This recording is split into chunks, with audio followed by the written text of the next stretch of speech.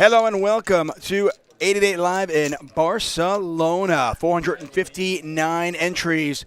Well, 459 players started this journey, and we are down to our final 9. 70,000 euros up top. Over 345,000 euros in the prize pool. And we will be here until we crown a champion. David Tuckman alongside Nick Wealthall for all the action.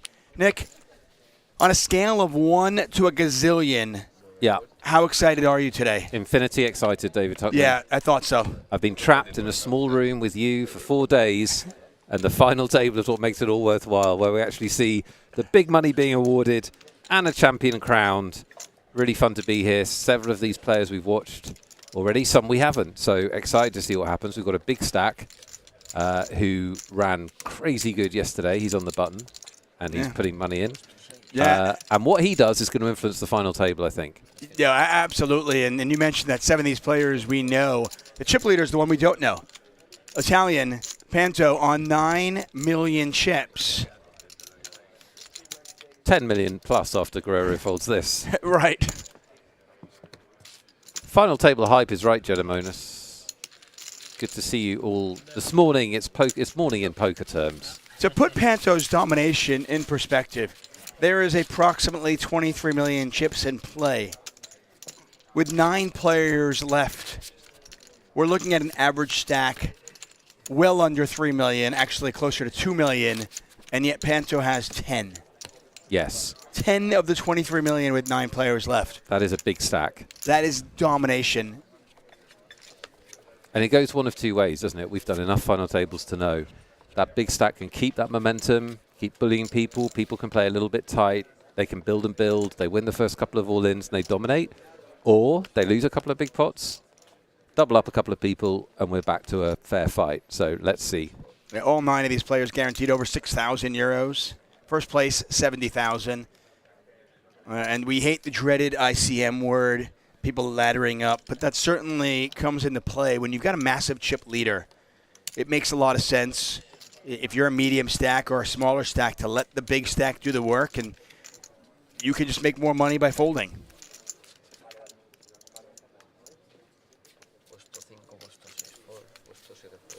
So these players have got about 6,000 euros locked up. About 6,000 euros, 6,300. And as ever at a big final table, the money jumps are pretty sick. 6,300 locked up, but 70,000 for first. So a factor of about 12 times between first and last. Hello and welcome to Cooler Central. Hand number 1. The Finnish player. It says Lindroos. Yesterday it was Lindroos, so we're going to get clarification on exactly what his last name is. Quickly, before he busts. Good point. Well, he's got king, so I like it. And he's also not all in. We like his chances of not busting before we get his name right. Before we get his name right. Peluso, on the other hand, fortunately we do have his name right. This is so grim for Peluso. Comes in as a short stack. You hope to get a big hand. You hope to be able to get it in. You do, and then you're a massive dog. Yep. Not anymore. Quick, get Lindroos' name right. We should. Running hearts won't help either, as Peluso has the jack of hearts.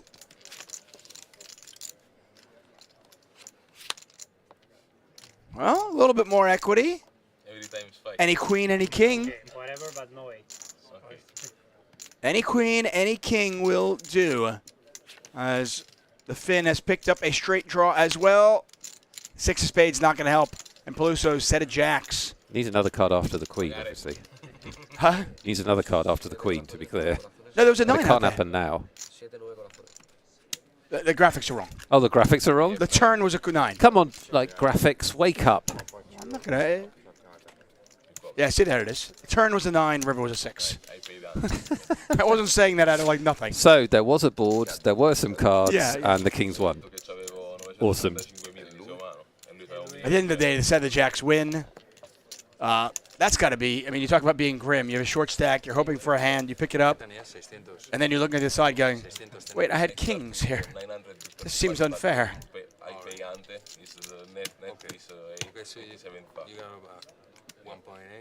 I hope he won't mind me saying that is a very Italian man. He's got Gucci on a T-shirt in Italian colours. He's got his Beautifully manicured beard. He looks as Italian as he possibly can. Which is weird because he's from Serbia. No, he is Italian. We've got a lot of giveaways today, including a free roll. Free roll today, by the way, starting at 5 p.m. GMT, 7 p.m. local time. That'll be about 2.5 hours from now. We'll give you the password in a little bit. We do have the giveaways, 10 $33 tickets. Those are satellite tickets to get into the main event for the XL Spring Series. If you want to bypass that whole satellite garbage, though, and just get right into the main event, well, we have two $250 tickets that'll do that for you. We do. Yeah. 2 actual entries into what is a huge, really prestigious tournament. We are going to be, David and I will be streaming the final table of that. We hope you can join us next Tuesday. But we'd love you to be on it. We'd like you to be on the final table, not just watching it. Pretty exciting stuff. That. Yeah, yeah. So giveaways, free rolls, all sorts of fun as we watch this final table go from 9 to 1. All these players guaranteed 6,300. You can see the pay jumps. How would you describe the gap in money between 9th and 1st, David Tutman, if you could find the language skills? How would you describe it? A Grand Canyon-like chasm. Yes. 9th is like a good night out, and like 1st is like a new house. I mean, yeah, the crazy thing is like even like the money difference between like 8th and 3rd is huge. You need a strong disposition to play tournament poker in the final stages, I think. Like one flip is like thousands of difference. That's what makes it exciting. I'm not gonna lie. If I am Garcia, I hate my seat position. I've got a lot of chips, and I love that. I've got 2.7 million, which is one of the bigger stacks here. But I've got the chip leader on my left, and you just never know when he's gonna get crazy. And if I'm Garcia, I will be playing pretty tight today. That would be my strategy going in. And you can see, actually, Panto actually thought about it with the ace-deuce and just said, what am I doing? No, no. And he threw it away. What's he saying? No, no. One player, two watch. That's a very good Panto. Very good. Thank you. I've been practicing. I worked on it last night. One of the players I do want to watch is that players with the New England Patriots hat on, just to the left of Panto. Number 1, they've got good seat position. Number 2, they are very good. We noticed that right away. They are very good. Yes. At the pokers. They are very good at the pokers. Yes. No, you could tell, Nick and I have watched a lot of poker, and we recognize talent when we see it. This is the Vecchiano, is that his name? Vecchiano, yes. Vecchiano. It was when he was thinking about the nutted hand that everybody else would have fist bump called, and he thought about folded. I was like, okay, this guy knows what's up. The mere fact that he even thought, like when he hit Miraculous Broadway, he was like, I don't like it. I don't like it. He was losing, by the way, if you didn't see the hand. Yeah. Well, everybody else in the world just like going, yeah, baby. Yeah. Yeah, exactly. Hello, everybody. We're in Barcelona. It's been a great week. Day 4 for us. Day 3 officially. How lit are our final tables, attracting sponsorship from Moschino and Gucci today? Very strong. Very, very strong. I'm expecting some merch, might I say. Have you been to the merch table today? No. There's new stuff there. I think you're pulling my piss out. No. You haven't been to the merch table today either? Where is it? It's in the main room. Wait, how do you can just walk up and go, hi, I'm Nick Wealthall. Well, I don't know if that would work. Hi, I'm David Tutman. Would that work? I didn't ask for anything, but there's a merch table. I really like hats, merch. backpacks, sweatshirts. I really like 888 merch. Yeah. Chipsets. I can't get any more chipsets. I know. I literally got nowhere to put them. I have the most fantastic 888 poker chipset, and I also have a great Sky poker chipset, which might be an antique now. Nice. I have a chipset from a casino that never opened, which I think is cool. Yeah. That they made the chips and then the financing fell through. And they were like, so well, that's like kind of cool. What are we going to do with these? Sell them to Nick. He's an idiot. He'll buy them and put them in his house for no reason. Chips. Who cares? I love chips. I mean, if you ever have chips. The feeling of good at some point, somebody's going to say, let's play poker. And you can go, I've got the chips. You know, I have chips on my desk So for like my work, I have chips that I riffle while I'm thinking on my desk. I love poker chips. Hi Zep, hi NetJam. Good to see you. Thanks for joining us for final table goodness. The player wearing the Moschino shirt, by the way, Guerrero. Interesting player. We've seen a lot of him. We saw him on the money bubble with about 7 big blinds, nursing their way into the money. And then we also saw them pull off an audacious bluff with the pocket eights. Yeah. Where their opponent bet into them for value, small little value bet with second pair, and they turned pocket eights into a bluff. It was brilliant. And after that weakness, Bonnet, the other short stack, or one of the other short stacks, there's 2 or 3. And this How's is the dream? The dream, aces with the raise in front. And by the way, this is why you fold the ace-10. You got to know when the person behind has a monster. You just know. Unfortunately for Guerrero, he's pot committed. He is. And everybody at the table is going to know he's up to it. You caught me. They won't notice. They're too busy rooting for the Queen 5 to win. Oh, everybody is. The only person rooting for Bonnet right now is Bonnet and Bonnet's mom. They're laughing about him having Queen 5, I think. How do you have 20% with Queen 5? Seems wrong, doesn't it? Seems unjust. It should You be got Queen 3%. 5 versus, yeah, it should be 3%. Oh, good start. There's a heart. Oh. That's pretty clean for aces. Pretty nice. Running cards only. 10 of hearts for a sweat. Come on. Yes, that's a good card. Oh. That's a sweat. There's always a sweat. Like, seriously, how often with an all-in do you have it locked up before the river? It's so rare. I think there's a law that you can't. 4 clubs on the river, clean, and Bonnet does double up to just over $1 million. Guerrero now down to 2.1 million. And if the medium stacks double up the short stacks, it actually helps our chip leader's case. Because he can really punish everybody now. Yeah. Nice position to be in. Nick Wealthall, David Tuckman here, 888 Live, Barcelona. Another beautiful day in Barcelona. And by the way, everybody, the XL Spring Series starting today. Yes, exactly. We have given away $109 tickets earlier in the week. That was for the opening event. The opening event is today. 1.5 million guaranteed across the series.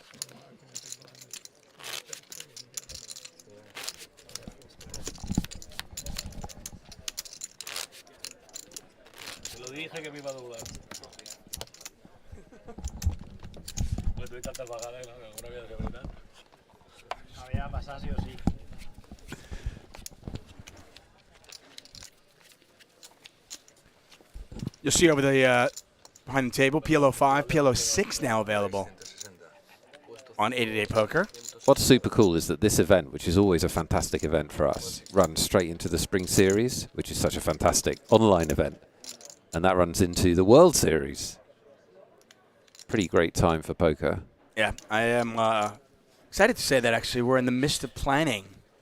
Panto came to play, and unfortunately, his timing is off. It's pretty amazing, though. Garcia, this is the second time Garcia's picked up kings. We're 6 hands in. And Panto clearly has gone, right, I know who I'm putting pressure on. Exactly your point. I'm going to put pressure on the medium stacks. As soon as he opens, makes a massive 3-bet to put pressure on the medium stack. Unfortunately, he's got the nuts. Yeah, I don't mind the play at all by Panto. Unfortunately, it's bad timing. The sizing's a little bit on the large size. Doesn't need to go 5x. You can accomplish the same thing if you're Panto. As the chip leader, you can accomplish the same thing by going 480, 500. Yeah. Even tinier because you're saying, do you want to play for everything? Right. I'm the chip leader. I'm in position. Would you like to play for everything? Now, does he have a flat here? He does. Oh, my. He does. Now, I wonder if Garcia's played with Panto before and thinks he's just going to fire away. Maybe, and there might be a hint of fear in here as well. I mean, does Garcia want to see a non-ace flop? Yeah, maybe so. Big final table, lots of shorter stacks than him. Yeah. I mean, I'm not going to say, 5 of hearts. Oh, wow. We've got a sweaty flop here. We've got a sweaty flop because Panto is going to put pressure now on Garcia, and I don't know what Garcia does with 2 black kings. This is the beauty of final tables. This is why it's so horrible. It's so horrible when someone's got you way covered. They can just do stuff to you that puts you in jail. And probably the reason why Garcia probably should have just moved all in pre. And look, he's just going to let it go. I thought maybe this was Oh, my goodness. I thought maybe it was fear.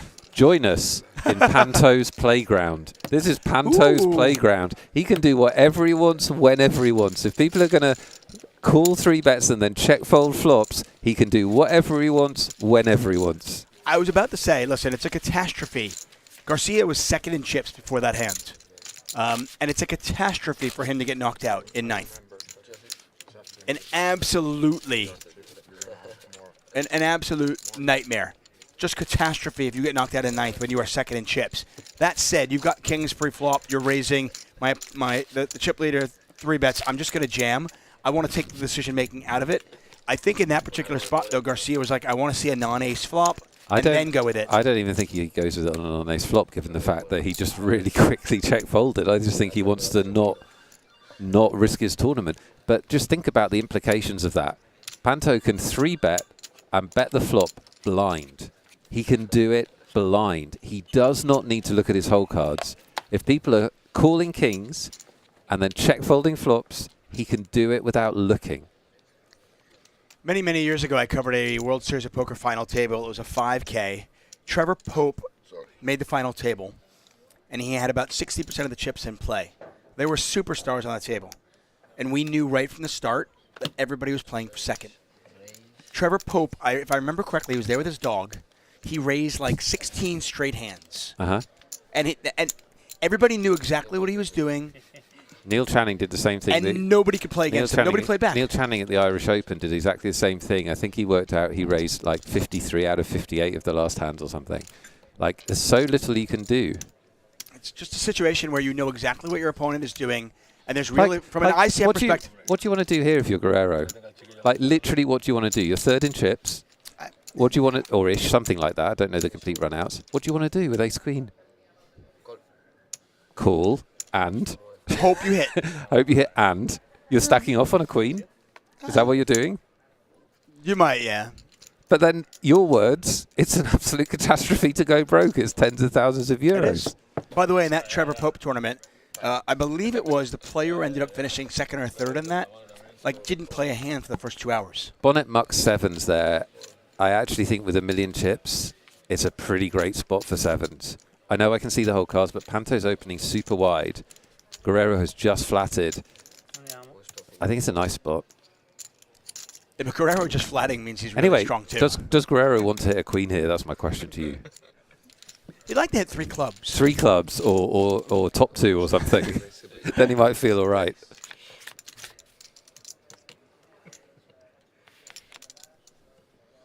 Oh my. What do you do here? Wow, Panto bet in the dark. What? He bet in the dark. He's done exactly what I said. He doesn't need to think. Okay, everybody. We've got giveaways, we've got free rolls, but this might, even with this, despite that. This might be over in 2 hours. No, but it might be the best final table ever. It could be a lot of fun. So here is exactly the situation I described. This is exactly the situation. He's hit his hand. Now what do you want to do? Well, especially the fact that Panto bet blind. What do you want to do, though? You tell me. You're in his shoes. What are you doing? You're calling to leave yourself 1 million? I'm crying. You're crying. It's absolutely horrible.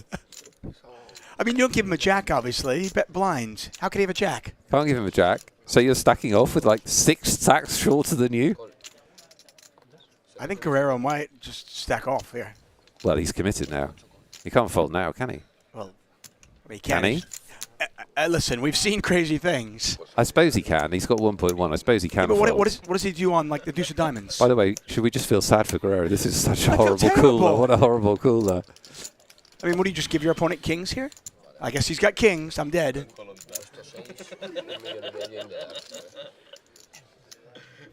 Panto, by the way, if he holds here, will end up having half the chips in play. Oh my, the chips are going in. Check. Did he check? No, he moved all in. No, he moved all in. Okay, Guerrero calls. Guerrero needs a club or a queen. Pot is 4.5 million. Guerrero came in third in chips, I believe. If he gets knocked out in ninth, this will be awful for him. Looking for a club or a queen. The outs are on the top of your screen. 4.5 million in there.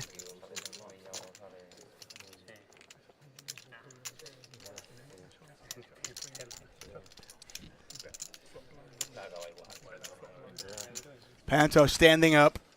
Look at him, the Godfather. It's a jack. He makes quads. He loves it. That is right. That's the Godfather. You can call me. I wish he was my father. So everyone watching, what would you now like to do with ace queen pre-flop? Fold. I'd like to fold everything. I don't want to play. I don't want to play results. But Jesus Christ, like, it's so horrible. Poor Guerrero. But how many shorter stacks were than him at the start of the hand? 4, 5. Guerrero came into this final table third in chips, and 9 hands in, 8 hands in, he's gone in ninth. I mean that is a catastrophe for Guerrero. From an ICM perspective, this is. So what do you do? Muck ace queen? What do you do? What do you do? You might. I mean, listen, I talked to Patrick Leonard about this. I've talked to Pads about this. He said straight out, it makes sense. Lindroos, by the way, has 1.8 big blinds. He just laddered up. Oh, he was in joint second. He has under 2 big blinds. He was second in chips. He had 2.4 million at the start of that hand. That's what I mean. So he started the tournament. He started the final table. Okay, he was third in chips. It's not quite 43,500 because it doesn't quite work like that, but it's a lot of equity he just flushed. Well, I will tell you that our Finnish friend, Lindroos, just made an extra 1,700 euros by just sitting on the sideline. But he has 2 big blinds, Lindroos, and he watched that happen and goes, cool, that's 1,700 euros, thank you. 2 more buy-ins. Pads is who I have so much respect for as a poker player. He's just phenomenal. Talked about this with me, and he just said, it's fold equity. When you earn money every single time you fold at a table like this. Every single time you fold, you earn money. Every player here except for Panto should have practiced when they went home last night and this morning when they woke up. They should have practiced the pitching motion. How do you fold, throw your cards in?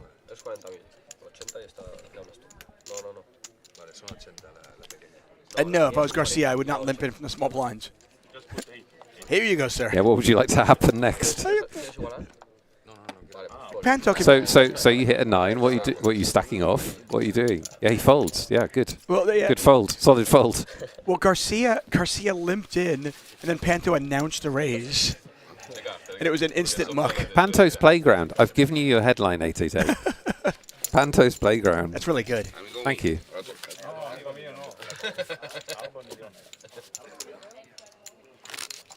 While it's sexy to win these tournaments, it's not winner take all.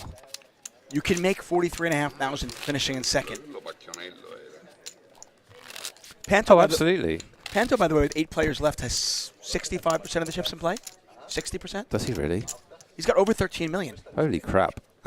That's ridiculous. It is crazy.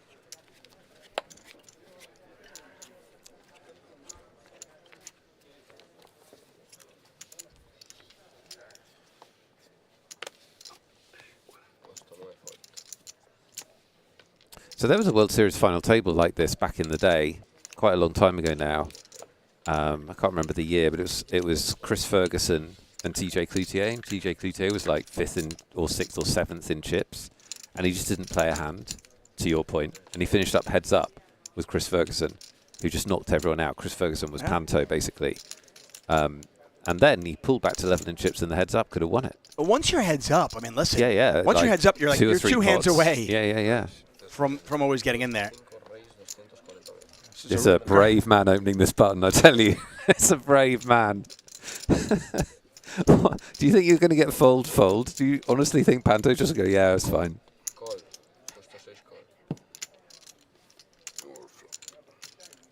Oh, hello. Oh, beautiful spot for Vekayana. Okay, I'm okay putting my chips in here. But I'm also not messing around. I'm just going all in. Just putting it in, yeah, exactly. There's 600,000 in the middle. That's fine. Thank you. Yeah. It's like, let's say you go, he makes a big 3-bet. Let's say you flat and think, I'm just going to try and get the maximum, and then it's like 9-8-7 flop, and Panto just moves in. You're like, oh. Hey, normal poker. Yeah, you and I both obviously covered enough final tables that we've seen some crazy things. I once, and I've told this story before, but I have once seen a player literally not play a hand until they were heads up. Literally not play a hand. And I told the Trevor Pope story. It doesn't always happen. I told the Neil Channing story. Yeah, I'm saying it doesn't always happen because sometimes the chip leader just doesn't have that personality and doesn't want to play it that way. But if you have the mix of, aggressive player and then you give them a ton of chips, it can be pretty insane. And one of two things usually happens. The aggressive chip leader doubles everybody up or gets all the chips really quickly.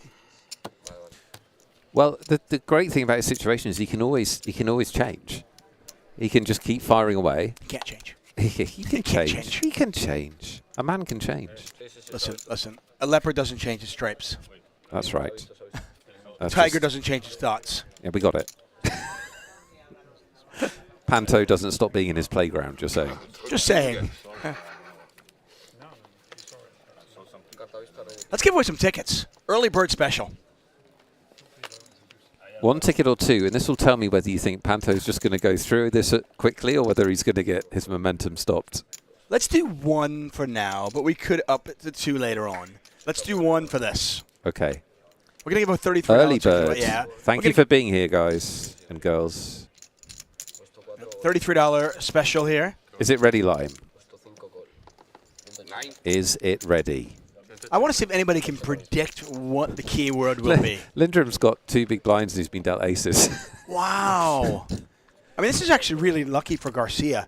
Imagine you have ace-king versus aces, and your opponent only has 2 big blinds. And Lindroos had kings earlier on and lost. So Lindroos could have had a ton of chips here. Okay, so we'll just wait for the keyword. We'll just see this. The crazy Scotsman is guessing it's Lime is the best. Nope, that's wrong. She is the best, but that's not the keyword.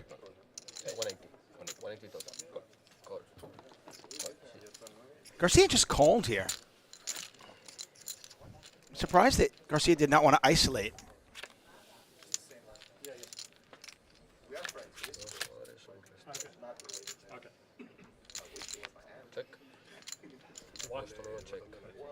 I like the kings. Aces. There are only kings. I don't know why I said kings. Brilliant. Because Lindrom had them before, that's why. Yeah, and it's actually Lindroos. Oh, it is? We got that Lindroos, confirmed? yes, we got it confirmed. Lindroos, okay.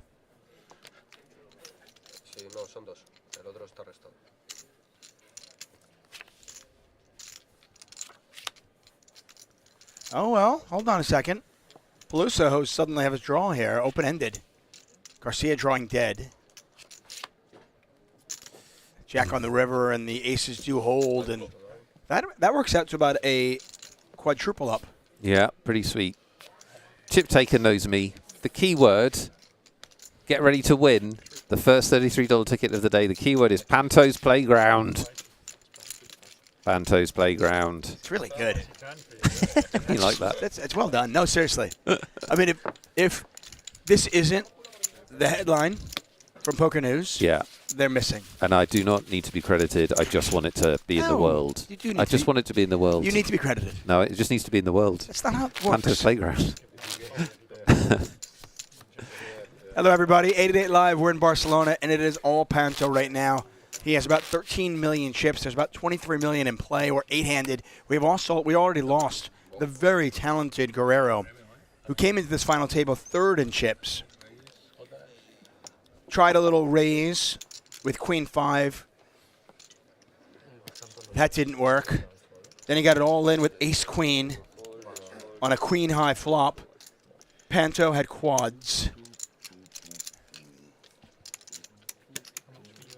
Quite ridiculous. I mean, if you're Vecchiana, tell me if you're Vecchiana, why would you play any hand that Panto's involved in? Now, once Panto folds, if he ever folds, yeah, hey, let's play some poker. But if I'm Vecchiana, Well, we just had it, didn't we? Aces is just almost too big of an edge because. No, yeah, But aces, other kings, than that, I'm getting all in with kings. That's fine. Kings is probably fine, but he calls with aces. If like you don't want to get it in. Sorry, you don't want to get in with get kings against ace jack in that position, do you? No, you don't. You don't want to risk that. I don't think. I'm not an expert on the ICM nature of things, but I don't think you want to risk 30% chance of ruin when you're in his position, do you? Well, it's a crazy thought here, but I'll kind of simplify it. If Vecchiano played no hands at all, what place would he finish in all likelihood? I guess his average finish. If he didn't play a hand at all. Not really. Like if he played no hands except like the ones where maybe, Panto folded and it was just kind of he had aces. Third or fourth, right? Okay.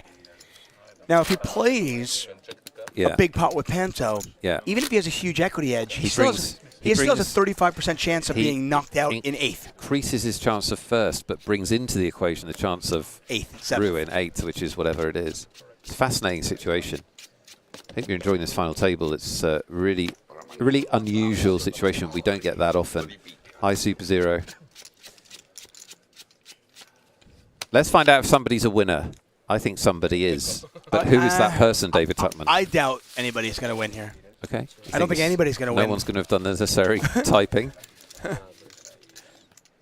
Hello, 888 community. Yes, have fun tonight. No money player. I like it. Congratulations, Axie Guy 888. You have won the giveaway. Axie Guy 888, you are playing in a $33 satellite to get into that XL Spring Series main event. Go get it. Axie Guy or Axel? I don't know. I think it's Axel. Oh. Axel Guy, either way. Axie or makes a difference. He'll answer to both if there's a ticket in it. Right, exactly. Oh, my God.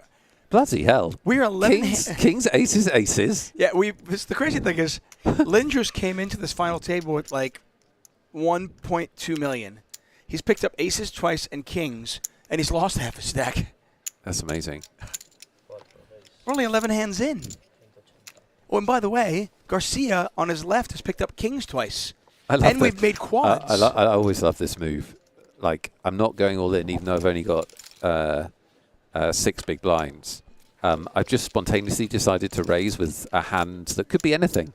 Could be anything. Anything. Could be 9-8 suited. Maybe I'm just trying to steal one. You don't know. But what a great bluff spot this would be. See? Yeah. What happens if he just had like ace-3 Well, here? it'd be a boss move. Look at this, and he induced gets an extra 100,000 out of it. He does.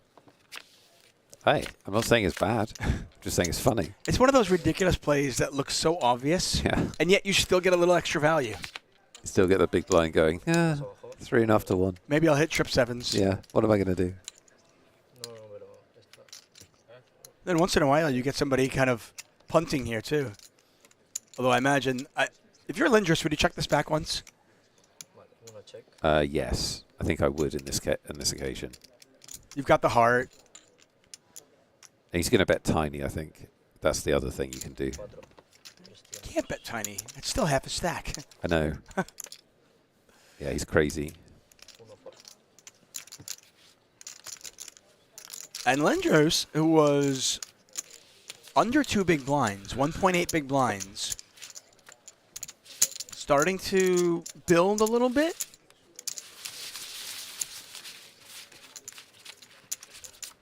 That amazing photographer in the background, that is Gemma, who has been with 888 for quite some time. She's available for birthday parties, bar mitzvahs, weddings. Not as a photographer, she just likes a party. Right, exactly. Oh, yeah. If I knew her when I got married, I would most definitely invite her. And if I ever get married again, I will definitely invite her. There you go. I might even get married again just to have her at the wedding. Oh, that's nice. Would you invite me? Oh, yeah, for sure. Thanks. Would you come? Don't know what I've got on. That's a good point. Panto's got 13 million in chips.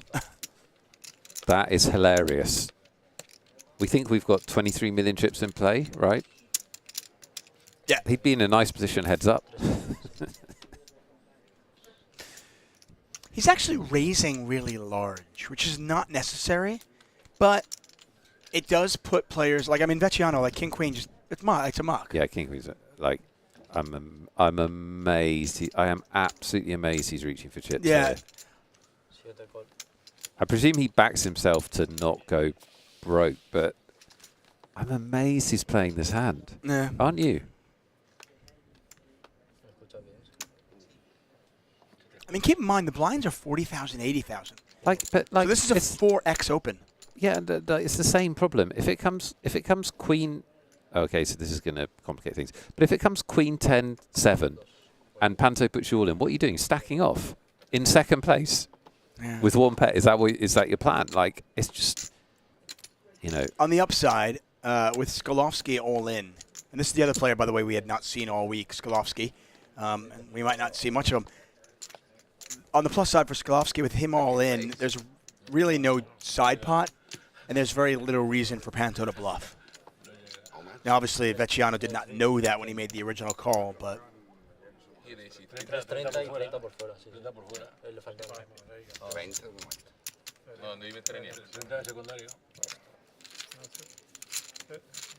mean, the funny thing about Panto is he actually really hasn't gotten out of line.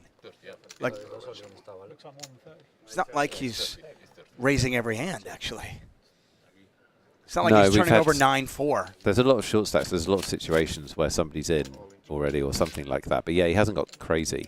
He just hits every flop. Well, he's open-ended here. I mean, no, but I guess my point being, like, if he's not getting crazy, if he's not raising every hand, then... I like Vecchiano's hand now. Yeah, now it's better. How much does he bet? Why? Panto likes to bet a lot.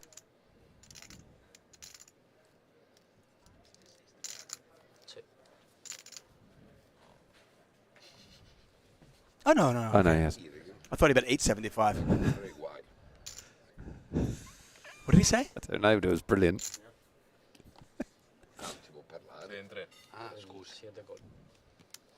Sokolovsky, by the way, is drawing dead to a queen.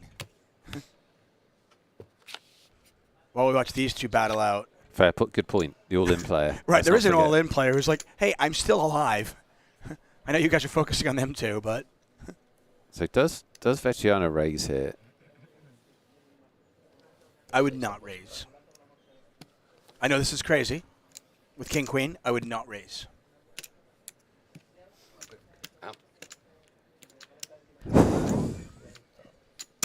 This is going to be fantastic. I'm very much enjoying this final table.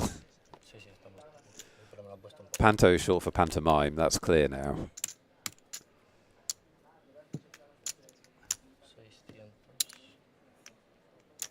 What's the bet? We're trying to figure it out. 680,000. I mean, I think we can tell him to use his big chips. And I don't want to be a rules guy, but it is a little bit annoying for the dealer. Rules knit.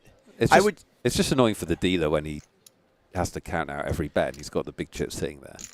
Clearly, you're not folding this, but you're never. I would not raise. That's what he's trying to work out. Right. I don't think there's much. I block kings. I block queens. You're so annoyed if he's got a 9 though and you don't raise. Yeah. You're so annoyed. You are, but it's just no, listen. You're going to raise from a pure EV standpoint. If this was a cash game, obviously it's 100%. Yeah. No, I know what you're saying. But I just think the times he has jacks or 10s, and Vecchiano's going to go for it though.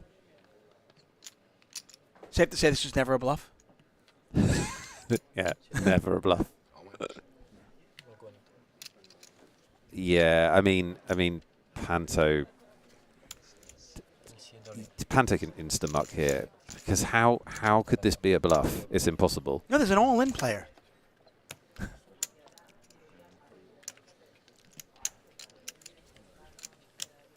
By the way, on day one, I did say Vecchiano was going to win this tournament. I want that clipped.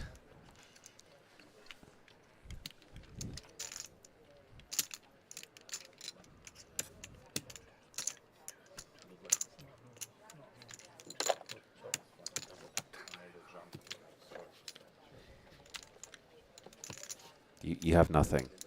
He's got a pair of jacks. He has nothing. Imagine Vecchiano would turn some sort of elaborate club draw.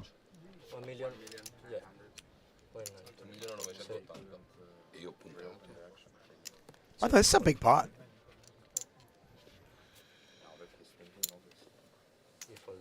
He does let it go. Yeah. And maybe a bit of a change here. So Sokolovsky is out. Vecchiano now clear-cut second place with 4.5 million chips. Yeah, very nice spot now. He's a very nice spot. 4.5 million chips and position on Panto. He's in a great spot. I'm still not sure if Vecchiano's going to win this or to get knocked out in 7th, though. Because he seems to want to play against the chip leader. Yeah. Although he's now, as we say goodbye to Sokolovsky. Yep. Sokolovsky. Good run in this tournament. Although now he's got enough chips that Panto is not trivial. 4.5 million is not trivial for Panto, unlike the other stacks. Right. And frankly, now Panto now down to a mere 11.5 million. Funny if he went on tilt. Although I don't even know what that would look like, different from what he's currently doing. He tapped the table and he goes, oh, okay, you had it. Like he's okay with it all. You're going to think that Pedri is late on the contest in chat, but actually people just love saying Panto's playground. Yeah. It's catching on. And that might be the keyword all day. Yeah, I think it should be. Until he busts in 4th, which sort of feels slightly inevitable. Sokolovsky, by the way, made himself about 8,000 euros. The final 7 players all earning themselves 5 figures. Everybody left is guaranteed a 5-figure payday. Lovely. Worth mentioning, though, that Vecchiano, we watched him get a bad beat, not the bad beat, but the ace-queen versus the full house. Cooler. Absolute cooler, where he thought about it. That dipped him down to about 9 big blinds, I want to say. Yeah. He was really short on day 2. Yeah, he was. And he was able to run it up through really good aggression. Remember the all-ins? I remember. He played very well. Incredibly well. Good squeeze. There's a lovely squeeze all-in from the big blind. And yeah, he played super well. Got lucky once. Remember the Queen-9 versus Queen-Jack hands? Yeah, but he was unlucky to be called as well, I think. Yes, absolutely. One of them. So this is the thing that Panto can do. He can just keep raising. And whenever he faces resistance, he lets it get. Okay, you have it, because you're not going to bluff me. I'm the chip leader. It's Panto's playground. I'm the sheriff in town. It's Panto's playground. So I'm just going to keep raising, and I'm going to keep picking up a couple 100,000, a couple 100,000, a couple 100,000. Kind of the Doyle Brunson super system.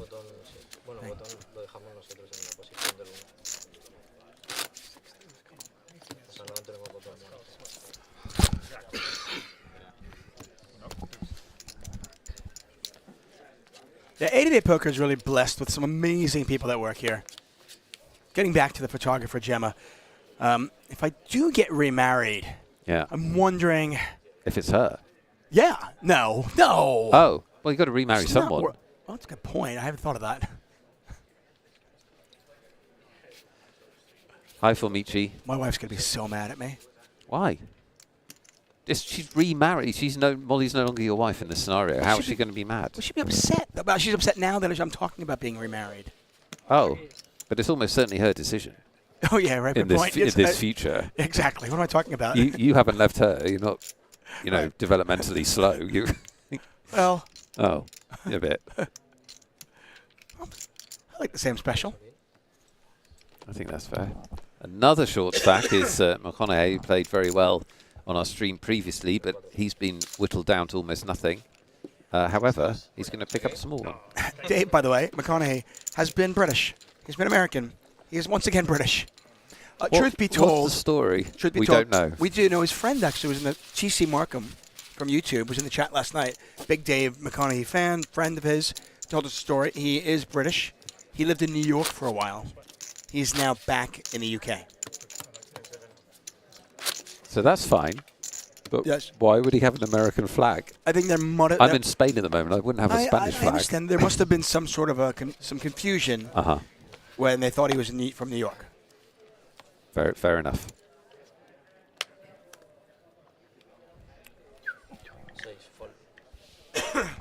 Poxwax are asking, Tuck, does she watch the stream? I respect Panto 10% less because he just folded 6-9 and under the gun, and you should play that even if you don't have a big stack. So not playing that with a big stack is I don't know.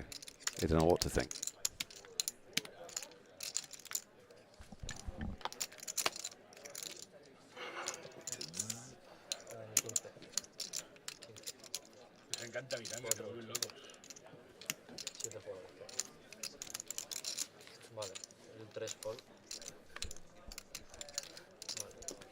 Okay, so this is almost impossible. Lindroos has had kings twice and aces twice. We've played, what, 2 orbits? The odds of getting a pair, a specific pair, is 1 in 221. Right. He's picked up kings twice and aces twice, and I believe this is hand 15. Oh, he limped. Garcia shoved and he snapped calls. Oh, my gosh. Nice. He is at risk, but he's at risk with the dominating pair. This second time that Lindroos had an opportunity to knock somebody out. The first time it did not happen. It was kings versus jacks. This time, another chance for him to get knocked out. My apologies. Garcia obviously has him covered.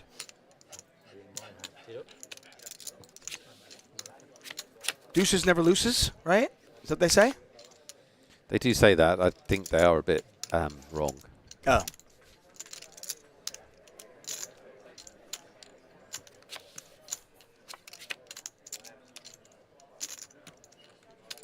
Garcia looking for a duck on the river. Quack, quack. That is not a duck. It's the 4 spades. And Lindroos, courtesy of 2 pairs of kings and 2 pair of aces, basically has exactly what he started the final table with. You keep getting out kings and aces. You too can break even. Imagine. Look at this, though.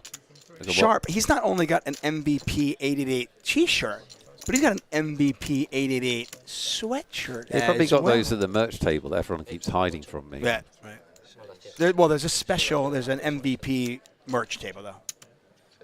You probably are not welcome there, my friends. I'm not the most valuable person.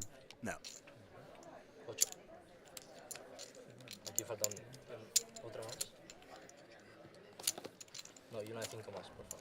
Panto's world. We just live in it. Vecchiano. So he wore the Green Bay Packers hoodie yesterday with the Patriots hat. Now the Green Bay Packer hoodie has gone away, but he's still got the Patriots hat, which makes me think he's more Patriots than Packers. Yeah. Which upsets me. Never be more Patriots than Packers in your life, as a life tip. We're going to be here until we crown a champion, everybody. Nick Welthall, David Tuckman, 888 Live, Barcelona. We're going to be here till Panto's knocked everyone out. And then we're going for tapas.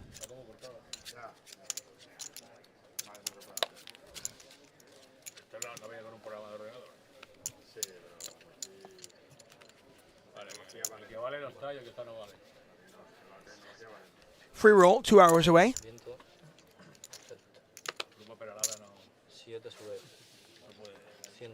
Dower Donnie, fresh off not winning a ticket yesterday. We gave away 17 tickets yesterday. Huge personal blow. A day without a ticket for Dordoni. I'm sure Dower Donnie will win one today. Vecchiano raising under the gun.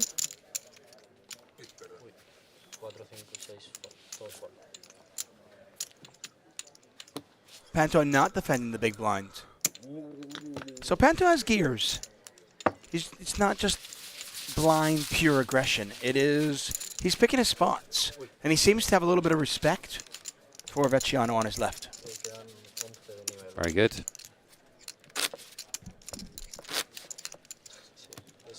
It's taken us just about 15 hands to lose 2 players.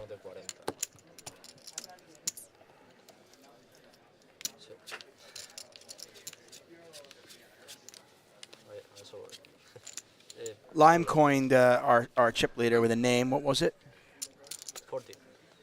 What? What was Lime calling our chip leader? Stacks McGee. Stacks McGee. Yeah. I kind of love that. That's pretty funny. It is. It's hand 17. Yeah. If you're watching this and you're new to poker, you might be thinking, so every orbit somebody gets aces or kings? Is that how it works? Yeah. Because keep in mind, Garcia's picked up kings twice as well. Oh, And yeah, Vecchiano had aces. Yeah, you're right. What did you say about Panto? What was he doing?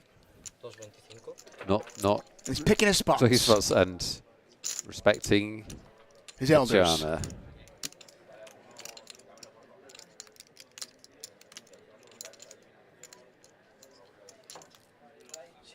Vecchiana's like, you know what? Whatever. I'm playing poker. Well, he's now got enough chips, I think. Yeah. And I, to your point, I think he trusts himself to be able to kind of like get away from it if he has to. Panto is out flopped, he's got a pair of deuces.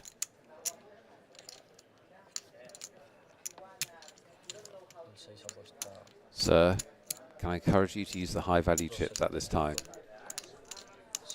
I'm getting RSI from reaching across the table to count out your bloody stacks every time you bet. Big chips. Use your big chips. Hey, listen. When you have that many chips, you can do what you want, my friend. Panto's playground. That's actually a pretty tight laydown from Vecchiano. I understand it's from the chip leader, but you've got king high, and you've got the king of spades. That's in position. That's actually a pretty tight laydown. But isn't that what you want him to do? Like, you keep changing your tune every bloody orbit. No, listen, if you're going... Tell me what he's supposed to do. Fold pre, then. Confusing everyone. Either fold pre, or if you're going to call, I think folding the king of spades in that spot is pretty tight. Yeah, but why can't you have a game plan that is, I'm just not playing any marginal spots against the chip leader? Well, then just don't. I'm seeing. Then fold king 4 pre-flop. Yeah, but it's so cheap. Like the lone king of spades there is not like you're not folding away a ton of equity, are you? Yes, I guess so. Then with king 4 off suit, he doesn't want to like pick up a spade, call a bigger bet on the turn. Do you know what I mean? Pick up a king on the river, make a marginal decision. Absolutely, he's in the pot. He's in there for 80,000. He called 2 more big blinds to get in there. It's cheap. I'll give you that. King 4 off suit. What flop does he like? What flop is like? Oh, this is not marginal. Well, he's not folding. Well, the marginality of the decision can change, can't it? So, hitting a king on the flop, it would not be marginal. So hitting bet. So basically a 3-outer. Yeah, because he doesn't like the 4. Yeah, but Panto's also not bombing every street from what we've seen. You just keep changing what you want him to do. What do you want him to do? I'll stand by what I said. Fold pre. Fold pre. King 4 off suit is a marginal hand that is going to get you into marginal spots. If you play hands like king 4, you'll be in marginal spots just by definition, unless you magically flop 2 4s. I think his game plan from what we've seen is to play pretty normally pre-flop and then trust himself post-flop. Right. And he has some room for maneuver, so it is more possible to do that, right? Rather than if you've got 20 big blinds and you get into these horrible situations more easily. Absolutely. No, listen, I can't really disagree with that. I guess my thought process is just, if I'm going to be folding the king of spades, right? I wouldn't play. That's my point. If I'm going to fold king of spades on that flop to 1 bet, I'm probably just folding it free then. I wouldn't play, but not for that reason. I wouldn't play just because what's the incentive to play? Now, the obvious counter-argument is I'm a better player than him. I've got position on him. He's a source of chips. I can actually win the tournament by winning pots against the chip leader. That's his counter-argument. For me, it's such an extreme situation, and I'm so comfortable, right? There's so many short stacks and so much money ready to, like, bust. And you can kind of make the interesting argument of, okay, well, king 4 off suit, probably a fold. King 4 suited, way more value. King 10, king jack, even king 9, a lot more value. And those are hands that I'd probably continue with. Lindroos raising, Panto calling. Bonnet's got 9s. This is a shove. To your point, this has not been a normal pre-flop hand distribution at this final table so far. We've been... The table itself has been a card rack. I mean, there's somebody at this table, and I don't know who it is. There's somebody at the table like, do I ever get a hand? What is going on here? Bonnet all in. Bonnet a little bit on the tighter side from what we noticed yesterday.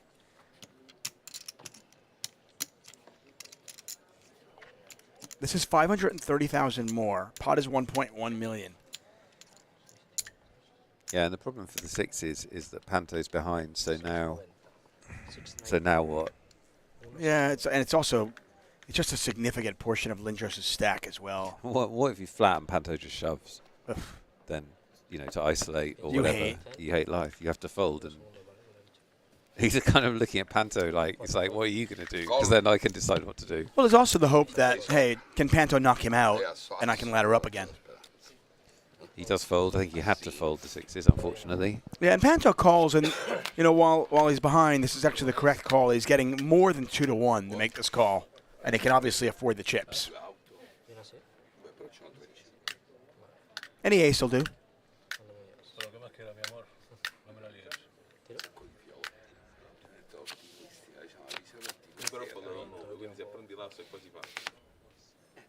Oh, I still think Panto's winning this. he's got ways to win. Oh, too many. Any jack, any ace.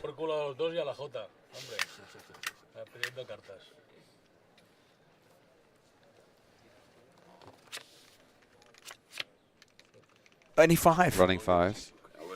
I fear for Bonnet. He looks far too keen. You're supposed to look like you're about to be knocked out. That's how you survive this.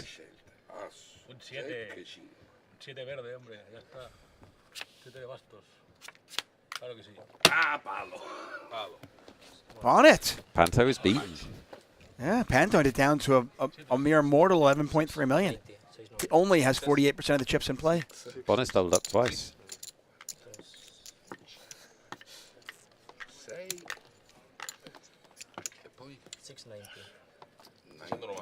Ciega grande, lo digo, no me toquéis la ciega. Con mi ciega mato. Mirad, me vais a hacer ganar el torneo. Calling with hands like ace-5 is actually not terrible strategy for Panto, though. Imagine being at the table and knowing that he's willing to gamble with ace-5.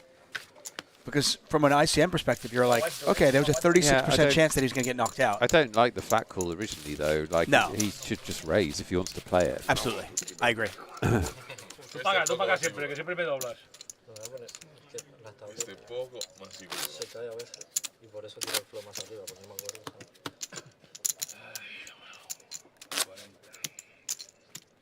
A lot of fun here in Barcelona, 888 Live.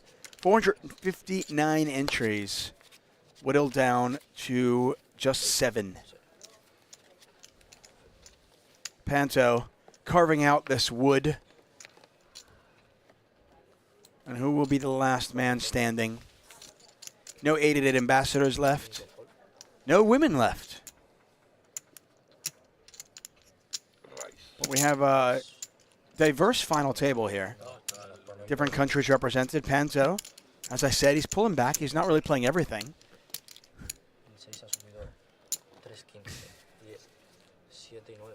I mean, if you can't play Jack 4, what's the point of playing? What's the point of playing poker? Yeah, I agree with you.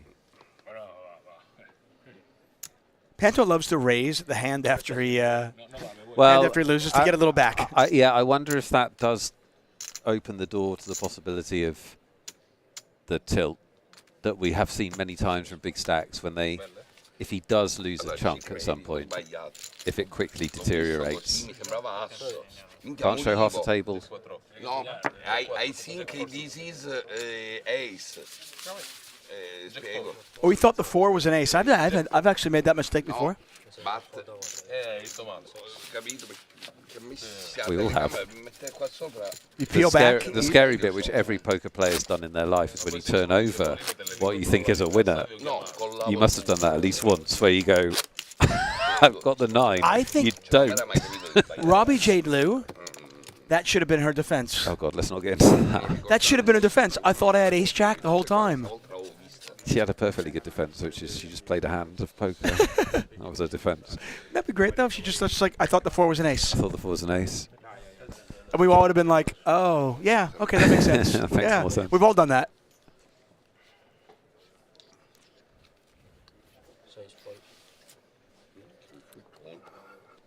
You guys all think he's on winner's tilt. I don't think he's on. I have not noticed anything to show that he's on tilt. No, I don't think so. Why do you think he's on winner's tilt, Lime? I don't think so. Lime doesn't win very often, so she doesn't know what winner's tilt would look like. Boom! That's outrageous. You're talking to the Coventry PLO side event champion. Right. You can't. He's not too splash happy. He's doing exactly what he should do at this stack. He should be raising he should be raising 2 out of 3 hands. I'd argue that he could be more aggressive. Should have 3-bet with the ace-5. He hasn't done anything crazy post-flop. He hasn't done anything crazy. We are 20 hands in, and Lindroos has picked up a top 5% hand like 7 times. Yeah. This is unreal. And I respect the fact he uses his big chips. McConaughey's folding. If you decided to limp with Jack-9, it wasn't the trap. I would have been fine with McConaughey just moving all in with Jack-9 in the small blind, but he's certainly not limp calling off. Yeah, I don't think I'm fine with him limping, to be honest. I mean, either way, I'm just saying. Are you fine with him limping? Isn't he supposed to just shove? Probably, but I'm saying if you want to limp, fold. If you want to move all in, fine. Limp calling sounds like the worst thing. Chat hates you for your, That's okay. for your rudeness to lie. I'm okay with that.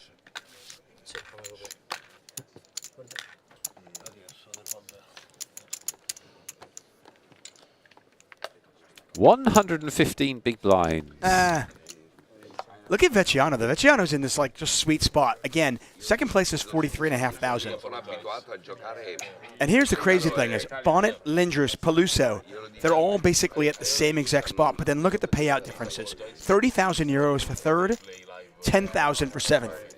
It makes sense to fold right now. It really does. Lime knows I love her. Listen, here's a general rule of thumb. And I think Nick Wealthall can certainly understand this. All of you can, I hope. If you don't, well, it's too bad. If I ignore you, I don't like you. If I make fun of you, it's because I love you. I can't vouch for that. I just thought you were just bullying her.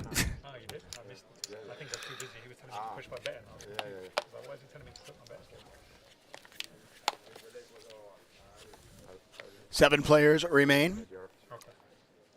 When we get to 6, we're going to give away another ticket. Sounds okay? good to me. Okay. Like, how many did we get today? Like 10? 12. Yeah, but 2 of them are big. 2 of them are huge. Right. 10 normals. 10 normals. So we'll give away a big boy when we get down to 4. And then another big boy at heads up. I guess so, right? But then people can leave. No, we never know when you're going to come. We might just give a big boy next. Yeah, we might change our. That might change that. We can give a big boy away anytime we want. One small amount of power we have. Literally have no other power. In fact, let's give one away. Not now. See what I did there?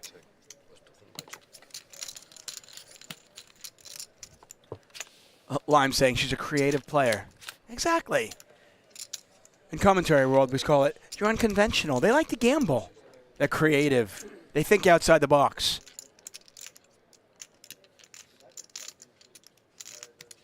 Battle of the blinds here. We don't have VPIP stats, but 20-odd hands in, I would actually tell you that Panto's VPIP is actually quite low, considering how many chips he has. He's played it pretty close to the vest. I love it. Lime Ricky says, if the box is ICM, GTO, or VPIP, I think outside it. And that's why we love you. Powered by Limes, it is Lime Ricky, the one and only. What's up, everybody? If you want to follow Nick or I on social media, you can. Nick is, make sure you have a pen for this one. It's hard. Nick is at Nick Wealthall. Yeah, I wanted Twitter. something that captured my personality.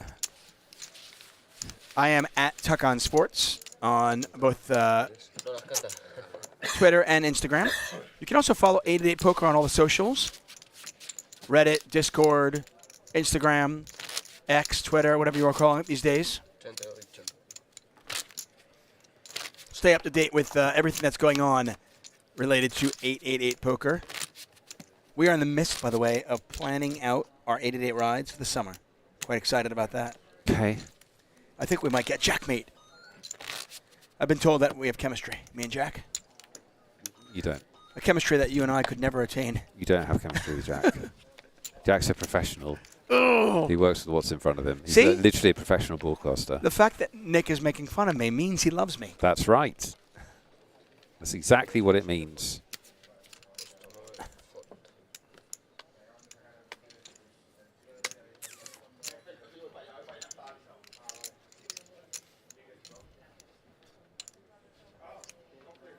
Blinds are 50,000, 100,000. We'll play out this level, then one more level, and the players will go on a break. Or actually, no, I believe levels today, I apologize, I believe levels today are 1 hour long, which would mean we go on a break every 2 levels.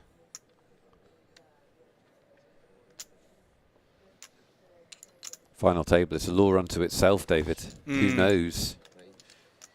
McConaughey in a cutoff. Just raising? Okay. Raising an amount that says I'm not folding.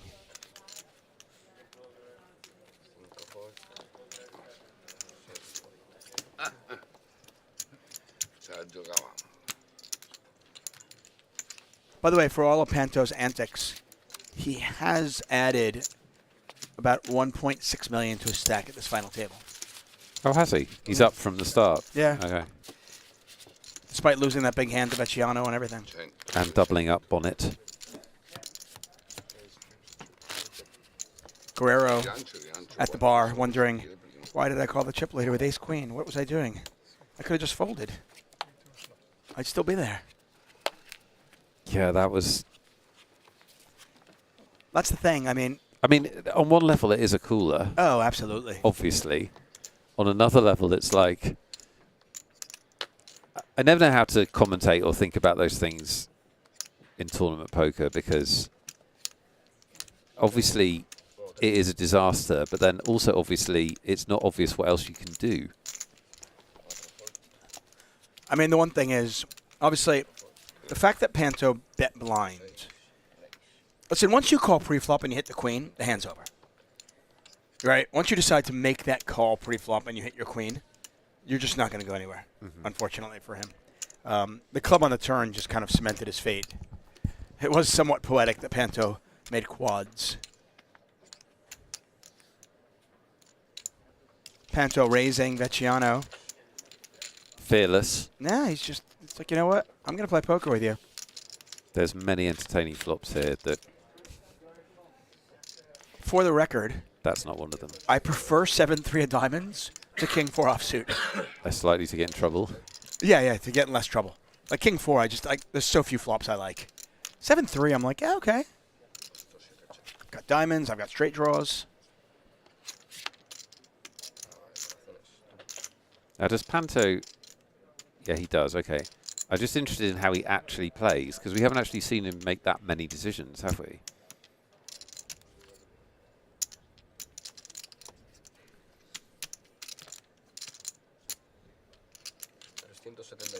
Vecchiano is at least suspicious, but then thinks best of it.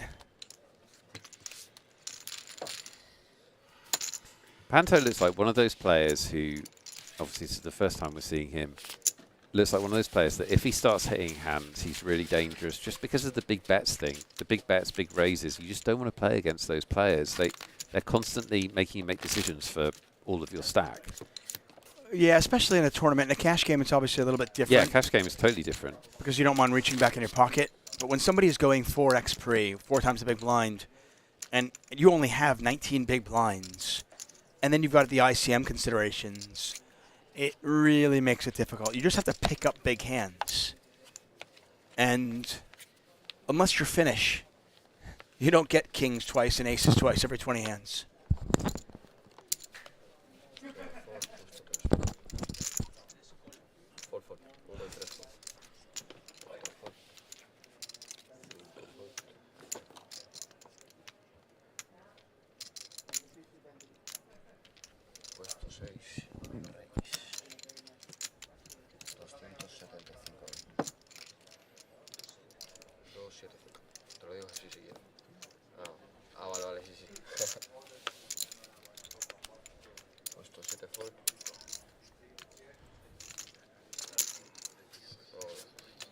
Panto just keeps picking up these pots, and this is the power of the chip stack. And it's one of the reasons I always talk about, if there's ever a case for not getting into, like, flips, and you can avoid them when you have chips, it's because of chip utility. When you have chips in tournaments, you can make more chips.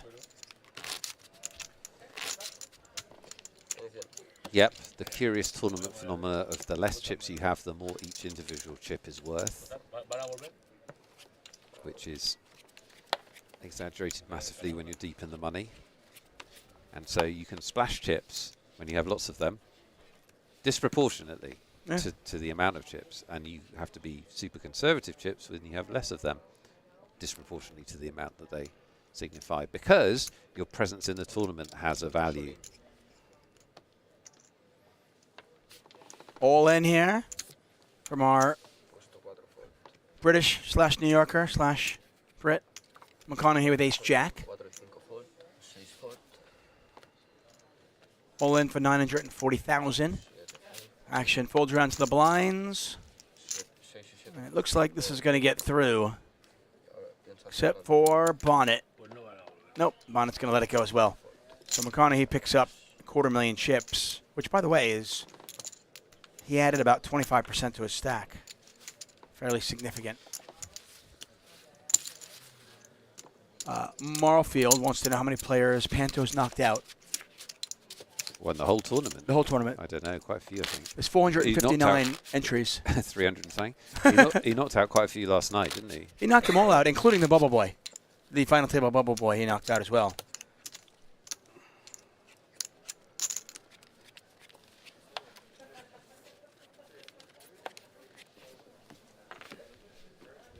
Hello, everybody in the chat. What's up, Dire Restraints? Hello, Dowd Donnie. And yes, even you, Lime Ricky. How are you? Thank you for doing an amazing job this week, as always. Yes, thanks, Lime. Lindroos picks up ace-queen. Oh, gosh. He's been nice to you because of his earlier rudeness. Aren't you? You're trying to balance the... Yeah, exactly. Push-pull. You're still wounded. I've read the game. I've read the game. Uh-huh. Lindroos with a premium because it had been 4 hands. Yeah, no, I mean, this is actually trash for him. Yeah. This wide in his opening range. This could get... I mean, the funny thing is that players at the table don't know that Lindroos is picking up all these hands. They might just think, this guy's finish, so active. He can't have a good hand every time, can he? And yet, he does have a good hand every single time. It's amazing. Bonnet's all in. I was going to say I'd be surprised if he went with this hand, but... Bonnet is all in. McConaughey with a strong hand, but you've got an under-the-gun open. Also, it's ace-10, so when you say Suited, strong though. hand. Suited! Under-the-gun open, small blind shove.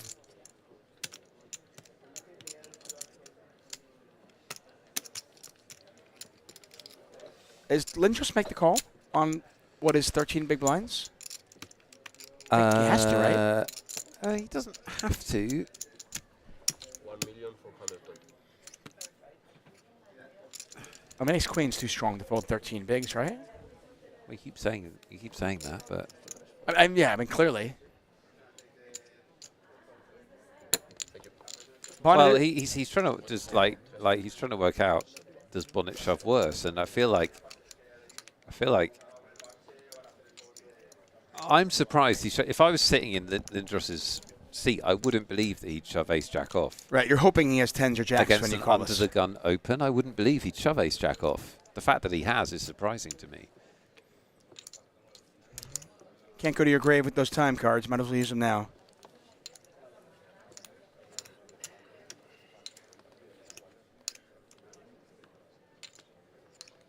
I think I said yesterday, ace-queen off gives you the hardest pre-flop decisions in Hold'em, I think. Yeah.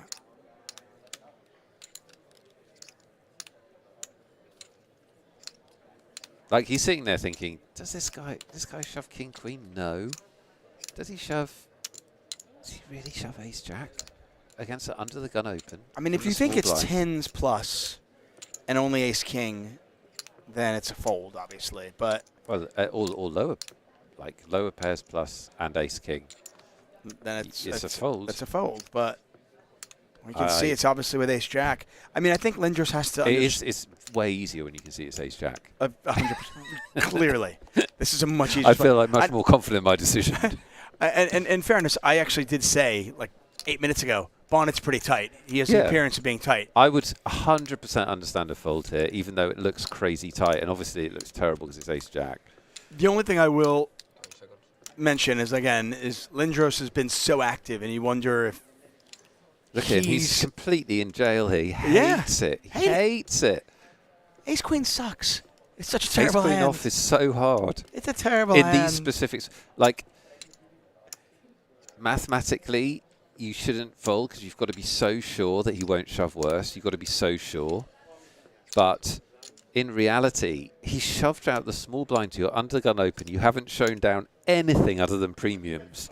Like, the guy's supposed to be tight. You think he's tight. He's folding. He's folding. Oh, my gosh. Ace-queen off suit. Show the ace. Oh, who said ace-queen off suit?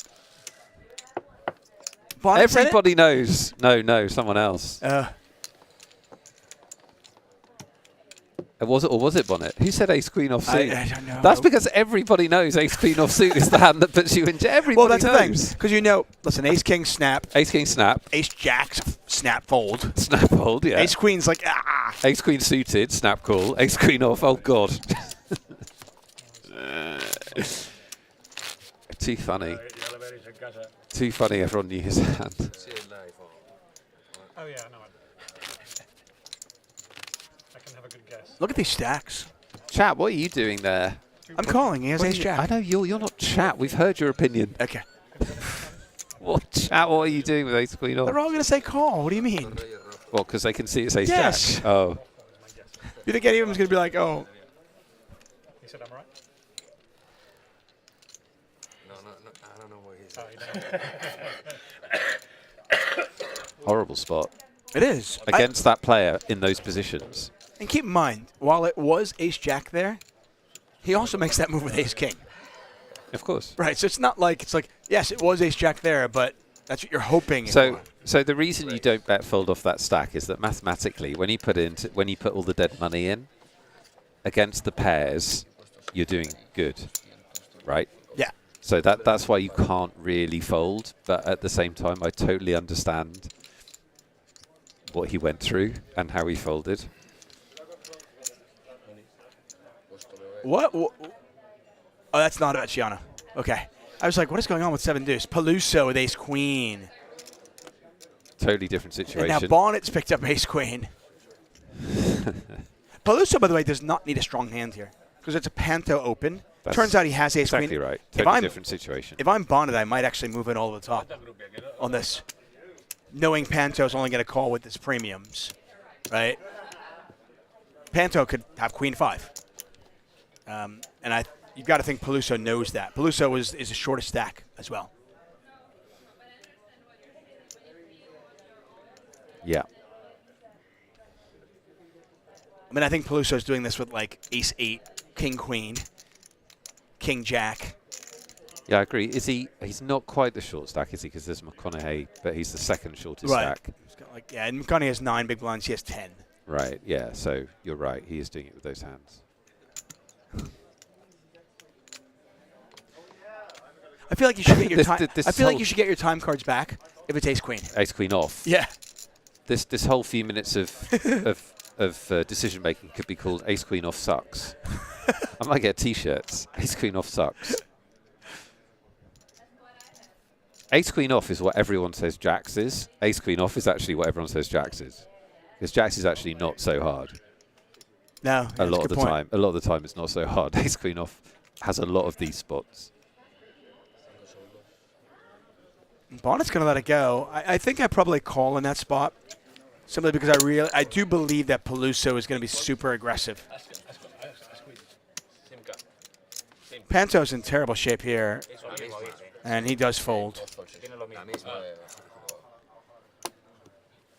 When you're the short stack, you love to find 3-bet jam spots against Panto because you know he's opening pretty wide. We've seen him open Jack 4. We've seen him open Queen 5. Tiene arrebo, voy petado. Si se mete otro con pareja y nos quitamos cartas y nos pinchamos, a dormir. Es un fold difícil, sí. Oh, if you call, I call. No, yo no voy a hacer call. Voy a hacer call con el stack que tienes tú. Tú sí que puedes hacer call, pero yo no voy a hacer call. No las meto todas. So we've been going pretty fast, and in fairness, we could actually be down to like 4 if all the short stacks had lost. Yeah, we could. Final tables, man, totally unpredictable. Yeah. Absolutely. Be over an hour and a half. We could be here at 3 a.m. There's just no way to know. Vecchiano raising. Bonnet in the cutoff with ace-7. Players get 30 seconds stacked on their hand. If they need more than that, they use the shot. The time extender, I should say. Time extender. So I really put a lot of thought into your question of what year I would extend. Okay. Like when I want an extra year. Definitely not when my babies were still in diapers. Decided it was not that year. We've gone all in. Yes, Lindroos all in. Yeah, so much money in the pot. This is if he ever gets this through, it's incredibly valuable. Somebody has to call this. If Vecchiano doesn't call, Bonnet needs to call. If Vecchiano calls, Bonnet can fold. It's just too much. There's too much in the pot. Lindroos continues to pick up premium after premium. And lose chips.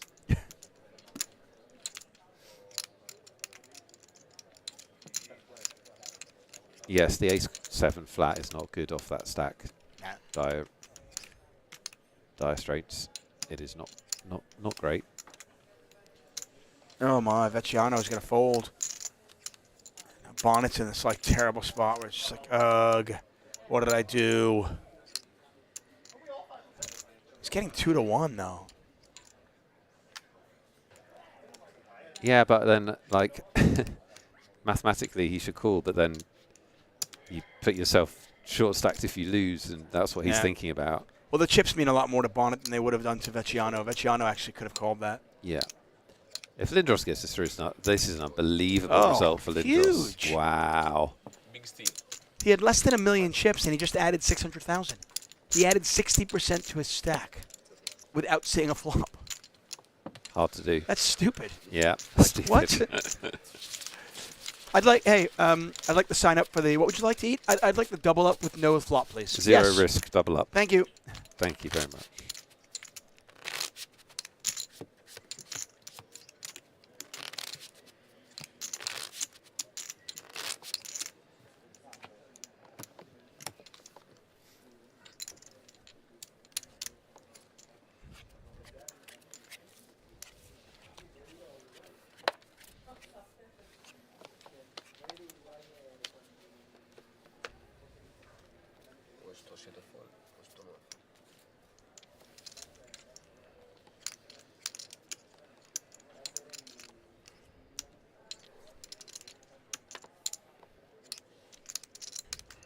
Bonnet just keeps picking up hand after hand. He shoved ace-jack.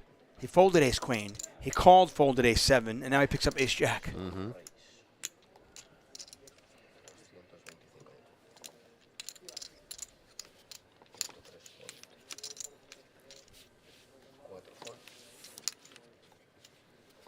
I want to thank you all for being here. Oh, you're welcome. Finding us on a Sunday. Yeah, I want to thank you, Nick Welthall, for being here. I was in town, so I thought I'd come by. Oh no. Oh no. I think Bonnet just folds this. Sir, I would like to ask you to use your big chips, please. Wait. Did Bonnet call? Yeah. Oh my dear. Snapped. Oh, this is a big mistake from Bonnet. Panto 3-bet out the big blind. Bonnet shoved over they just put the money in. By the way, I stand by what I say. When somebody 3-bets you out of the big blind and there's nobody else in the pot, it's almost always a huge hand. It has been true on stream. Apart from Vecchiano squeezed the queen 9 offsuit, and you would have been wrong. No, but I said only in heads-up spots. If it's not heads-up and there's dead money in there, it's different. Okay. Running threes, chop it. Running jacks. Running jacks wins it. That's it. Bonnet is out. This is from an ICM perspective. This is a huge mistake. I'm interested, right? Panto eliminates another, and he's now up to 13.3 million once again, with about 60% of the chips in play. From an ICM perspective, this is what they call ICM suicide. You cannot raise call off with ace-jack against the chip leader. Even if Panto were to accidentally flip over king-queen, you're folding ace-jack. If he flipped over eights, you're folding. Yeah, it's not quite ICM suicide. It's ICM not great. No, this is suicide. No, it's not, because he doesn't have that. He wasn't starting with that many short stacks behind him, was he? No, but he had a medium stack. There's only one player who had a ton of chips, and there were 6 players. Gambling with ace-jack in that spot is, from an ICM perspective, purely ICM, is...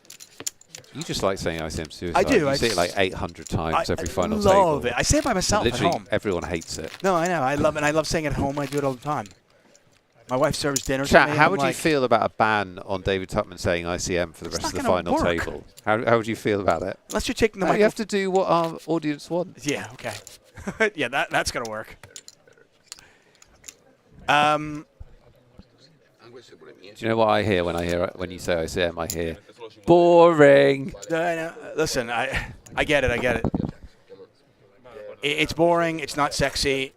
But it is one of those spots where Panto could literally turn over 8-7, and you have ace-jack there, and you're supposed to fold. It's just... All of us against you, my friend. This side of the table. Full spice. Tell us what Pad's told you again. I haven't heard that for 15 minutes. Pads and I are great friends. We talk all the time. Hold on a second. He's actually texting me right now. What? Yes, I just saw this ICM suicide spot. It was amazing, Pads.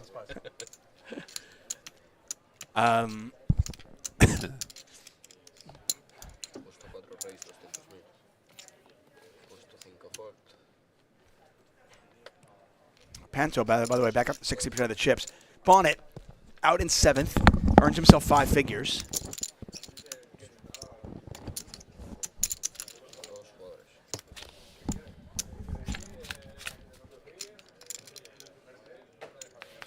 That was 10,200 euros. The remaining 6 players are guaranteed 13,000 euros. Pay jumps now are really quite significant. The difference between 6th and 5th, for those of you wondering, is like playing this tournament again and finishing in 16th. Lindroos with the best hand here. Should do everything possible to keep this pot as small as possible, and he does. He checks it back. I like it. Just get the showdown. Oh, and look at this. Get the showdown and induce. Really nice play. Nicely played from Lindroos. Really like this play from the MVP. Okay, Panto's got a tell. When he uses the big chips, he's bluffing. When he uses the little chips, he's got a hand. Can't say that. I don't think it's true, but No, it's I just don't funny either. that he uses big chips there for the first time. Lindroos played that hand perfectly, by the way.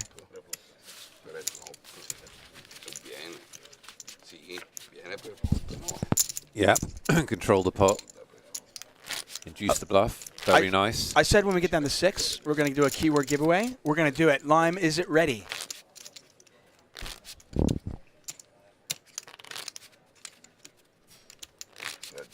Yes, yes it is. Okay, just heard word in my ear. Also read it. Lime, thank you very much. Here we go. In honor of the opening day of the XL Spring Series, the keyword is XL Spring. XL Spring, folks. These $33 tickets, they're satellite tickets to play in the XL Spring Series main event. Take a look at our leaderboard. Garcia, who was second in chips at the start, is now our short stack on 8 big blinds. McConaughey only slightly more than that. Lindroos now, what a turnaround. Lindroos was down to 1.8 big blinds, and he's now on 30. He was literally on 1.8 because we had a graphic. Right. Amazing. Just keep getting dealt hands, and you too can prosper. The funny thing is, he's won most of his chips. That last hand was the hand that he won most of his chips on with ace-4 offsuit. Get your XL Springs in there. We're going to give away 2 tickets here, folks. 2. That's right. We're feeling springy. Spring is in the air. An air of positivity as we hand out two $33 satellite tickets. Ace call también.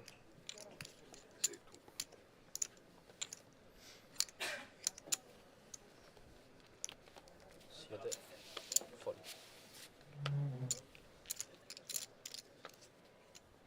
Y 9 check. 3 jugadores.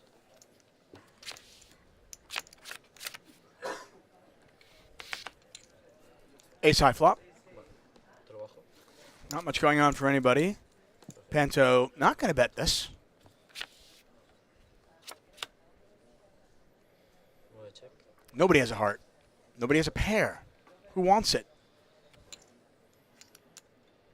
Panto says, okay, none of you guys want it, I'll take it. And looks like we're going to get two quick folds.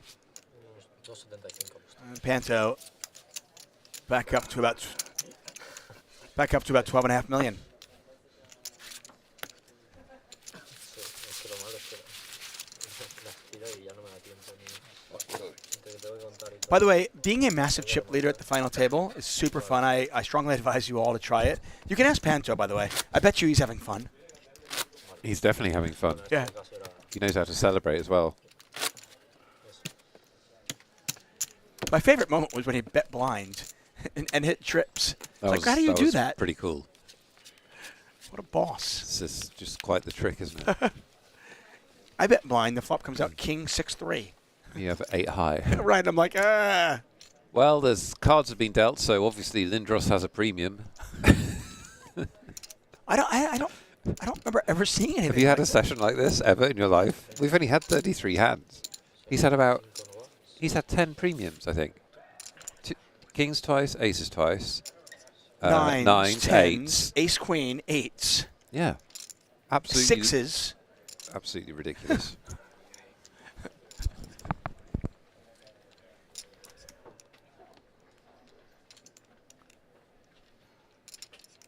And again, I'm going to point this out. We're going to get a 3-bet here from Vecchiano.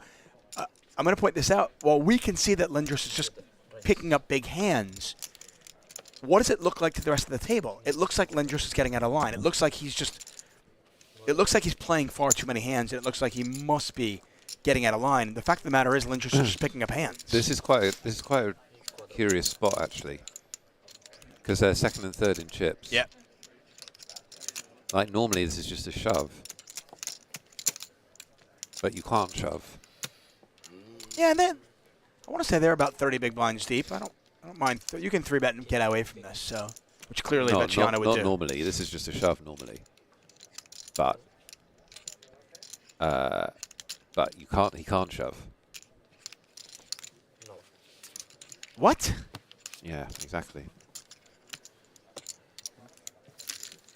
Lindroos just folded tens? Yeah, I get it. Well, how can you? Jesus Christ, you wang on about ICM forever, and then someone makes That's not the chip leader, though. Yeah, but he's got him covered. Yeah, His second no, come on. You got to play the hand against that guy. It's a button raise. You have to be. You have to have can at you least. can you just chill out? You're very, very aggressive about things that are not necessary to be aggressive about. I'm feeling aggressive today. Well, no one's appreciating it, least of all Lime. You can't wang on about ICM, boring everyone senseless about it, and then someone makes a play that's ICM driven, and you go, "Oh my God, I can't believe he's done it." Whether it's right or wrong, you can't just go, "Oh, he's crazy. Oh, he's folded tens. Oh, what a lunatic. Why has he done that?" See, I like the ace queen fold. I actually understood against Panto, against Bonnet. I can't work like this. Tens are just a really strong hand. Oh my God. Tens are really strong. Can I explain to you what ICM is? Because I don't think it means what you think it means. Oh God! Just eat your sandwich. I was. now you. Oh. I guess my point is, Lindroos has played so many hands. The perception at the table is that he's getting out of line. The fact of the matter is he's just picking up huge hands. And I think if he's aware of the fact that that's his perception, he probably has to realize that the players at the table might be making moves on him. And we saw Bonnet do it, and we saw that player do it. Yeah, but... oh, my God, you're crazy. Like, Do you want to commentate based on ICM, or do you want to commentate based on the hands and the spots? You've got to somehow blend the two. You can't just flip from one to the other based on each hand. Because you've got to pick. You've got to. He's been 3-bet and he's out of position against one of the two people that can bust him. So I'm not even saying it's right to fold the tens. I'm just saying you can't go. That's crazy. He has tens. I think it's crazy. Stand by it. Okay. McConaughey's got jacks. Just fold it. ICM. Now you're making sense.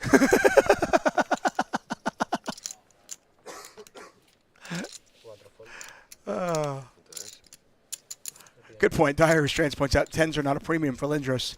That's a good point. Dire Restraints. Garcia in the big blind. Just wasting our time. Yeah, but he's got 500,000. He called.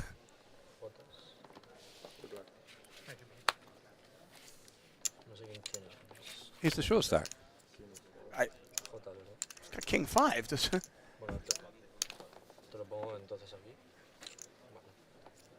I think it's fair, no? Yeah, he's a fold. He's got 500,000 and he's getting two and a bit to 1 against a button shove. Okay. Oh. I think it's a call, no? I'll let you know if to turn on the river. He's the shortest stack now. Let me tell you about ICM. Is there a book I could read? Does Alex Fitzgerald talk about ICM? Because that would be amazing. Oh, hold on a second. No, you don't need to read a book. We're looking for a 3 or a king. Otherwise, it is McConaughey who's got him. And I think McConaughey has him covered. We could be down to 5. Queen of spades on the river. Garcia has been eliminated. They're going to count this out because it looks like Garcia's got a lot of little chips. We might have the chips slightly off because it looks like Garcia's got more chips. Yeah, maybe. Then it's said. Yeah. You're right. Maybe he has. So our graphics has eliminated, but it appears that he's going to have a few extra. So I would ask you to stack your chips in meaningful amounts. Just throw them at the dealer. Here, you figure it out.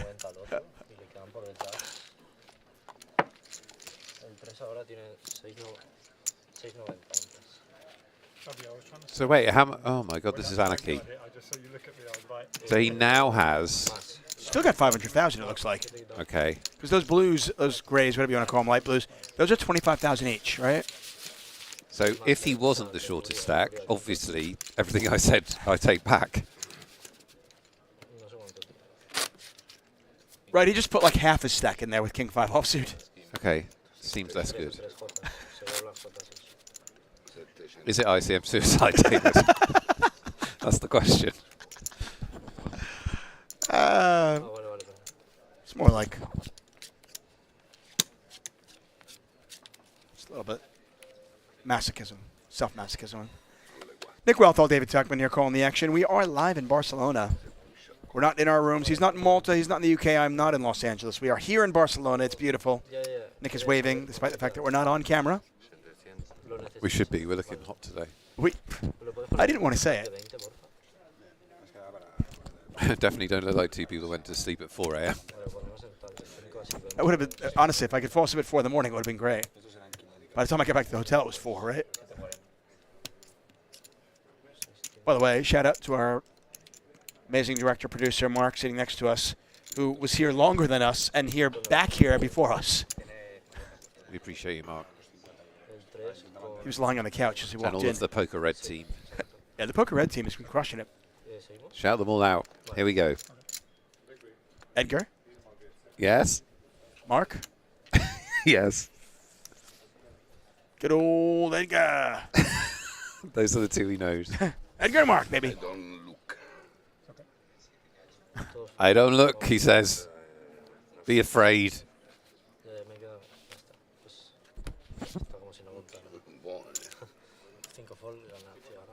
Panto with the Queen Jack.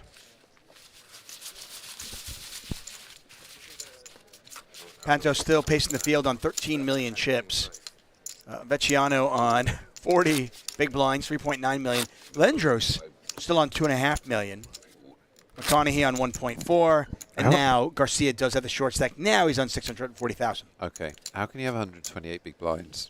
Can you just break that down for me? The blinds are 50,000, 100,000.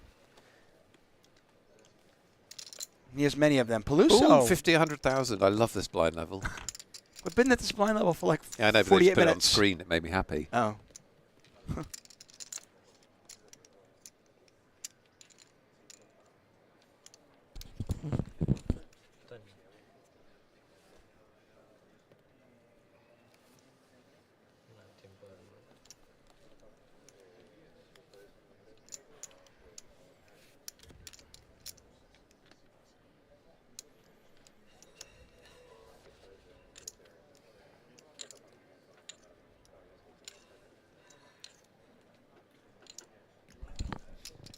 This is Grammy award-winning stuff from Peluso. Grammys isn't acting, is it? Looks like he is going to raise. Oscars. He's like, ooh, I don't know what to do. Yeah, he's raised half his stack, as opposed to just moving all in. Okay. 625. Y 3 fold. 625. 4 pins.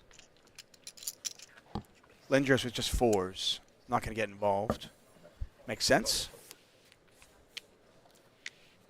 What's the purpose of this raise? Like, why not just move all in? What is Peluso doing? El 6 fold y el 7 fold. No idea.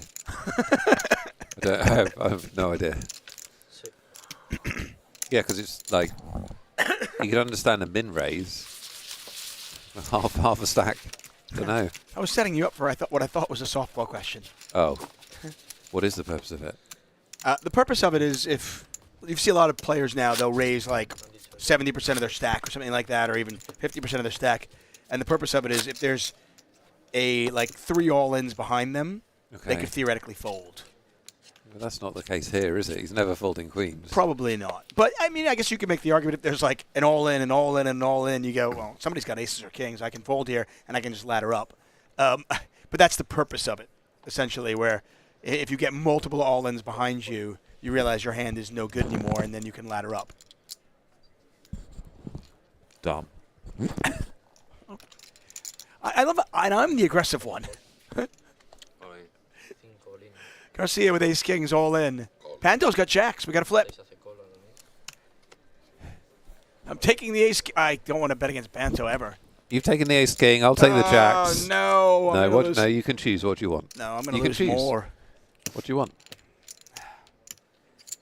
Well, what do I want? Hurry, you got to hurry. Well, hold on. It's still Vecchiano's hand. Vecchiano's tanking. He should clearly shove. Let's get it all in. Everybody all in right now. This seems like a non-decision to me. Yeah, I don't quite know what his thought is. I mean, it's not a big shove. It's only 6 big blinds. I think that's part of it, but... Well, yeah, I mean, King Queen could definitely be the best hand. Well, well, it could. I mean, you're hoping it's live. No, it could be the best hand. Panto could call with anything he fancies calling with on the button. Garcia shoves with King 10. Panto calls with Queen 9 suited just because he wants to, you know. Okay. I wouldn't do anything with King Queen regardless. Oh my gosh. Wow. I like the jacks. Panto could obliterate the final table more. I like the jacks. I'm going with jacks. Yeah, you can have the ace king. No thanks. What? I've been doing this all weekend. What do you mean? Wow, we could be four-handed. By the way, and one of the king is dead. Is it really? King queen. King queen. There's 1 king left in the deck and 2 aces left in the deck. That's Could be it. four-handed. Panto's playground. Oh my gosh. Do the jokers hold? Panto looking to make the double elimination here. Can he knock out both Garcia and Peluso? If the jacks hold, by the way, it'll be Peluso who finishes higher. Oh, and there's a set. But outs. Yes, Garcia running spades, a queen. There's 3 queens left in the deck. I just want to be Panto. How do I make that happen in my life? Here's the river, 3.6 million in the pot. To be four-handed. They need a queen. It's not the queen, it's the 8 of hearts and top set for Panto. Amazing. What a run. This is one of the most epic final tables you have ever seen. Performance from Panto here. Panto's playground. Truly is. Panto at the double elimination, we are down to 4. So Peluso had more chips? Yes. Yes. Peluso had more chips, so he will finish in 5th place. Garcia will finish in 6th place. So 13,000 for Garcia, 16,000 and change for Peluso. And we have Italian on Italian violence, by the way, there. And Panto now with 15 million chips. And yes, we are four-handed. I've made dinner reservations.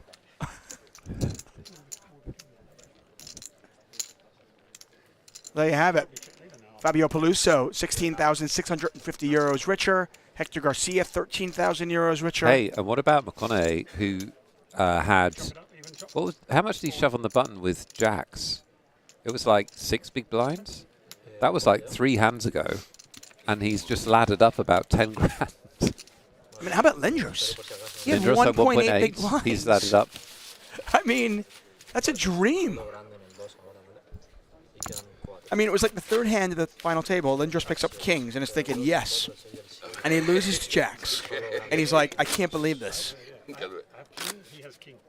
And maybe I can luck into 8th or 7th. And now, Lindroos could end up winning this. Payouts, as you can see them there. All of these players guaranteed 21,500.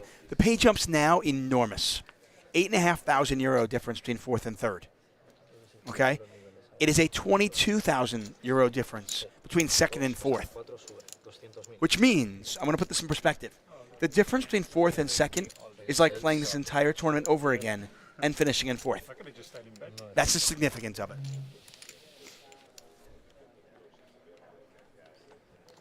Amazing. Nick, you mentioned that we would play Lord and Thanks and give away a big boy when we got four-handed. Do you think it's an appropriate time? Because it has gone very fast. I think it's appropriate time. Okay, well, let's just think of a question, unless you have one. I'll ask you. I'll have a question for you. Okay, We're now gonna play Nick Thinks.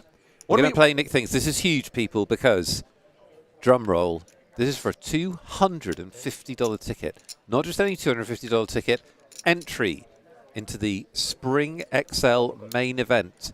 As we see Lindroos make an interesting defend here.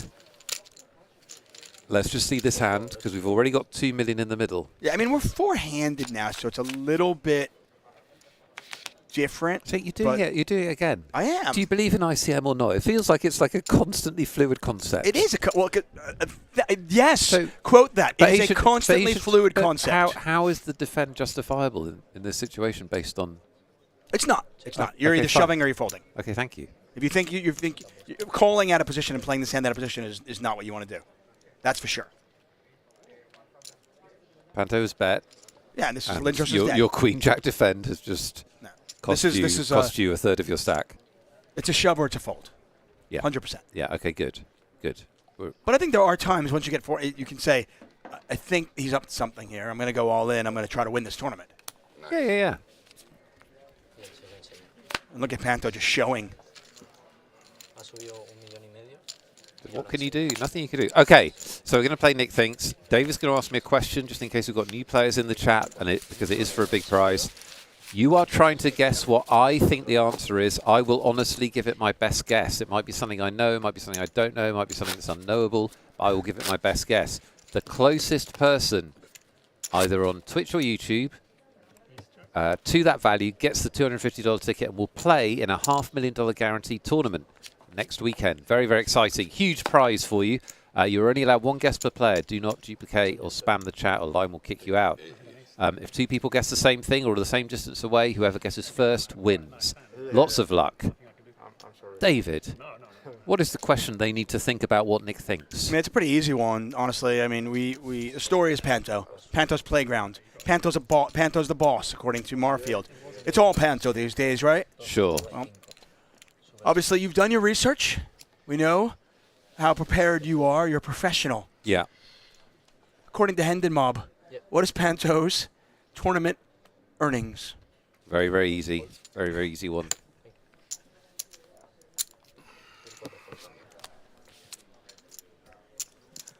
According to Hendon Mob, what is Panto's total lifetime earnings? Can you give me the Get him in the chat, everybody. Keep him in round numbers. I don't need to know to the dollar. Yeah, round numbers. and blind?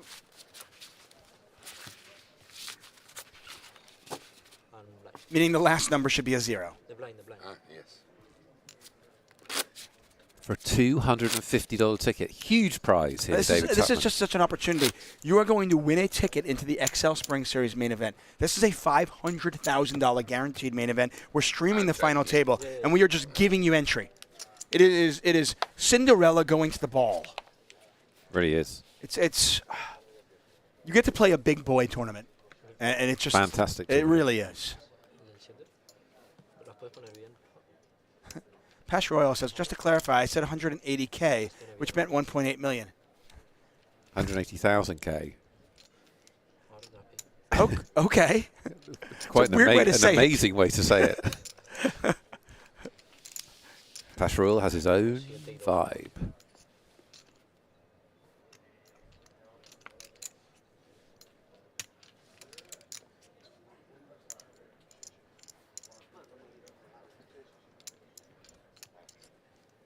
All these players guaranteed to add 21,500 to their Hendon Mob, by the way. Who's going to add 70,000? Who's going to take home the hardware? Stick with us and find out.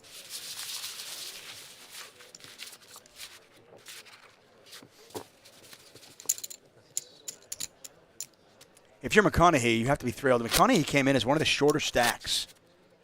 And I think there are definitely universes where McConaughey is out in 9th place. This is the alternate universe where he really enjoys it, where he's still in there with 4 players left. Dos fold.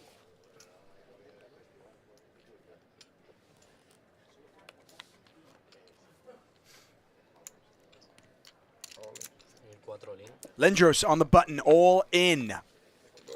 Panto says, all you. Vecchiano says, very much, thank you. I know what to do with ace-queen suited. I'm going to call. And we have another player's tournament life on the line. This time it is Lindroos.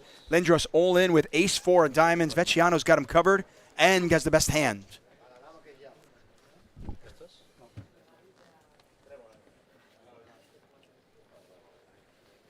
Maybe we should have stopped play last night at 18.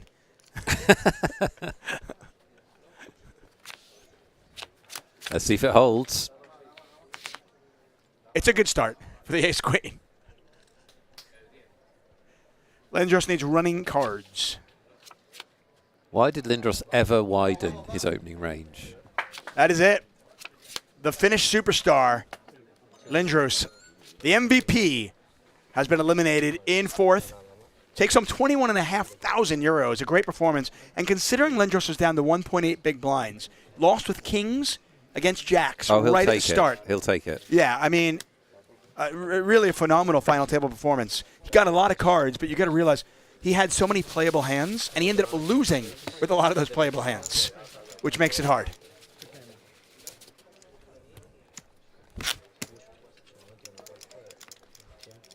Quite the final table so far, David Tupman. Does it ever slow down? Now, the one thing I would say is that there's a lot of chips in play. Oh, So, we could have a 9-hour heads-up yeah, you could have a very long heads up here because there's a lot of chips in play because it's gone so fast. I mean, I don't think if Panto's in the heads up, I don't think it's likely, but it could happen. He does use he does use large sizing. He makes big bets, which makes it way. Right. So like a 4x could go to a 12x, could go to a 48x, and suddenly the chips are in. That said, Sí, el 2 ha preguntado antes. En plan, we'll see how it plays out. I mean, Vecchiano. Again, Lime, can we find the clip where I said that Vecchiano was going to win this? I am going to look like a master prognosticator if he ends up winning this. 35. Well, his name's not Panto, so I don't know how you think he's winning it. 7 foldea. But I said Vecchiano was going to win this, I think, on day 1. Okay. Or maybe it was early on in day 2. Okay, but he hasn't won it, so chill. He's 3 players left. I think it's still a pretty impressive prediction. If you'd said he'd come top 3, it would be amazing. I said it when he You'd had be like a 12. winner. I said it when he had like 12 big blinds. I don't obviously listen to you when you're commentating next to me, so I don't know if you said can it or somebody not. find that for me? The contest is closed. Good luck winning a $250 ticket. Ace-high flop, McConaughey, Panto on the button. So this is all about McConaughey now, isn't it?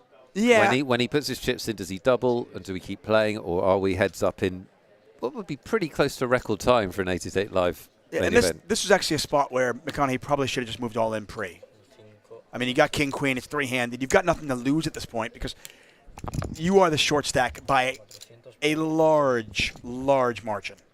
Yeah, it's actually a pretty sizable error, not to be too harsh, but it's quite a sizable Unless you call now. Error. Then it's brilliant. Yeah, you just can't play careful. It's, again, we go back to the you're not in control. No, we that's want to be in exactly control, right. but you're not in control. That's exactly right.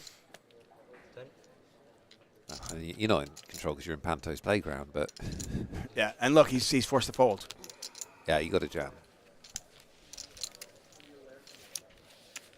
Because at this point, you really don't have anything to lose if you're Dave. If you're McConaughey.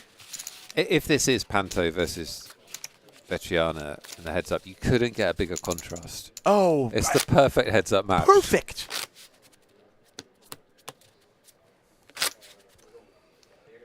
Lime is explaining to me that, sorry, Tuck, there's no way to find the random comment in 40. It wasn't random. There's nothing random about me saying You Vecchiano's tell going him, to win Lime. this. You tell him. It's brilliance. It's not random. It's brilliance, I say.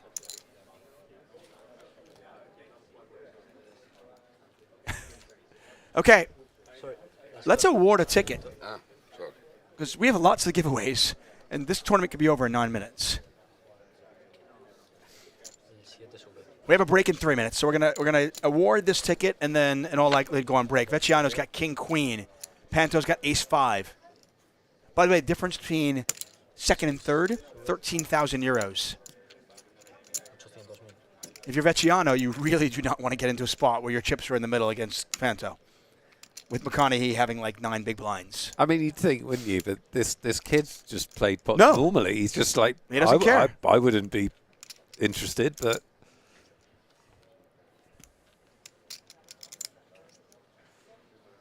he's going to play. Of course, we know he's going to play. I mean, this is legit dangerous. There's 2 million in the pot. He's only got 4 million behind. This is legitimately dangerous. And there's a $13,000 euro difference between third and second. One cooler flop. Right. What happens if the flop comes out Right. 5-5 king? Right. Right. You're just going broke. Exactly. Panto all in. I love it all in and walk away. That's the move. Hey, you got me beat. You got me beat. Go for it, kid. What is this dwell up? Just saving face, I assume. And maybe he realizes that there's a chance Panto has queen 6 here. I don't love know. Panto. It's going to be, if Panto wins it, it's going to be mental. He might destroy the set. Well, and I think he has like 15 friends here. Yeah, Last night I He's was got- watching. He's got so much energy. I love this guy. What was happening here?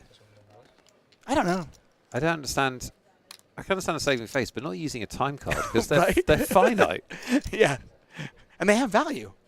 They actually have value. Well, when he folds, we will award this ticket.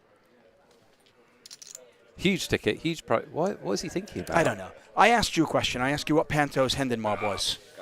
What was your answer and how'd you come up with it? I hadn't looked. Pre final table. He is clearly not a professional poker player. He's clearly somebody who has businesses. He enters tournaments for recreational purposes, for fun. His style must have received some encouragement along the way. So he's won some things, but I don't think he's won a major thing. So my answer is whatever I put. 43,000. 43,000. No, 42,000, pardon me. You said 42,000. So if you answered 42,000 42,000. or near 42,000, you might have won. But in actuality, Can I just pause here? yeah, in actuality, you were drawing dead. This is ridiculous. It is ridiculous. This is actually ridiculous. It's as ridiculous as Panto's run. Yeah. Who's the winner, David? This is ridiculous. No, I'd like you to say it. The winner, who said 43,000 and was 1,000 off, is Everybody knows. Gedemonis. Yes, exactly. Gedemonis, congratulations. Gedemonis, imagine this being your talent. You know, you talk about you've got to find your superpower in life. Imagine it's guessing things or getting picked randomly on a particular poker stream. What a weird superpower to have. Yep, if you type his name three times in chat, he will show up and win a contest. Here's the good news. Congratulations, Gedemonis. Here's the good news. He can't win the second $250 ticket. Right. And he can't win it. He also can't win any of the $33 satellites either. He's done. He is done. He shot his shot. Yep. Good luck, hey, Gedemonis. Good luck in the main event. You are playing in the XL Spring Series $500,000 main event. Players are going on break. It'll be a 15-minute break. The levels will be 40 minutes. Each level. Okay. Okay, levels are going to go to be 40 minutes when we come back. That's what happens when we get three-handed or heads up. More action three-handed. You don't want to miss a second of Panto's Playground. Stick with us.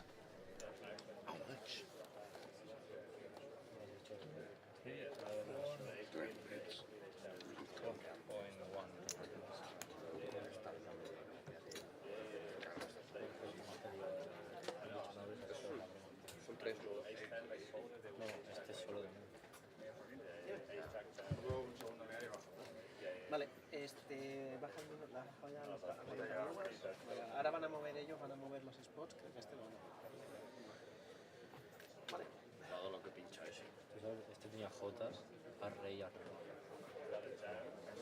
Y ha echado dos. Ha echado dos a la vez. Pero va a durar poco el... ¿Le podéis echar una contradita rápida a los stacks? Claro.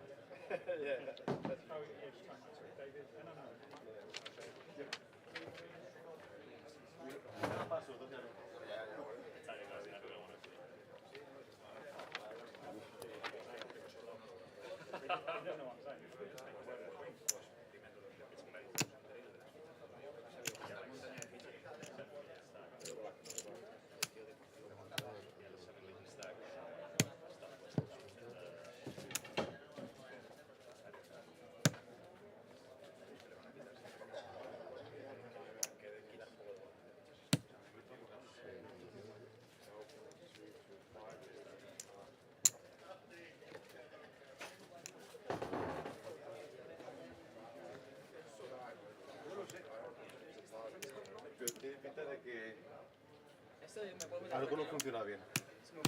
Sí, falló.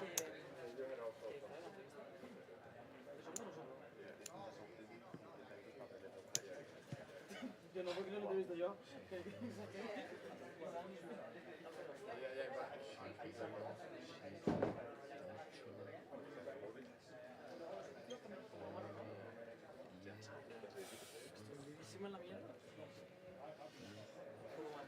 Preguntarle antes de nada. No, tranquilo, no pasa nada.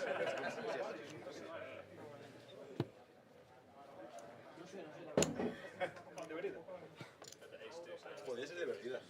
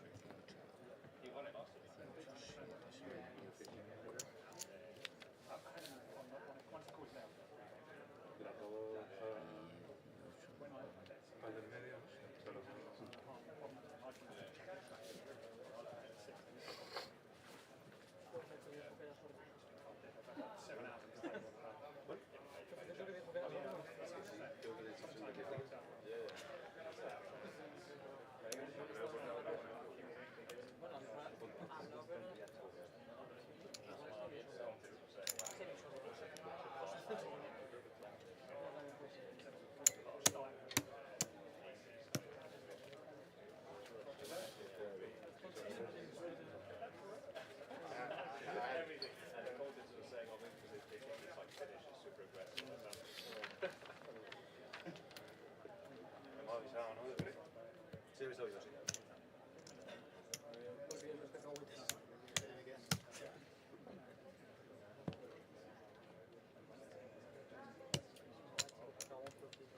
Otra que la gafa.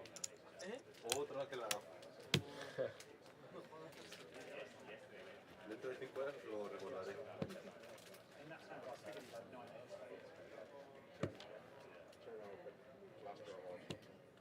Está bendecido el señor este. Ya, burrada. No se puede evitar.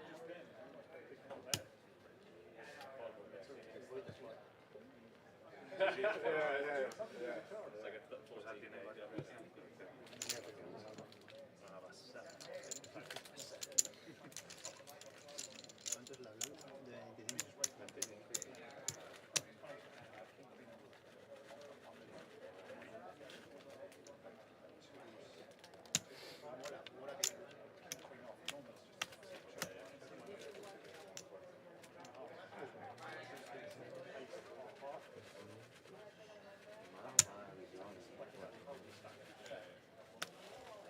¿Listo?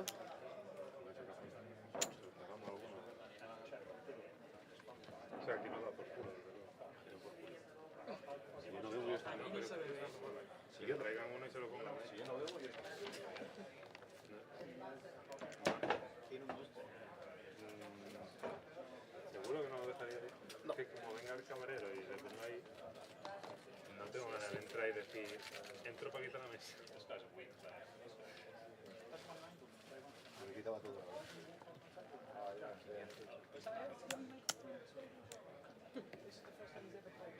Hombre, es igual.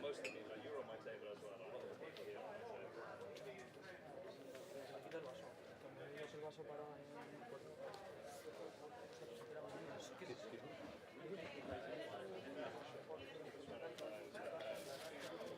¿Esto solo...?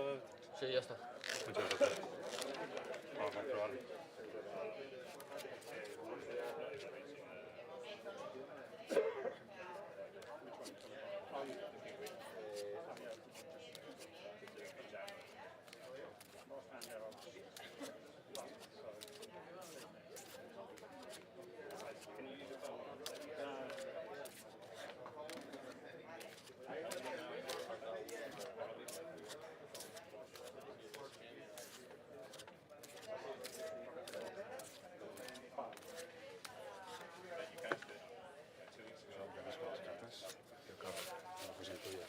¿Qué? Ya está, he contado los stocks y ya está.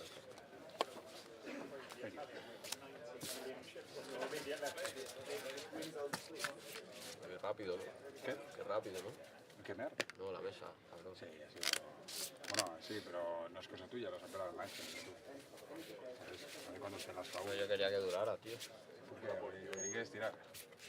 Seguimos 9, ¿no? No, tío, porque como es un partido tenéis de una media hora, tío, la gente ha pagado para ver un buen espectáculo. ¿Sabes? Y lo están viendo. Sí, debe. El espectáculo lo dan ellos, no tú. Nosotros estamos pero si de Ronse. que deberías saber. No, es que la foto del break de cena no vamos a llegar. Ah, que tiene que haber foto del break de cena.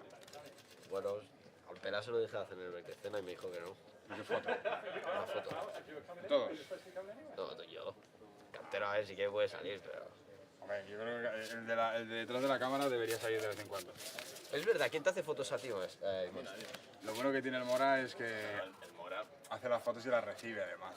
Tú, el Mora la que has subido, tío. No, pero escúchame, Puro que ego yo este llego a chaval. trabajar un día random y me encuentro en el móvil en la galería como 8 fotos del Mora. Y digo, pero qué... ¿En serio? ¿El Salafai mateix? No, a lo mejor le he ido De nada. la mano algú perquè... Tío. Eso sí que me parece dramático. No os preocupéis que cuando empiece a hacer entrevistas ya sabré. Ha pillado todas tus cosas malas, tío. ¿El Mora? Pero alguna buena No sé habrá ¿qué pillado. hiciste en Tarragona? ¿Qué le hiciste? Bueno, pregúntale qué hacíamos en la habitación. Tío, nos vamos a ver celoso, tío. No, eres tú el que se acaba de poner celoso. eres Son tonto. tréboles, diamantes o picas. Creo que... Te vas a bajar una cara. A ver, a ver. Tira alguna de estas. ¿Quieres ver cómo? Sí, alguna. Mira cómo hago el Pues llama a Copag que te haga un vídeo, tío. Escúchame, a mí sí. te tengo mucha confianza, pero ¿cuánto más va a durar lo del vídeo de Copa? No, es que hasta que pare el pela. Ah, vale. Cuando para el pela, lo veo. Está malísimo. Es una burrada lo del italiano. Eso. Ya, es que... Esto yo quiero uno, Ya, jo tinc un. I jo voy a pedir un aquí, no? Tu se m'està caient del tot. Bueno, t'anava a preguntar tu, però ja m'han dit, perquè no pot ser que pugi 20 minuts a falta de 7 persones y ahora quedin 3. No sé, no sé qué ha pasado. Hòstia, Quedaban 7 quina cuando sort yo has subí. tenido, no? Es de locos. És que la mà ha sigut... Bueno, és que aquest Es rey contra Jotas, he vist una pel Twitch, però... Aquesta és la important, que he hagut tot Yo alhora. quería que ganara Guerrero, tío. Y yo. Pero claro, pero si es que ha jugado blind, tío, contra Guerrero. No va a pactar ese. Bueno, es muy majo, a ver, si... Depende de cómo, si él pone las reglas lo tienen que aceptar, porque tiene toda... ¿Has visto cuánto tiene? Sí, 17 millones 790 o 5, Ahora hay 6, 23 millones en juego. 9, 10, Es una burrada. 12, 13, 14, 15, 16... ¿Cuánto has dicho? Como 17 millones, no lo sé. ¿Cuánto más? 18, 1, 2, 3, 4, 5, 6, 7, 8, 9, 10, 11, así a ojo. 13, 15, 16...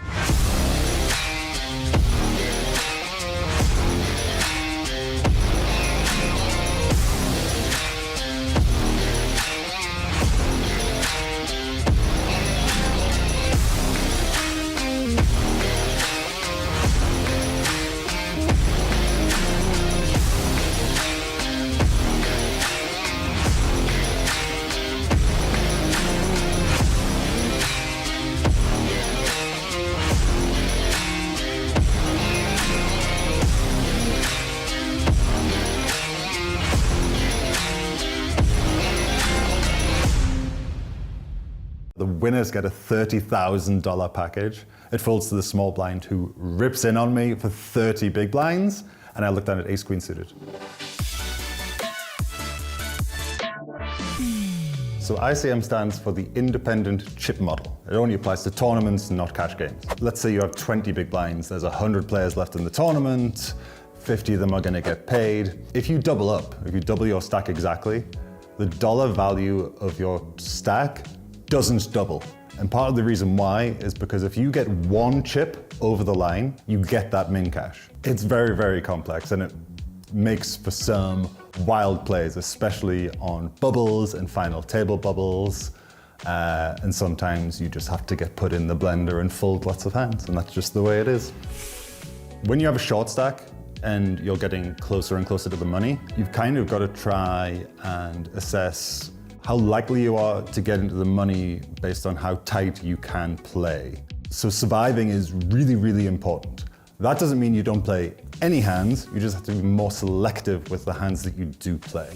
So can you just fold ace-jack here and still get into the money? Or are you in a situation where actually, I'm gonna need more chips to be able to survive into the money and I have to play this hand? We've all seen tiny stacks multiply into huge stacks. It happens in tournaments all the time. So if you can get into the money with just a few chips and then you've got the opportunity to spin that up as well. If someone makes a silly play on the other tables, the short stack can just keep doubling and your stack can keep getting more and more precarious, and then you find you've got to constantly reassess the situation you're in. ICM for the chip leader is so different than for the short stacks. It's so much more fun because you get to play lots of hands. You've still got to be a little cautious because if you clash with like the second biggest stack, then you can find yourself as a mid stack or even a short stack. But your opponents have to be really wary of confrontations with you because you can knock them out before the money. And like we were saying earlier, if you just get one chip over the line, you get into the money and you can spin that chip up. So it's so valuable to get into the money. As the big stack, you get to apply lots of pressure. Now I see mistakes from lots of players, even really good players. They'll start adding in hands like 4-5 suited, 3-5 suited. If your opponents are at least somewhat competent, they will fight back.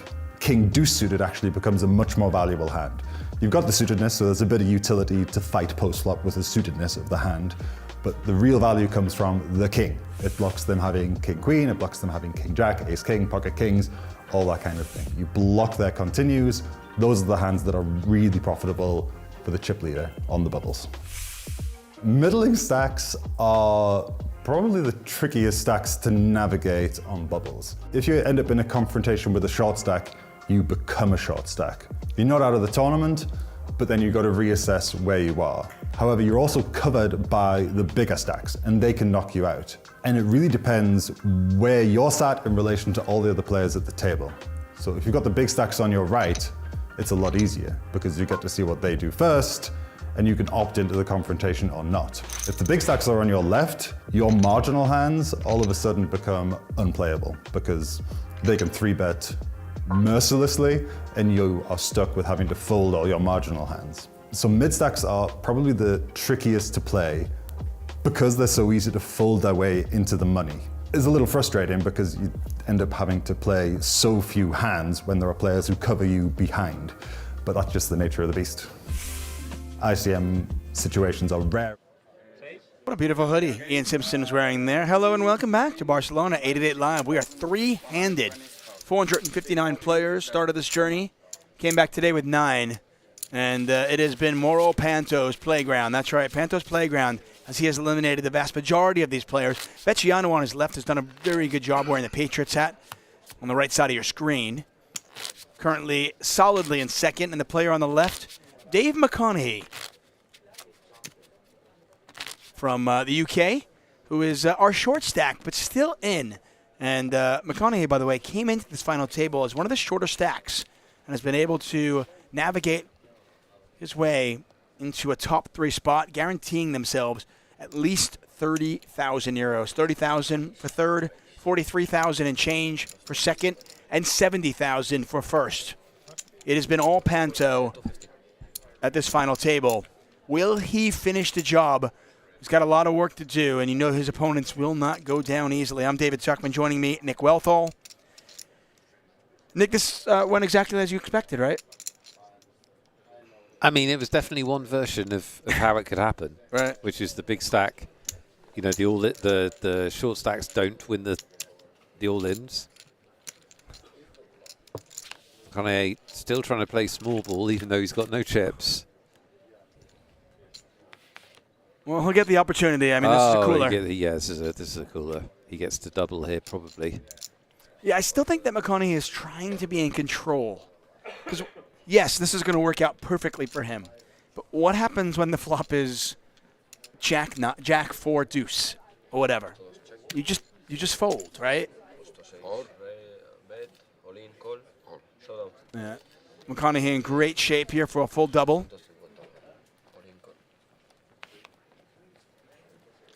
Ace.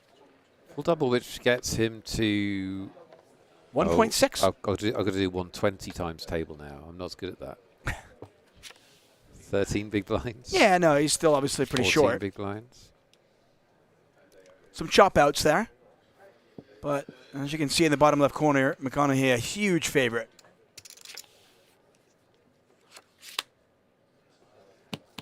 And the check mark indicates he will win the hand. He's up to 1.65 million. Still 13.75 big blinds. Yeah, but sort of getting better.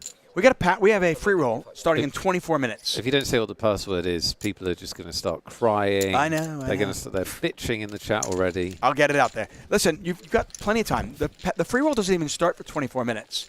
And then late registration is another 40 minutes after that. We have plenty of time. Relax, everybody. Have a good time.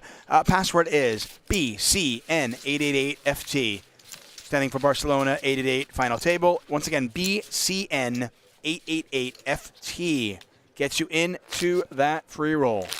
$500 in cold hard cash. Go get it. Now, can we have a new champion? That's the big question. Yeah, I was going to say, the pressure is on. If you decide to play this free roll, and you all should, it's free. There's money, and it's fun. I mean, there's really no reason to play. But I'm going to say the pressure is on. Because 2 days ago, Andre Pinta, somebody in one of our chatters, won it and became a free roll folk hero for a day. And it one day. It's amazing. And then the next day, Max won the free roll. And in fact, third place finisher was also in the chat. We had 2 of the top 3. It was Stinky. Stinky, exactly. Max ended up winning, and Max is now our free roll folk hero. I think we've only had 4 winners of the free roll, and we've had 2 in the last 3 days. Yeah, Andre, the shortest free roll folk hero in the history of... Brutal. Can Andre win it again today, though? And reclaim the title. That would be amazing. It would be freaky. Play the free roll. Try to become a free roll folk hero. Go win it. $500 in cash being given away. Vecchiano hits the ace.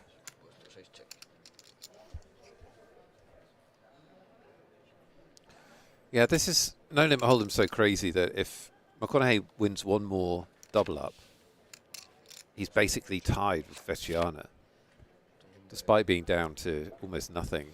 Yeah, Vecchiano, a little bit of pot control, and at the same time, kind of giving his opponent enough rope to hang himself. Vecchiano realizing that he's probably got a 1 street, maybe a 2 street hand. Can't go for a ton of value with a hand this week. But, Fold. yeah. Vecchiano just touches his chips, and Panto says fold. I like that. I like Panto. Doesn't mess around. Puts his money in. No, listen. Entertaining. I want to watch him play poker, and I also want to go get dinner with him. Yeah, but it's gonna, tonight if he wins, it's going to be amazing. I definitely want to go to dinner with him tonight. That was one of the coolest things. I was covering a World Series of Poker event many years ago, and Brian Rast won the 50K Players Championship.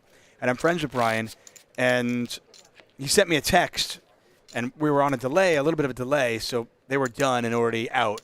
But he sent me a text and says, Tuck, I really appreciate all the work you've done over the years. He's like, you want to join us? And I'm like, yes, I do.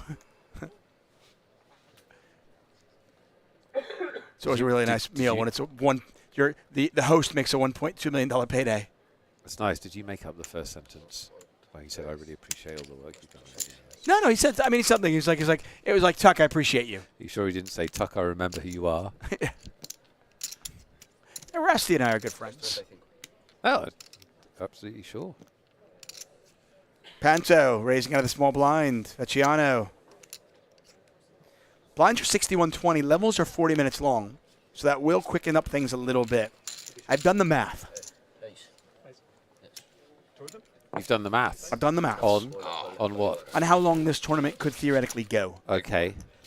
And based on my calculations, even with breaks, it is guaranteed to be over by 11:07 p.m. Guaranteed? Guaranteed to be over by 11:07 p.m. with a significant chance it's done well before that. Well, yes. Three-handed. Right, so but it's guaranteed to be over by 11:07 p.m. I don't think the word guarantee... Guaranteed. I don't... Well, I'm sure you can guarantee that. Guaranteed. Okay. Oh, how he looks at his cards is the only thing I don't like about him. I don't like card benders. That's how he thought the 4 was an ace. Like some of the vloggers, like bend the cards to show them to their phone. I can't stand it. Terrible. You don't like the squeeze, huh? Panto. No, squeezing's fine. It's the bending that's like, stop bending the cards, dude. Bring your own cards if you want to bend them. There's over 200 big blinds in play, everybody. And there's about 23 million in chips, and you can see just how many chips Panto has. Again, this is a play from McConaughey. It's just a shove. You're the short stack. Yeah, an ace versus the button. This is auto shove. Like you're loving it. Yep. No, you don't need time card. Relax. We got you covered. Shove. Push. All in. All the betting discs. Let's go. He's opening 80% of his hands on the button, maybe 90%. As he should, by the way. It's all in. Just somebody shove him. Dude. Somebody give him a little shove. I get it. It's hard. It's the final table. You don't want to get knocked out, but you've got an ace. You're in the big blind against a player who's opening 95% of his hands on the button. And you're the short stack. Right. Do it. Do it. Go all in. No, it's terrible. No offense. Don't call. Again, the problem with just calling here, like, what does he do when he misses? Loses the pot. Right.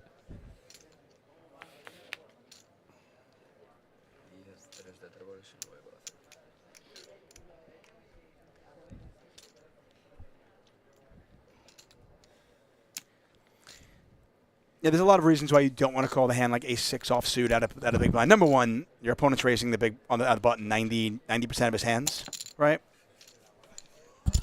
That's the best bet of the tournament. Yeah, That many. That many, right? How many? What are you betting? That many. That many. Chaploo. There's just a lot of reasons why, unless you're trapping and you're going to go with it no matter what, but why would you do that? The hand doesn't flop well. You're so far ahead of your opponent's range, it's ridiculous. And to your point, Nick, he's the short stack. He's the short At this stack. point, you've got nothing to lose. No, you're not preserving anything.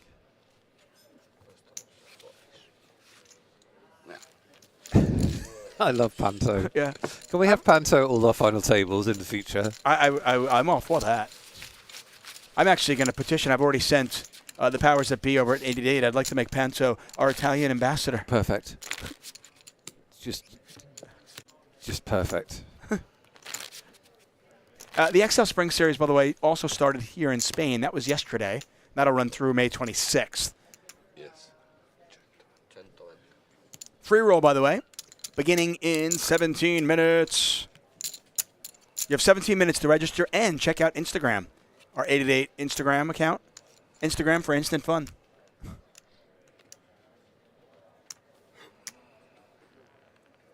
Vecchiano on the button. I mean, if I'm Vecchiano and I'm watching McConaughey play this hands, I'm going to let McConaughey kind of like make some moves here. Ace-Queen in the small blind. You've got to limp this, right? You've got to limp instead of trap. No, he's going to move all in.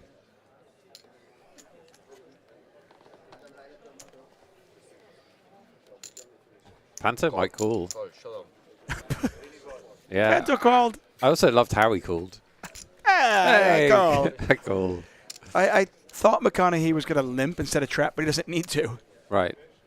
Well, in fairness to Panto, like, he's trying to get to heads up. He's got a high card. I think it's fine. I mean, listen, I'm not going to question anything Panto does. I'm here. Panto's there. It's Panto's world. We just live in it. Very nice spot for McConaughey. And he's going to have, if this holds, he's going to have 2.4, which is 20 big blinds. And there's a different kettle of onions, David. Yeah, Vecchiano hates this. Yeah, He really does not want to see McConaughey. It's a 13,000 euro difference between second and third. You want to get heads up, get yourself a locked up 43,000, so you're playing for that final 27. River's a 7. Palo.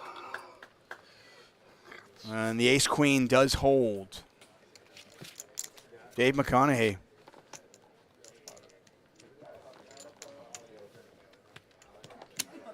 I love the international flair of this final table. A lot of times at our final tables, whether it's in Barcelona or Madrid, they are dominated by the locals. Understandably so. Yeah, of course. But it's kind of nice to see different countries represented here. Yeah, kind of odds against we'd have only one Spaniard in the final three. The over-under is 1.5.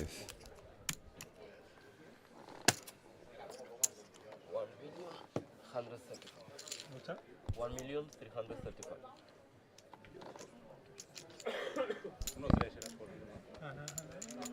I can go. Sorry.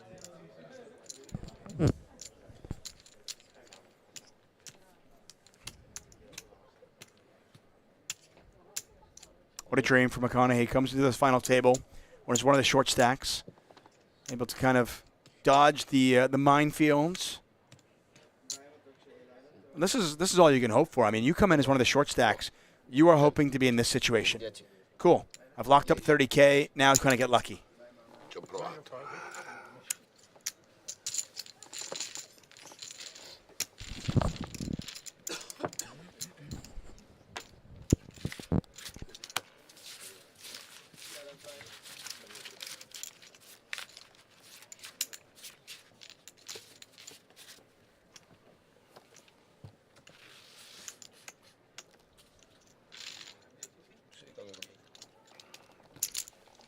Take a look at our chip counts.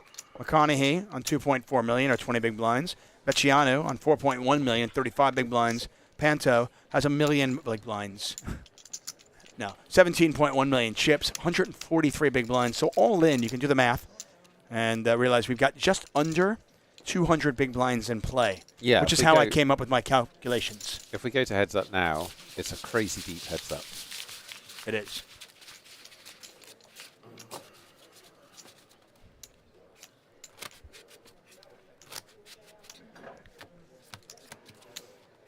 So the next time that we think a player should move all in and they decide not to, as in they just call, Yeah, that will activate our next keyword giveaway. that's extremely random. Yep. I don't know why have you started being in charge of when we do the giveaways? Because it didn't seem like you were doing anything. I figured I would just jump in there and do it. It never seems like I'm doing anything. There we go. Partly because I don't do very much, and No, I partly just- because I'm effortless. You're the mayor, and I just felt like, maybe the mayor was getting a massage. I just jump in. I also did notice, I Getting was a like, massage. well, I just noticed, I did notice that we have 7 giveaways. We have Is that an 7. option? No, well, it is. It's always an option. We have 8 giveaways, and we are 3-handed. Yeah. And while... We should do a giveaway. Let's do 2 tickets. Let's do it right now. No! Why? Gotta wait until my... You get the next one. What are we waiting for? We're 3-handed. We could be heads up any minute. That's my point. It activates when we believe something should happen. You've guaranteed it's over by whatever time you said. 11:07 p.m. Guaranteed. Guaranteed. That's still 4 hours from now.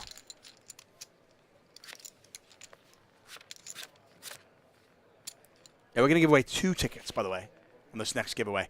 Jack high flop, pair of 3s for Panto, pair of jacks for Vecchiano.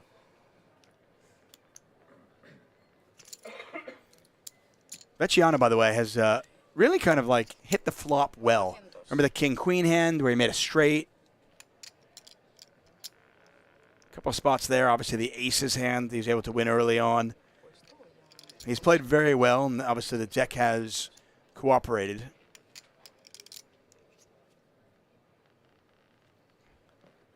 I still feel bad for Guerrero. Do you? Ace queen suited against the chip leader. You're hating life. Dude, stop using your time. This is tilting me. Stop using your time bank cards when you don't need to. They're going to be gone soon. Exactly. It's a finite resource. You wanted to save them, huh? Good news is you won't have them for later. Mind you, I have this problem in video games. I hoard my resources. I never want to spend my resources. You're a saver. Yeah. I like my health potions. I need to keep them just in case. May I suggest a book? Nope.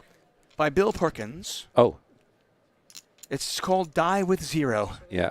Yeah. Definitely written by a rich guy. Right. Die with Zero. Whoa, what? Vecchiano raising. Panto calls. Look at this.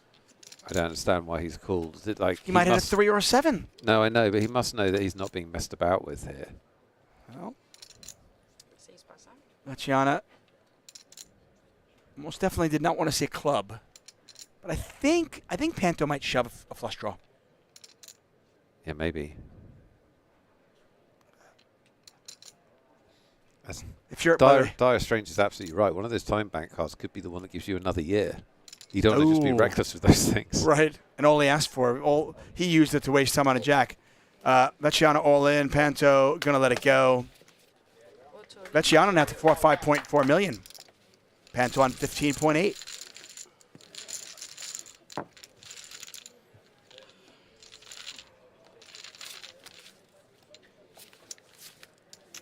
Dowdonny, no, we're not hosting Magic Monday tomorrow. Magic Monday will happen.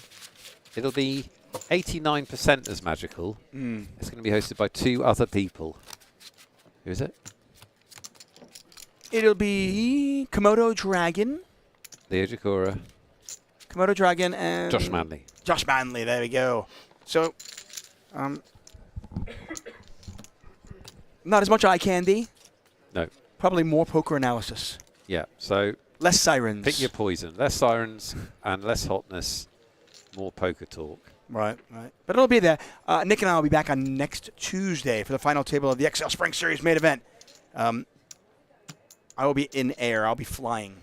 All in here. Panto just says all of it. No, he doesn't. Does he? No. Just Said bet that much.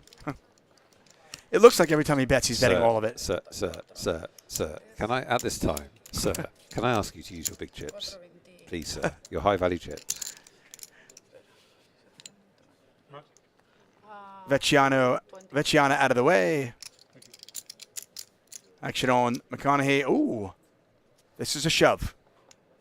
100% shove. I can confirm this is a shove. Shove. This, I think he will shove. Shove. He might get a full double up here again. And by the way, I mean, after the last hand and then the previous hand, if McConaughey does get a full double up here, suddenly we've got a whole new final table. Let's see. Lots of things have to happen. He does shove. There you go. And there's a call. This will activate the next keyword giveaway with this shove. After this hand, ace-10 versus queen-10. McConaughey, a 3-1 favorite. Panto needs a queen or a lot of spades. Exciting news. You've guaranteed 11:30. I said 11:07. Because Guaranteed. I've made dinner reservations.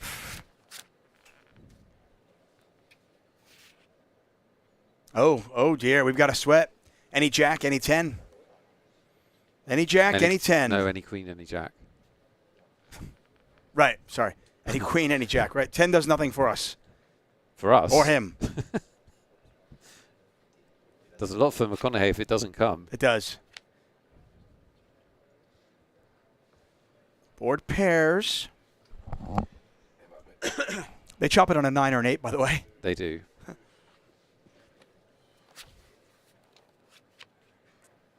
It is a king, and the ace-10 holds. And McConaughey doubles up to $4.7 million. Panto now down to the mere mortal $13.5 million. Still has about 60% of the chips in play, but we've got a whole new final table, new dynamic, and we want to see how these players adjust. Now, with that, I would like to do a giveaway. Lime, is the keyword ready?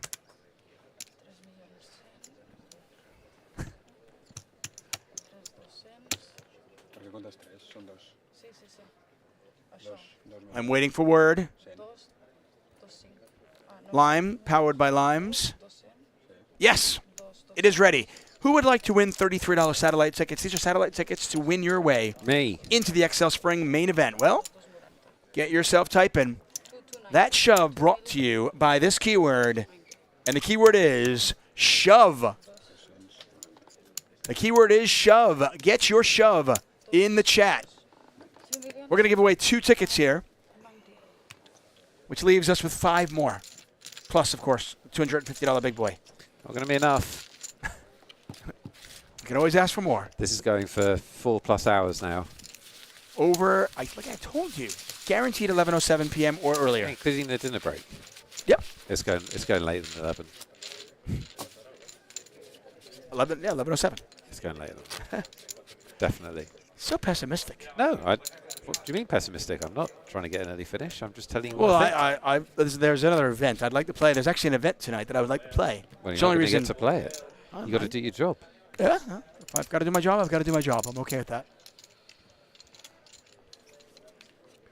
Get your shoves in. By the way, Win a ticket. If you're on YouTube, Jason Rock, awesome. I'm glad you joined us. But you have to go to Twitch chat. So go very quickly, go to Twitch chat, open that up, because we use a software algorithm. We use software generated by Twitch to randomly pick a winner. So you have to be on Twitch to win. YouTube, you are eligible for the London Thinks game.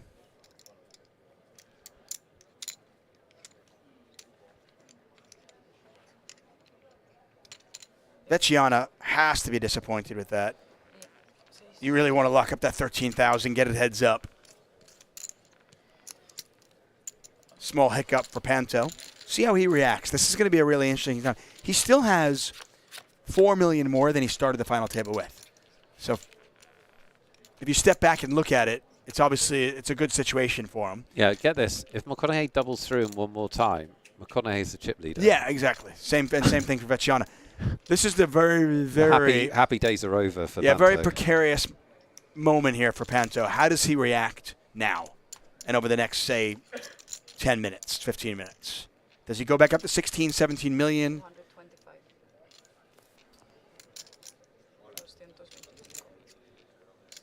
McConaughey's got a gut shot. I think you can call here. With a gut shot, you hit the 8, you know you're going to get paid. Maybe you can turn a heart into a bluff. You've got the 10 of hearts in your hands. Bink. Look at that. What a dream turn card for McConaughey. Panto hits top pair. McConaughey turns the set. I'm sorry, turns the nuts. Better than a set. Yes, Lime Ricky. Oh, Nelly. And look at this. Panto not slowing down. New chip leader. We very well might. Now, what's the play if you're McConaughey? Do you raise here, or Yes. do you keep the bluffs in and check it one? Just call and then check shove the river. No, raise. My co-conspirator here does like the raise right now. Panto showed a massive tendency to not fold on the first aggression. Like, he folds on the second aggression. So if he doesn't have anything, then fine. But a lot of times he has a pair, doesn't have to be a jack, and he doesn't fold for the first check raise. He's playing like he's got infinite chips, Panto. So are you min racing here? Yeah. Okay, so go to like 1.6 and then get it all into the river. 1.7 or something, and like he won't be able to fold the river, I think. 800, yes. I do love how McConaughey is covering his face and his neck, as if his opponents are staring at the tells.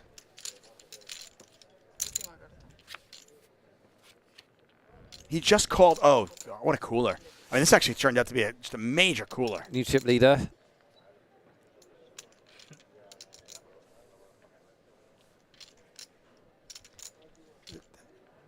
Panto's hiding.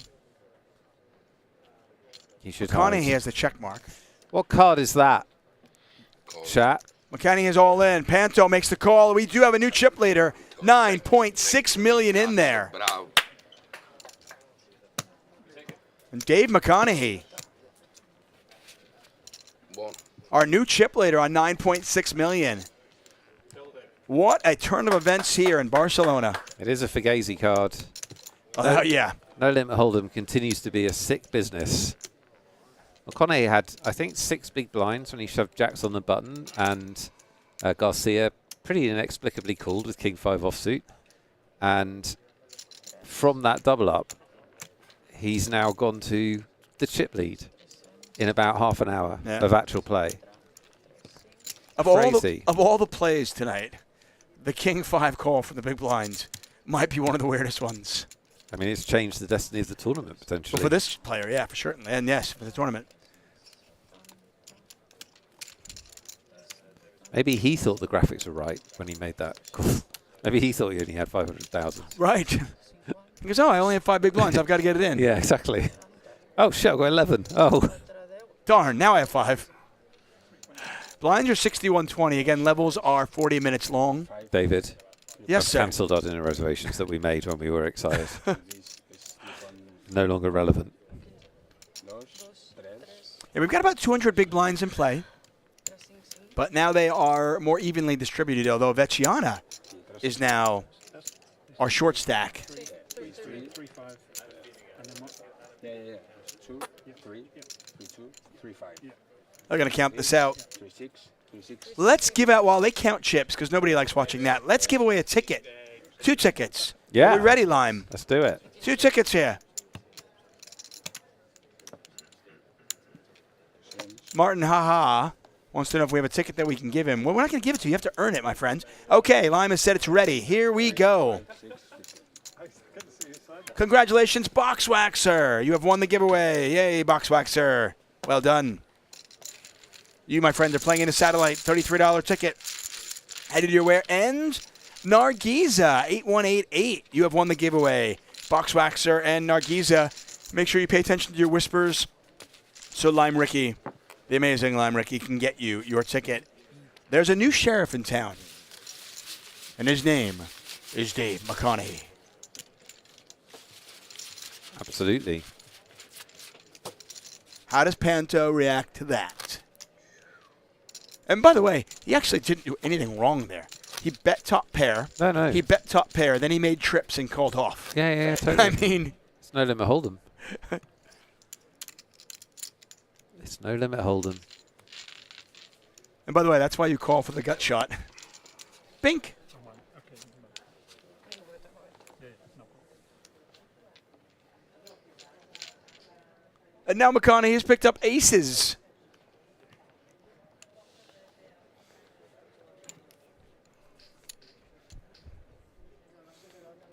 Let me put my glasses on.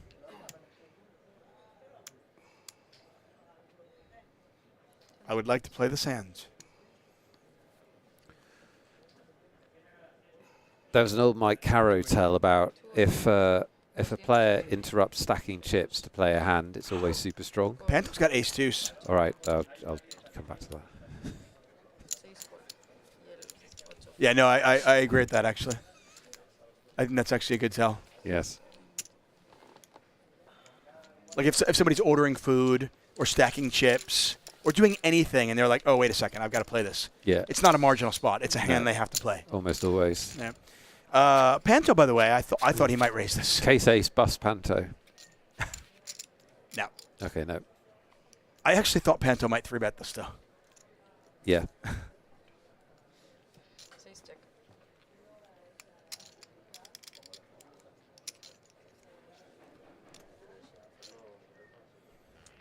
Oh, cagey check back by McConaughey. I don't understand the check back, though. Tell me about it. It's cagey. Tell me about it.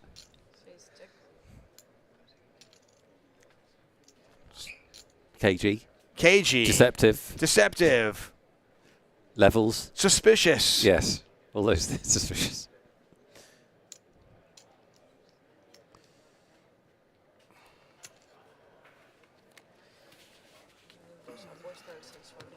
Now, this is a really interesting moment for Panto, and I think poker players can learn from this. If you're going to win a poker tournament, it's generally going to be a roller coaster ride. It's not going to all be up, although it did look like for a moment it might just be all ups for Panto. It is going to be a roller coaster ride. But he looks so sad. I really like. I like happy Panto too. I know. Sad Panto is really bad. Oh my God. But I think it's how you deal with that adversity. And I think if you can step back from the table. Badly. He's dealing with it badly. Look, he needs a hug. I think if you can step back from the table and kind of look at it and go, okay, well, I came to this final table. There were 9 players left. And I had 9 million chips. Now there's 3 players left, and I have 8.5 million chips. Yes. It's not, you know what I mean? Like, he came to this final table with 9 players and 9 million. Now there's 3 players, and he has 8.5 million. He still has more than 1/3 of the chips in play. You're the dude on the deck of the Titanic going, look, guys, we had several days of really good cruising. Yes, today hasn't been as good. There's been some sinking. But let's look back on all the good times. Panto is sad and nobody wants to see it. Yeah, but in this case, Panto's ship has not sunk. That's what I'm pointing out. The ship has not sunk just yet. I mean, it's just perspective. If you're Vecchiana, you're pretty happy. I'm in 3rd place. I've got good chips. Okay. If you're McConaughey, you're thrilled. Well, Panto, obviously, not thrilled.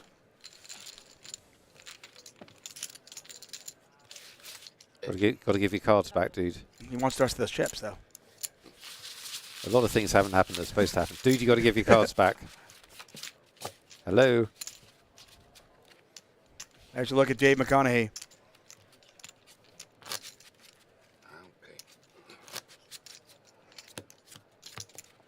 Can we change up some of these chips, by the way? We've got a lot of chips in play for 3-handed poker. Listen, Matt Savage is all about getting rid of the chips. I like the chip porn. It's just so slow. Like, he's still stacking from the handy one 3 hands ago. Okay. I like the chip porn, but I also like the players using their big. Like, if you're going to do the chip porn, cool. But can we use the dark blue ones at least? Sir.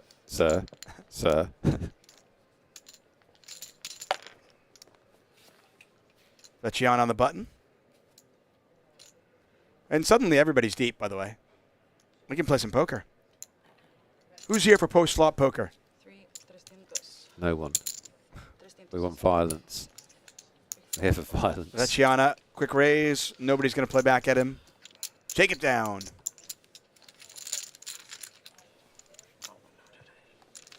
So we have 5 $33 tickets left to give away. We have one $250 ticket to give away. We're going to be here for the next 6 hours. Yeah, 5-6 hours. No, I already it's told harder. you. It's over in 4 hours, guaranteed. 15% chance. 15, okay. Yeah. You're going to give me 6 to 1. I'm not giving you anything.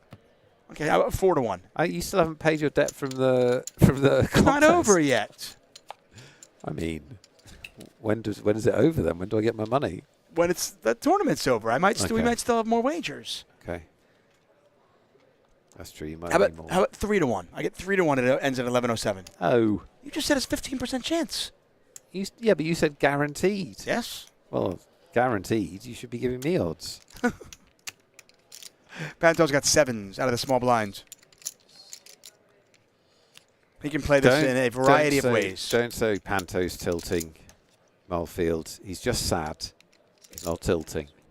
In all fairness, I have not seen any evidence that he's tilting. I don't want him to tilt.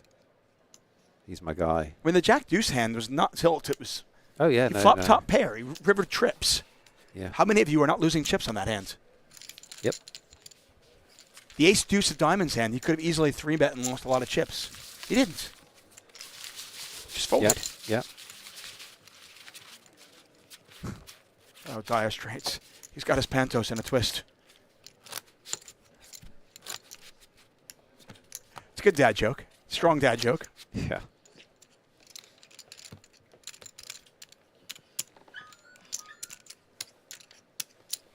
That's right, May 18th to 27th. What day is today? That's right. It's May 18th, folks. Oh, let's today, go. The XL Spring Series. It's the opening event today, which is a $109 buy-in. Get in on it. The main event is a $500,000 guarantee, $250 buy-in. Event. But Satellite's running around the clock to get into it. In fairness, I don't think Panto has many big chips anymore.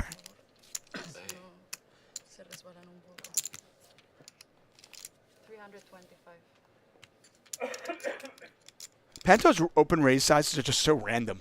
Sometimes they're 450, sometimes they're 325. Oh my.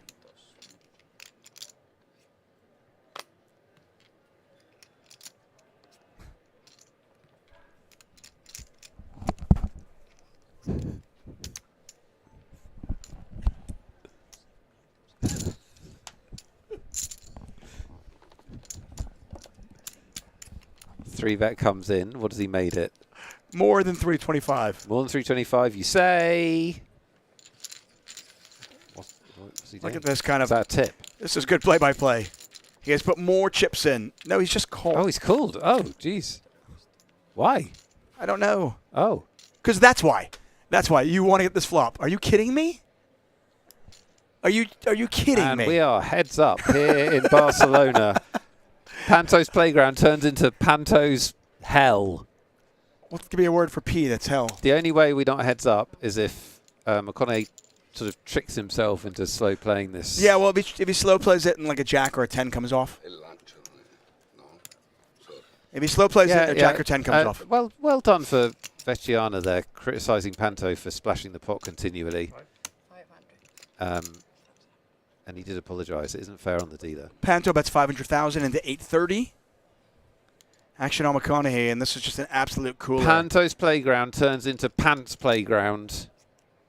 Panto's playground turns into Panto's pits. Panto's purgatory. Panto's purgatory. That's nice, Daradani, with that. That's pretty strong. Okay, I'll pass that off on my own. No, I don't like Panto's pile of poo. No, that doesn't work. That's just I mean, especially considering this is not a 3-bet pot. Did McConaughey just call? Oh, look my gosh. Panto's playground is back. We're back in the game, kids. What is McConaughey doing with Ace-King? We're back in the game. How does that just go check? How did that just go check bet call? Because he's playing deceptive until he's behind.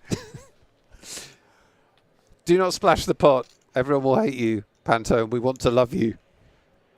Panto's playground is back, mate. Don't do it. The purgatory is turned into a playground. How does this happen?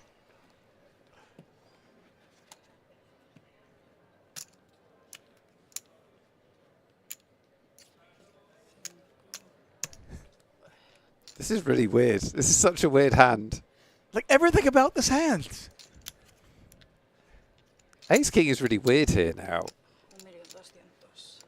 Well, yeah, because now it's. I mean, I don't want to say it's a bluff catcher. It's not a bluff catcher because, like, he can have. He can have another an ace. Yeah. But but it's weird. You Because can now also- you're like, what am I trying to get paid? Is he I mean, now I'm just calling. ever bluffing me? Well, yeah, I mean, I think there are bluffs, absolutely. But I think you're calling here. I'm not raising. And the pot is 4.2 million, and now I've got to like kind of evaluate the river depending on the sizing of the bet on the river. I may call, I may fold. Yeah, Panto can't get it all in, which is a little bit of a mistake here. Not for Panto. All Panto's done is bet, and bet. I mean, and I think here you go 2.4 million. Remember, you don't. Wait, he's going to bet. Is he going to bet, or is he just sticking around? I don't think he's betting, is he? I mean, keep in mind, Panto has no idea that his opponent is ace king. What's that? Did he just go like 200,000? And Panto wastes shoves. no time. Let's go, Panto. McConaughey just tried to bet 120,000. Now what do you do if you, No, just tell it. Just say it. Just say it. There you go. what do you do if you're McConaughey? Call. No, you have a queen. I thought. Mamma mia, minchia aveva sto K, bravissimo. Easy fold. Let's go. Read the real. Read the real. Bravissimo. Lucky time card. You got broke if it's another queen. Cambio de nivel 30, llegas 80.100. Nice lay down by McConaughey, Nice fold. I almost but folded but the really turn. I almost folded the turn. really not too much to.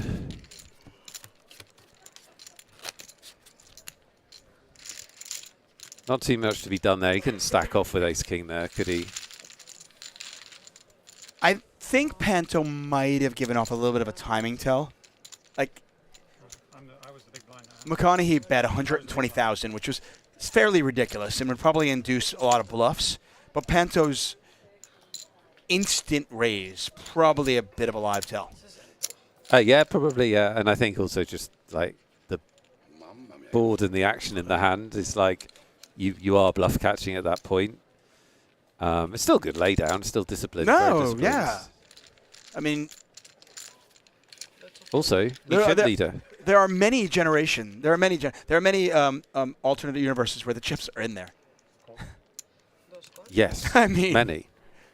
Like pre-flop, like just like I don't know. It might have gone 3-bet call, and then once Three bet call the flop, and then it's in. And then it's Yeah, in. yeah, That's what I yeah, yeah. mean. And then we get the queen on the turn for ultimate sickness. Right. That would have been amazing. I mean, from an entertainment point of view, not Panto- amazing for McConaughey. right, Panto probably should have 18.5 million chips McConaughey? right now. McConaughey. McConaughey. I mean, that's how I would say it. 500,060. Well, McConaughey's pumped, though. I mean, obviously disgusted that the queen came, but thrilled that he actually was able to get away from it. For the sake of the dealer, Panto's got to stop splashing the pot. It's like a bit unfair now. In fairness, I don't think he's being malicious about it. I think it's just that's his personality.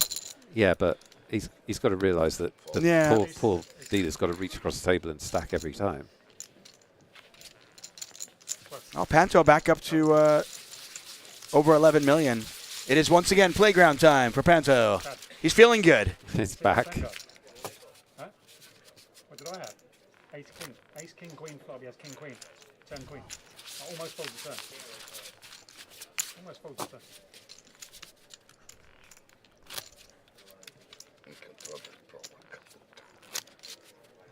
King on the river. You got broke. McConaughey is definitely one of those players who likes to really be in control, and I think that's one of the reasons why he just flatted with ace king, not just for deception purposes, just because he's like, I think I can outplay my opponents post flop, and I want to see what happens, so I can kind of control the narrative. I don't want to get into this massive flip, ace king versus nines. I don't want to get a ton of chips in there with ace king against queen 10, and then be outflopped. I want to control the narrative, and sometimes that can be really, really difficult in No Limit Hold'em because you are trying to control the uncontrollable.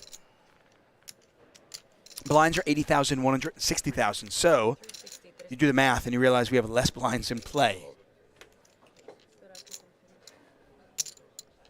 Again, there's about 23 million chips in play, so about 150 big blinds in play, which is not as much anymore. It's not a crazy amount anymore. 150. You might think that Vecchiana has just gone to dinner. Yeah. He just hasn't been part of this. Which, by the way, if you're Vecchiana, you're kind of loving He's going to be part of it now. He's probably going to be part of this one. But if you're Vecchiana, he's playing the short stack perfectly. Let you two get involved in every single pot. Maybe something happens and I can just squirt my way into second and then get lucky. Yeah. I mean, yeah. He's picking his spots. He's got plenty of chips, though. That's what I'm saying. He's fine. He's got 30 big blinds, More. and he's watching those two battle. Panto quickly calls. He does use his big chips when he has them. He's still splashing his chips. It's tilting me now. No. It does bother you. I don't know. On behalf of the dealer. I know. Does make her life a lot more difficult. It's This awful. pot, by the way, this pot's 3.1 million. Yeah. And Panto hasn't put tons of thought into it yet. See, he must have. Panto has something here. He doesn't have He garbage. he doesn't do this with nothing. But he's very unlikely to have the best hand right now. I think it's very safe to see that Vecchiano's got the best hand. What's the bet size? You want to keep him around. What are you going, 950?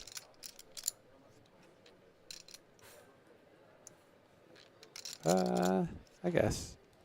950 and then get the rest in on the turn? I mean, if he's got a pair, he's not folding. So That's the whole point, right? If he doesn't have a pair.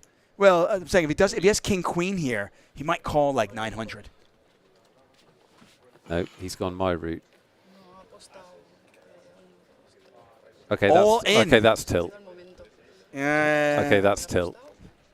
I don't know if it's tilt for him. Oh well, maybe I don't know. It's pretty tilty. He got Yeah. 3-bet with 5-3. I just think he likes to gamble. Yeah, Yeah. maybe he just likes to gamble. Probably how he has all the chips in the first place. He's looking for running hearts, a 5 or a 3. Vecchiana trying to survive here, and he will. Ace on the turn, and that is it. Vecchiana, our new chip leader. No, is he? Vecchiana, our new chip leader. Minchia, il 5 arriva e prende il culo. Il 5 arriva. I think Panto just had a read. He's still smiling. Abbiamo finito. You think he had a read? 5 arriva e prende The bloody terrible read. Yeah, I don't even know if it's tilt. I just think it's il 5 arriva. it's who he is. By definition, tilt is like when you play differently than you normally would play, right? Yeah, so you could. I think that's him.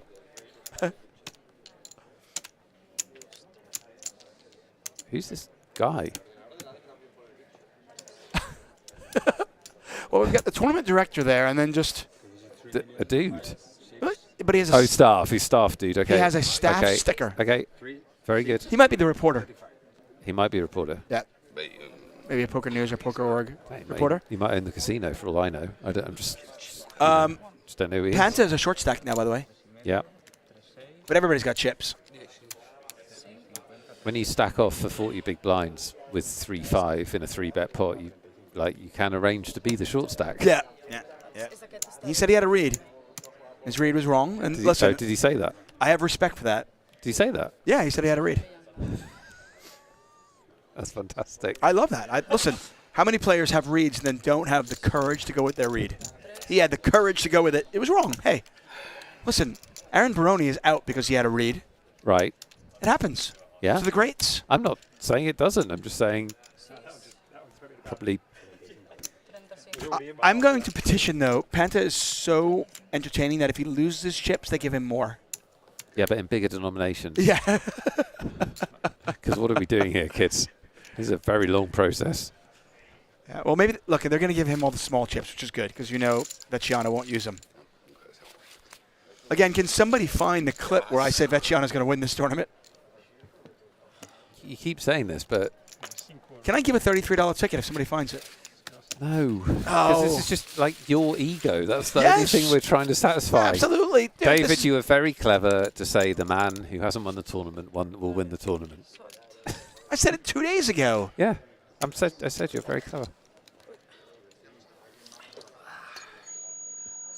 Lime Ricky says, if that ace hadn't come on the turn, we'd be heads up right now. Which ace? She's going back Okay. to something. I assume. I don't know what she's going back to.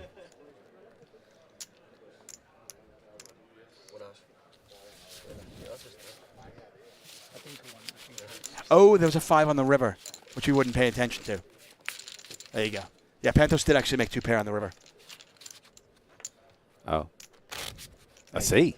We stopped paying attention to the Once the result of the pot was in. Well, once the ace came on the turn, I stopped looking.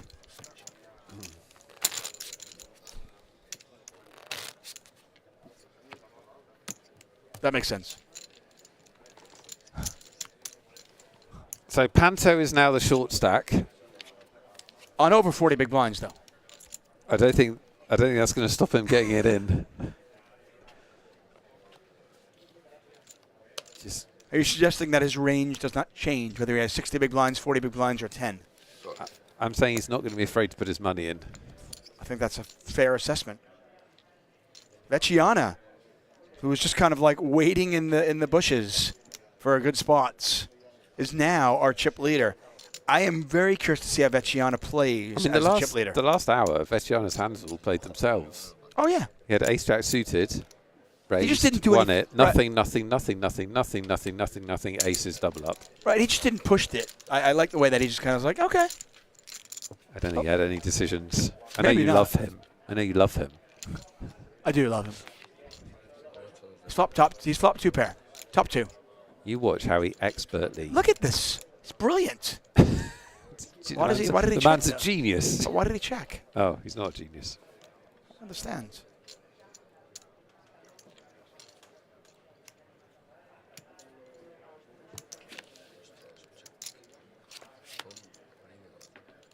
King on the turn. I am still a big fan of simply just betting when you have a hand. I know I'm a simpleton, but it's always my fallback. You have to give me a really, really strong reason to slow play. Otherwise, I'm just going to bet my hands. Yeah, my brain's been dumb. So McConaughey made a great laydown with his ace-king. So I was thinking, oh yeah, McConaughey's doing really well. But of course, he did actually lose the pot, so he had 6.7. In my head, he had more. He just should have lost more. Yeah. Feels like a win, but you still have lost the pot. Yeah. You can find us on Discord. Oh, by the way, the free roll has begun. It started 25 minutes ago. Make sure you're playing. Yeah, registration is open for another 10 minutes or so. Get in there. Password is BCN888FT. BCN888FT. We will likely be here to announce the cashing and even maybe the winner. We're here till midnight. 11:07 p.m. We're here till midnight because David Tupman guaranteed it would finish before 11 o'clock. 11:07. Yeah. Which means we're here till midnight. Hi, Tower. Hi, Fugs. Hi, Zildremo. Good to see so many of you joining us and chatting along. We've got lots of giveaways still, $33 tickets, and a big boy, a $250 ticket, which gets you into 500,000 guaranteed tournament on 888. It's just, I mean, every time you can just win it. $500,000. I mean, when you think about the bounty that'll be in that tournament, you have an opportunity to win over 100,000. Yeah, in one hand. I was talking to Viv about her plans for Vegas. I know that Eastie is coming out and playing the main event. I know Viv is coming out in mid-June to play a handful of events, including the main event. I'll ask the chat, how many of you are coming to Vegas for the World Series of Poker? Nick Wealthall, are you coming? No. Come on, Nick. Working. You can work from Vegas, you know. I suppose so. I mean, you work from home, right? Sometimes. So, you can bring your computer I have with to go you. and see my clients. They miss me. I have to go and Have see you heard them of and Zoom? remind them to give me more money. Have you heard of Zoom? No. Stop splashing the pot, dude. Jesus Christ, man. I love you, but stop splashing the bloody pot. I don't think you're saying it's not going to help. I'm going to go in there. It's only just over there. That's okay. I love you. I'm rooting for you. Stop splashing the pot. Donnie, you can go to Vegas for many, many reasons. You can go, there's great hiking there, shows, dinner, poker, whatever you want to do. Whatever your reason is, come on. Vegas is fun. Cultural edification. Yes. They even have sports I teams. want cultural edification. I'm going to Vegas. They even have sports teams now. They have a professional football team and hockey team. And apparently baseball's coming. Fox Force says, can we win tickets here for Vegas? Yes, you can, with certain conditions. You have to win a ticket, and then you have to win money in the tournament, and then you have to take the money you won in the tournament and buy your ticket to Vegas. Right. We can say that we are giving you a satellite to get into a tournament, which is a satellite to get into Vegas. That's not really true. Why is McConaughey folding his button there? What do they have? 8-7. I think he probably realizes. I don't know. Oh. I don't know. So we're playing 8160, which is a very demanding times table, isn't it? Yeah, there's about 150 to 160 big blinds in play, somewhere around there. We're not nearly as deep as we once were. Panto going to raise to 430. These raise sizes are enormous. And it does elicit a lot of folds. Like Vecchiana probably doesn't fold too often in the big blind, but he folds there.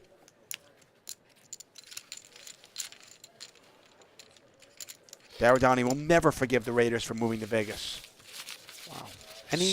Any slight surprise there's been no twitchings of a deal? There's a lot of money. Surely. Oh my gosh. There's two constants when you get me and Nick in the booth. You're going to bang on about ICM. I will mention ICM. ICM suicide. I will use the phrase ICM and suicide. you'll talk about pads.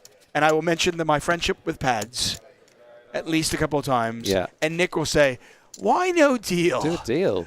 I would do a deal. Nick would make a deal. So there's 40,000 euros, I think, right, between third and first.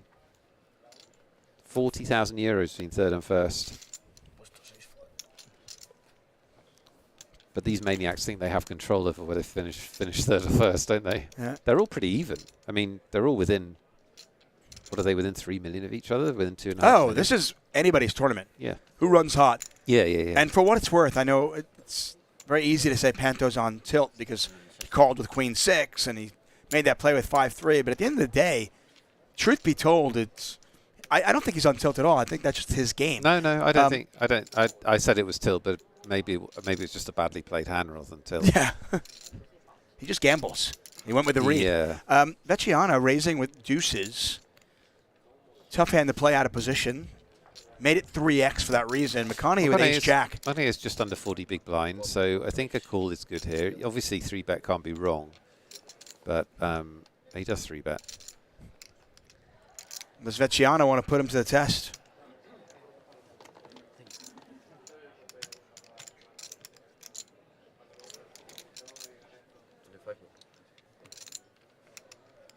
Yeah, I think Vecchiana just gives this up. There's not a lot of mileage and twos out of position. Go all in. Oh, there is a lot of mileage and twos out of position, says Vecchiana. He's got a call. Okay. So McConaughey does 3-bet with ace-jack. Earlier on, he did not 3-bet with ace-king against Panto. This time he does 3-bet with ace-jack against Vecchiana, who was the chip leader, by the way. And McConaughey gets a very favorable flop. There aren't many good flops for deuces. This is one of the worst ones. It's a pretty bad one. They're all bad. Unless they've got a 2 on them, they're all bad. Right. I mean, it's just... Might check this back if I'm McConaughey.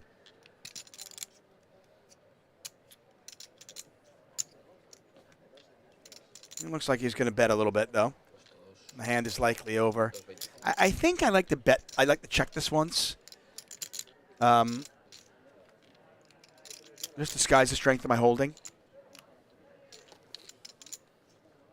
I'm just kind of way ahead, way behind. Yeah, but you want to bluff, don't you?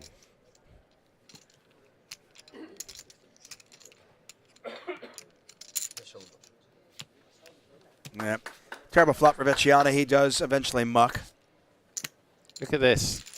8.7, plays 7.7, plays 7? Probably 6.7. Yeah, 6.7? Yeah, this is anybody's tournament. It is Poker Night, 888 Poker, Noche de Poker, El Festival. Three-handed here in Barcelona. Password for the free roll. Registration closing momentarily. Get in there. BCN888FT. Once again, it's BCN888FT.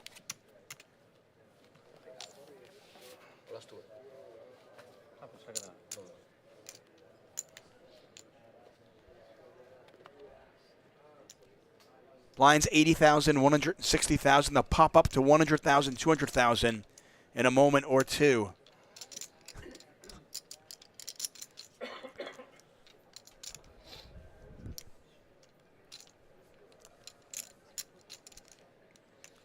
Vecchiano on the button with a premium.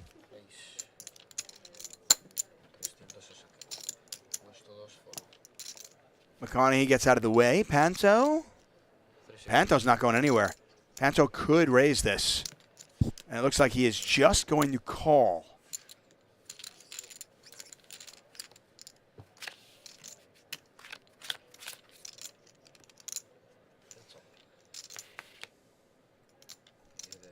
And an interesting flop, Vecchiano with the overs and the gut shot. Panto with the best hand and a gut shot himself. Nearly $1 million in the pot.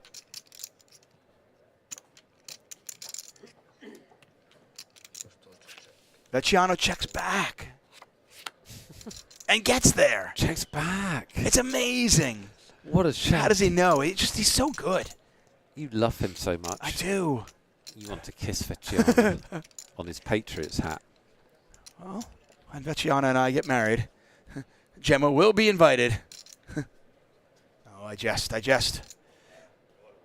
he's a good poker player. I appreciate talent at the table.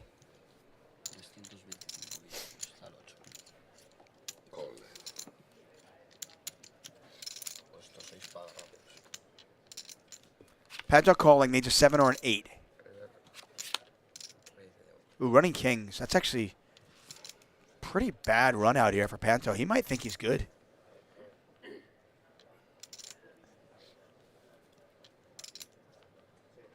Really good news for Vecchiano. Very bad news for Panto. Maybe a pot-sized bet here. Make it look bluffy.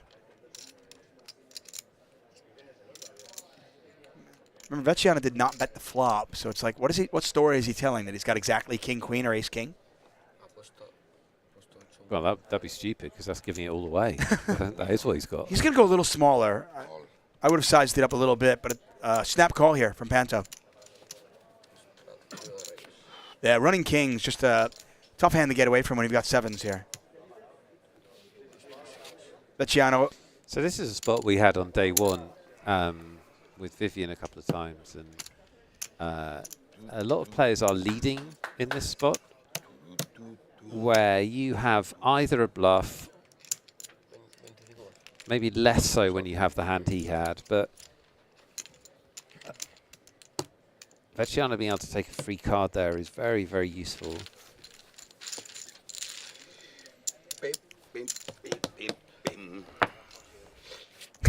I love this guy. I know. He's the best.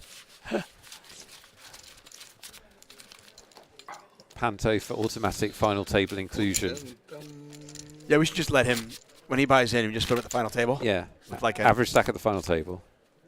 I kind of like him being like this overwhelming chip leader. Yeah. Yeah. I want to thank you all for being here. Got a big crowd. We've got a lot of giveaways still. 5 more $33 tickets to give away. We've got one big boy, the $250. That'll get you directly into the main event. $500,000 guaranteed in that main event. Free roll, by the way. Registration is now closing in 3 minutes. Get in there. BCN888FT is the password.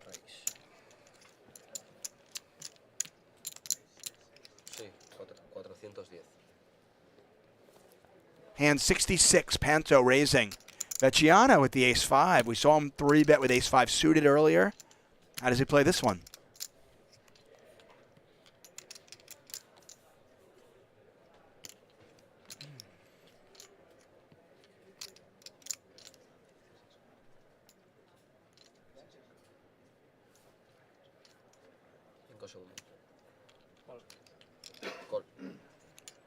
Vecchiano going to call in position. Just under $1 million in the pot.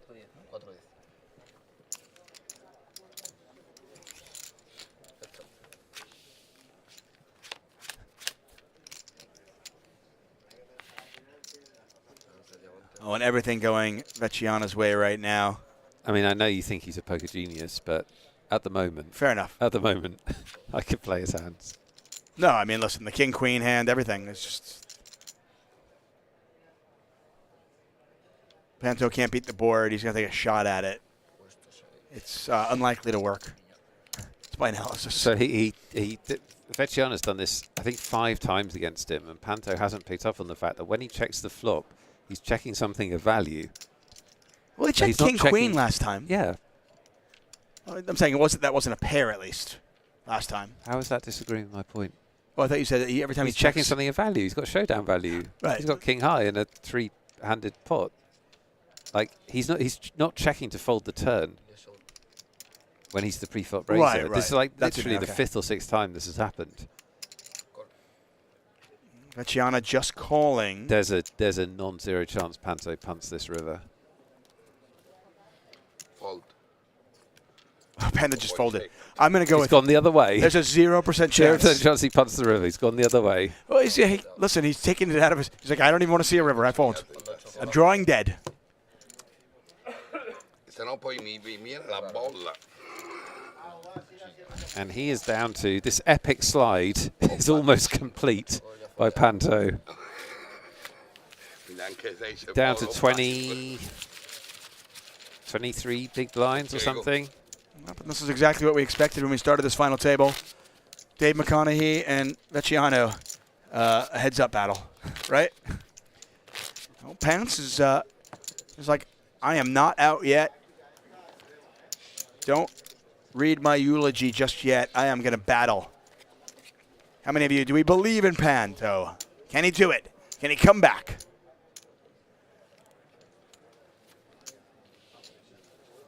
Panto does come back and win this. It will be epic. It would be amazing. Yep.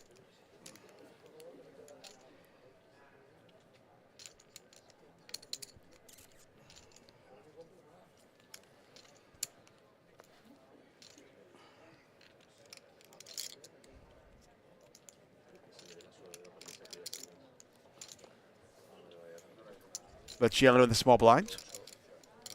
Gonna pop it up a little bit. Yeah, Vecchiano's starting to really pick up some chips, and I think he wants to put a lot of pressure on McConaughey.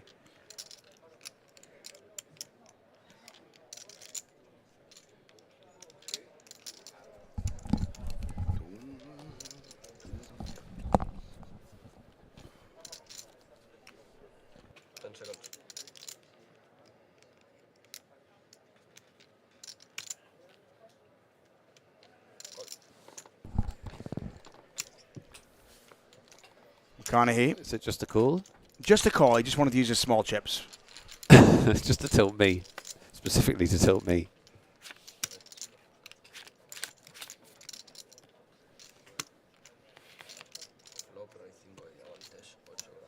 Jesus, this kid hitting flops is getting ridiculous now. Yeah. He's hit every flop.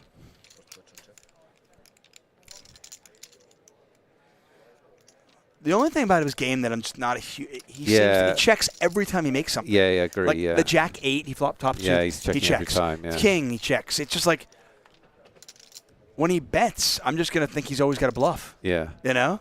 Now, he does induce a lot, but it's like... It's amazing how nobody's picked up on it. No, it's working, yeah. Right, the like players have not adjusted.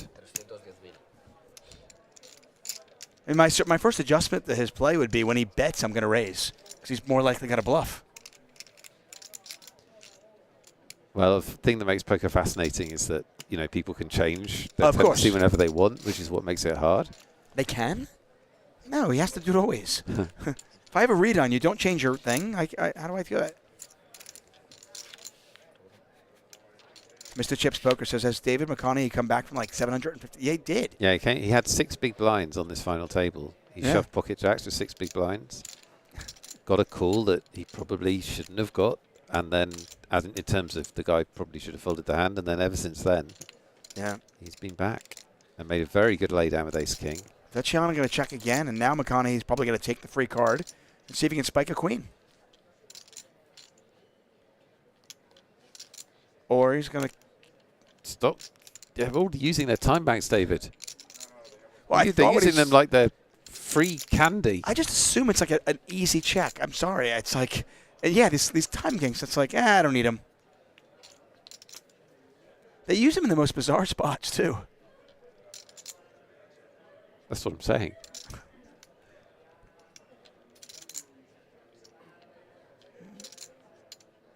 He is going to bet, though.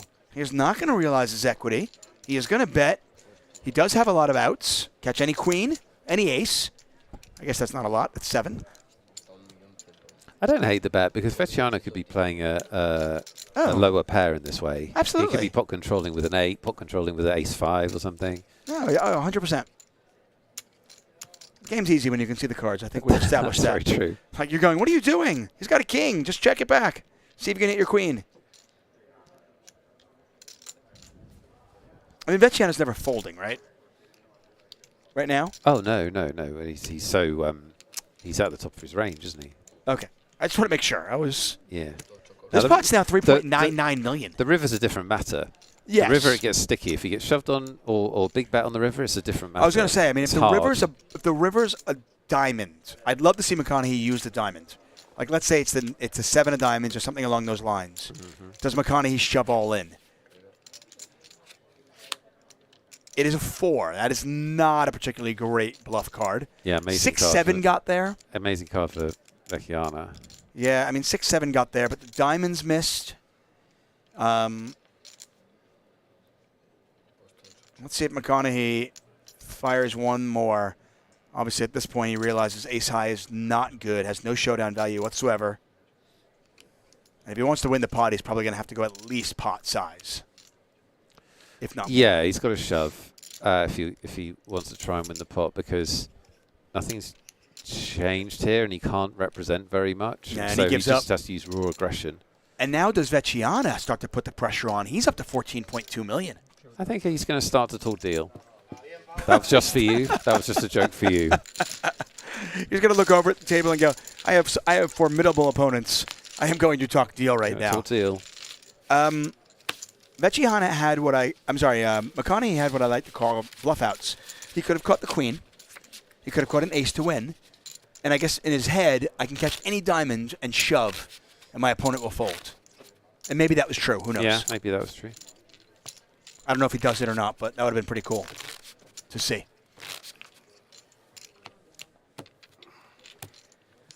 And now suddenly... Has Vecchiano just had a completely... I'm trying to think back over the final table. Has he had any kind of adversity? He's like... He had aces early against the chip leader when everybody else was kind of like gambling. Then he had king-queen where we were like, how is he calling? And then he turned the nuts. He turned the nuts. Basically. Yeah. It was a paired board. Yeah.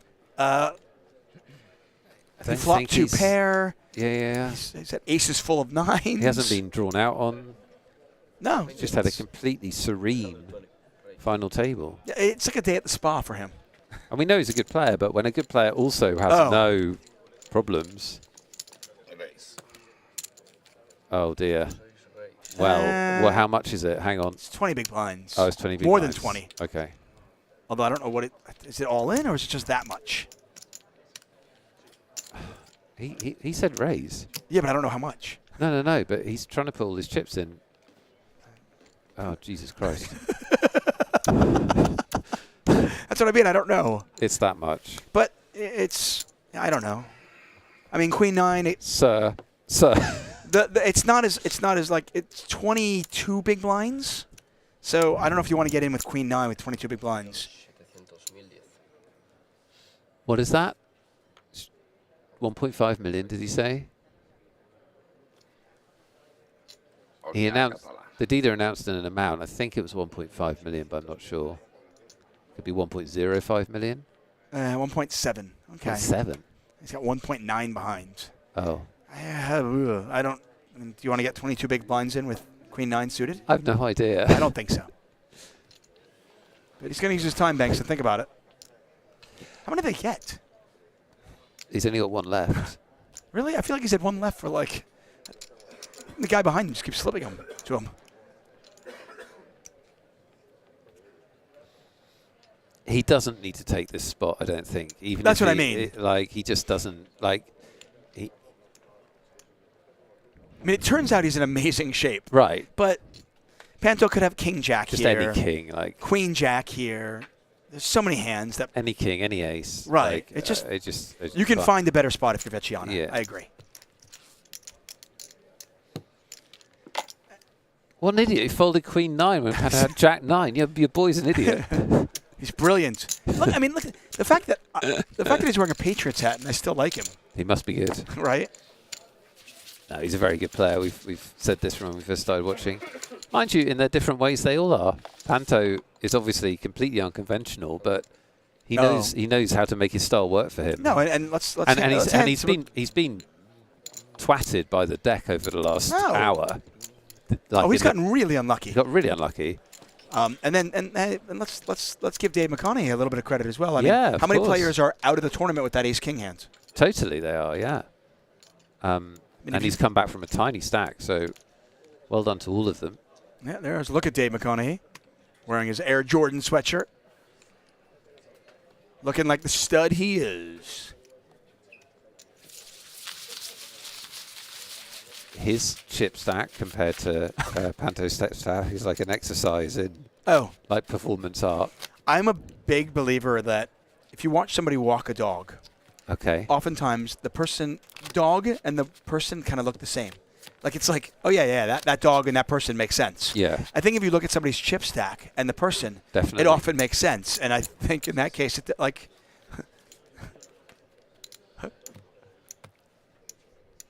So he's made stacks of chips there, but they're not all the same amount of chips. How many other? That's 18. That's 19. Like that's 22. Off one of them. No, that's what I said. That's this personality, 100%. A legend. Panto with Jack 7 suited. That much.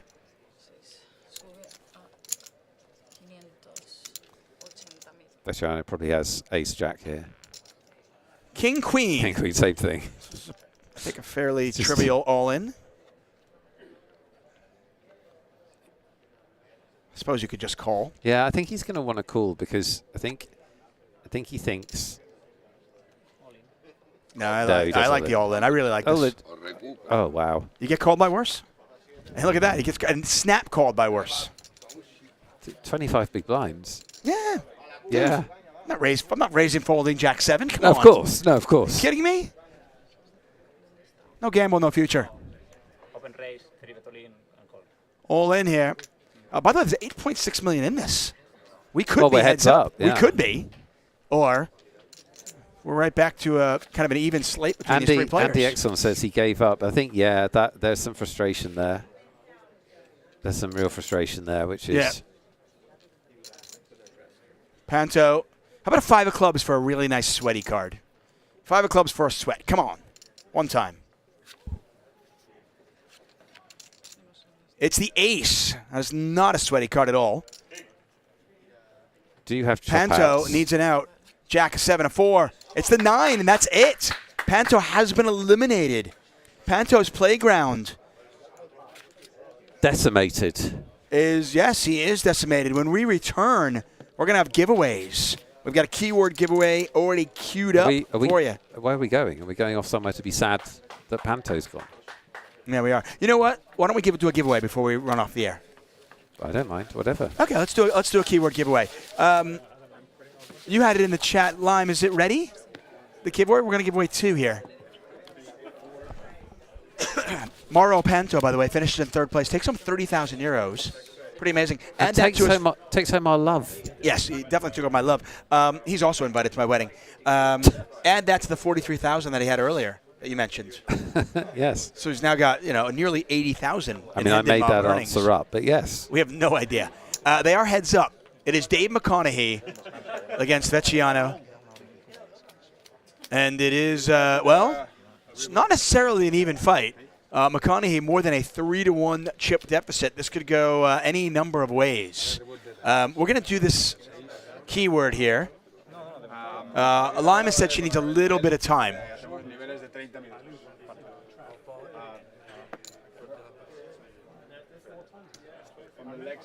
Okay, so Lime has to clip that hand. Okay, so let's go. We're going to come back. When we come back, we have glorious giveaways, and a lot of them, because we want to make sure that they're gone before the tournament is over. So you don't want to go anywhere. When we come back, heads-up action. We will crown a champion here in Barcelona.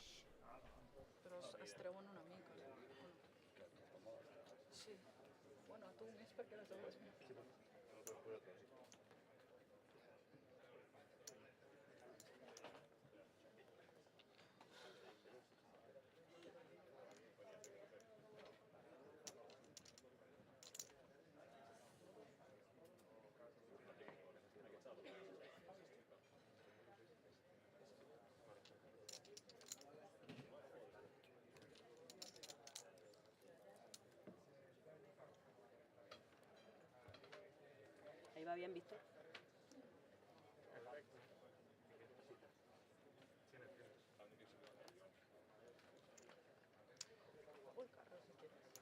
Te hago el carro de las cartas. Pues sí, porfa, que quede bonito así para la foto de César.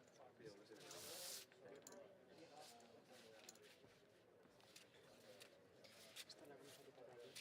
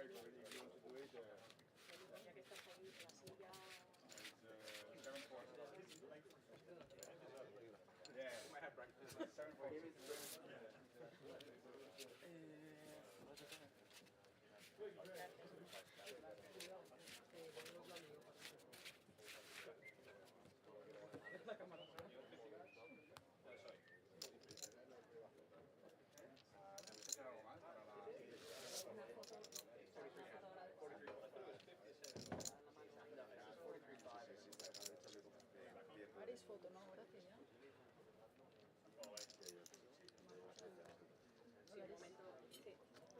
Can I take one photo together, please? Take a little bit. Yeah, it's early for dinner. It's 8 o'clock or something.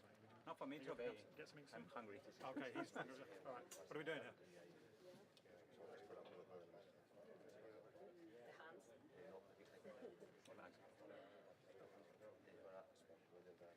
Thank you. I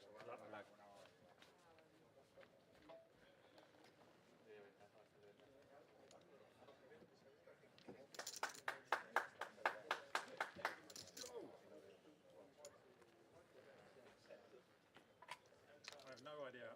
To be honest, this whole final table, I've got no concept of how many chips are in play.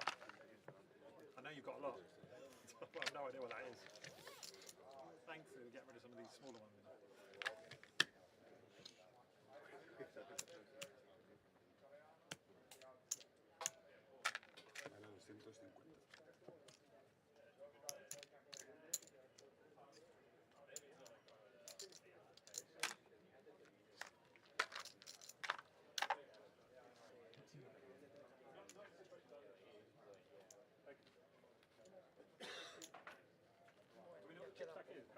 Count is? 5.4. Huh? 5.4, more or less. 5.5, yeah. And you've got... oh, if the average is 11, that means there's 23 million in play, so you've got 18 or something. 17, 18. 17. Cool. All right. Seems fair fight.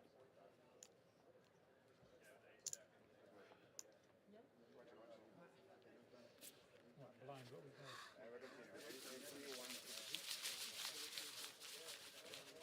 Might be. Am I small blind or big blind? Era, el botó s'ha quedat abans d'aquí. Hauria d'haver mogut al que ha quedat. Sí, ahí le tocaba ese botón. Sí, sí, sí. seguro que ella paga la gran. Ella paga la gran.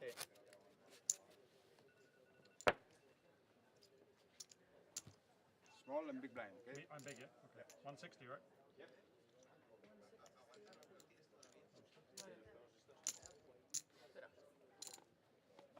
No, there's no ante. Stay Ah, there. yeah. What's your name, bud? Pau. Pal? Good luck, You? pal. David.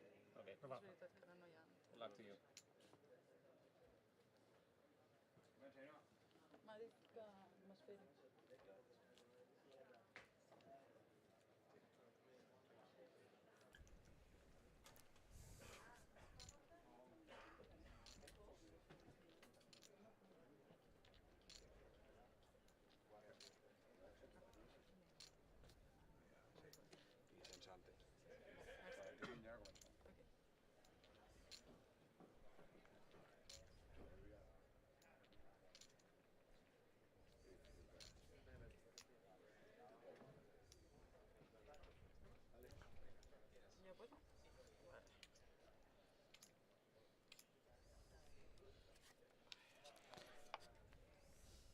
Hello, and we are back. That's right. Hello. In Barcelona, at heads-up play.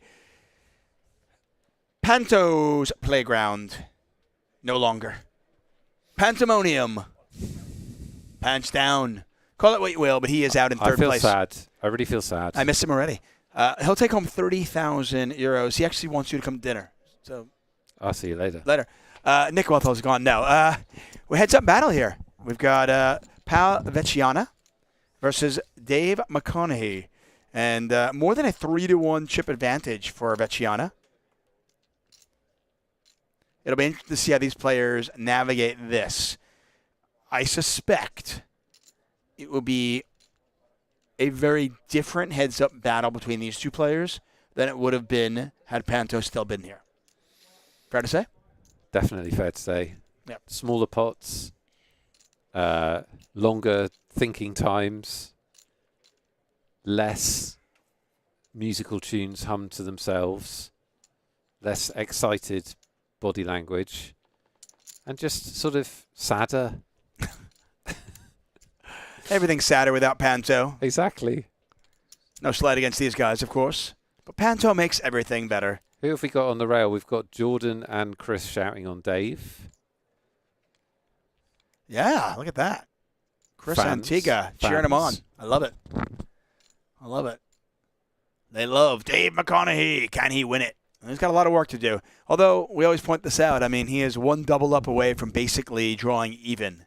Right, exactly. It's probably not going to happen in this hand, but who knows? We've got a keyword giveaway. Lime, is the keyword ready? We're going to give away 2 tickets here. Free roll, by the way, going on right now. Good luck to those of you. You've got a lot of pressure on you. Andre Pinta and Max, back-to-back winners of the free roll. Can you do it too? Double barrel here from Vecchiana. Both these players, by the way, have guaranteed themselves $43,000. The keyword is ready. Lime, let's run it. What is it? You're supposed to say what it is. It's pants down. I was waiting for you. I wanted to give you some work. Oh, thanks. Pants down. Get your pants down, everybody. Pants down. You do not have to have your pants down to actually win this. You Yeah, can keep you your do, pants yeah. on. You do. You have to be down. No, you do not. Yeah, they have to be down. Beautiful trophy. 888 poker. These 888 live events always giving out amazing trophies. If you want to increase your chances of winning, take your pants down and shout, "I love Panto." That will not help you. I'm pretty sure it'll help you. Let's find out who wins and then ask them if they did it, all right? Okay. Science. Nick Rothall single-handedly taking science back decades. How was that? Wow. That's not. It's a proper test.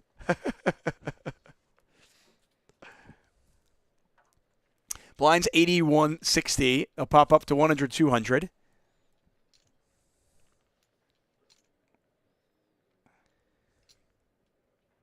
I still feel really good about guaranteeing that this tournament is over at 11:07 p.m. or earlier.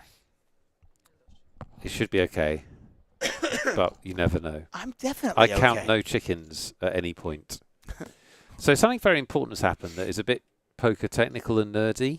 I I'm being told, I haven't been able to see the table, but I'm being told that we've taken out the ante heads up. Yes. Now, this is a very important improvement that we've made to the structure because in the last few heads ups we've had, there's been a lot of incentive for players to limp the button, which has made for a lot of smaller pots and very long, boring heads up battles. And so hopefully by removing it, we should get more action. And we've got a bit of an action board here, potentially. Yeah, it's really funny. Daniel Negreanu talked about this, and I know you brought that up once. He did. Your initial reaction to, oh, there's ante. Well, I should be more aggressive because there's more in the pot to go get. But in actuality, and what Daniel Negreanu pointed out, was really smart, obviously, he's Daniel Negreanu, was that because I don't want to fold any of my hands. Can't fold anything on the because button. I can't fold anything on the button. I have to limp almost everything. Because otherwise, I'm just limping my bad hands. Right. I can only raise basically with my really bad hands and my absolute premiums. And I'm limping a whole bunch of other hands because I don't want to ever fold because there's so much in there. And so what we were seeing in our heads-up matches was lots of limp pots with substandard hands for both players. So they didn't connect with the board. So the pots never got big. And the heads-up matches were not great. So I think we've taken out the ante. If we have, I think that's good. Yeah. So it's kind of weird. You take out the ante and the game actually goes a little bit faster because of that. But also, because the players are a little bit deeper with no ante, the levels are now 30 minutes long. Cool. Vecchiana raising here with the straight draw. Yeah, I really like it. And put a lot of pressure on McConaughey. And McConaughey's going to call with a gut shot. And the over. He hit one before. Yeah, he loves the gutters. Who doesn't love a belly buster? I was about to say, what does Vecchiana do when he misses? We don't know. We don't know. We haven't had a chance to find out this final table. Yeah, like chapter 4 of Vecchiana's book, which is what to do when you miss. What?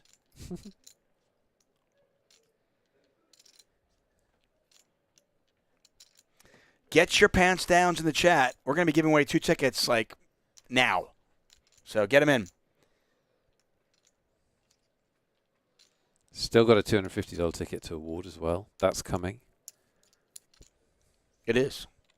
We've got to give it away. I'm not allowed to leave the casino with it. I don't see a lot of future for McConaughey here. There's 2.5 million in the middle, sure, but he only has a gut shot. And he doesn't have... I can't think of a like what bluffs can he make that have a chance of success here that get a better hand to fold. It's tough. Right. But he made the gut shot earlier, so he wants to use it again. How many does he have? I think they get more time cards heads up.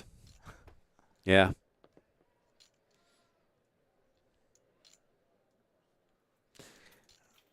We got rid of the ante. I'm going to petition them also. We need less time cards. We've got winners, David Tutman. We got winners. I love winners.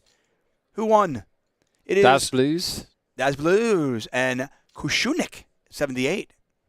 Well done, winners. Yeah, you've each won a $33 ticket. I mean, I feel like the players have mostly used these time cards in pointless situations.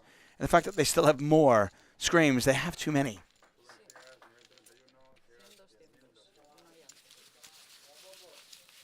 More than a 4-1 chip advantage, by the way, for Vecchiana.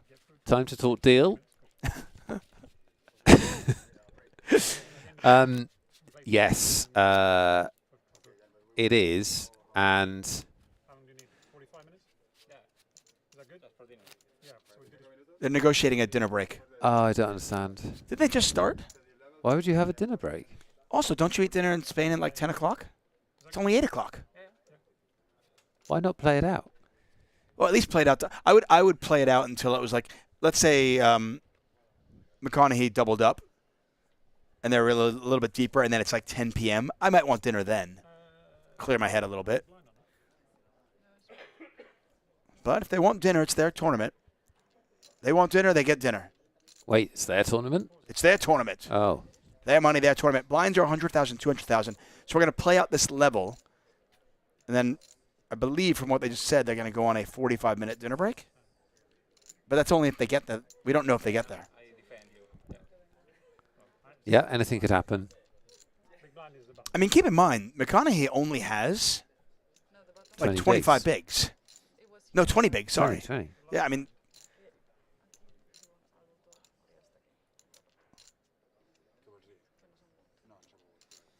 If you're missing Panto, if you're missing Panto and you want instant fun, go to us on Instagram. If you're missing Panto. Yeah. Who isn't? Just inject him directly into my veins. I think what would be really interesting here is if McConaughey changed style. So he's been playing like real kind of small ball, control the pot size poker. And I think it's kind of hard to have an edge on Vecchiana doing that. I'm not saying it's impossible, but Vecchiana is a really good player and he also likes to play that style from what we've seen. I think with 20 big blinds, you can, you know, start shoving. Yeah, the hardest thing for many poker players, I think, is the ability to be honest with yourself and the ability to honestly assess one's ability. You know, the whole like, well, I should be upping my variance because my opponent might be better than me or more experienced than me. That's really difficult and frankly, also hard to figure out. You don't even know based on what you've seen or based on what we've seen. We still have 3 $33 tickets and one $250 ticket left.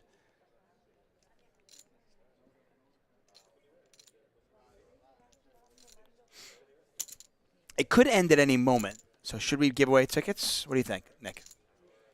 Or are you fairly certain we're going to be here for a little I'm while? absolutely certain this is not going to end at any moment. The flop comes out 6, 7, 10. It still doesn't end.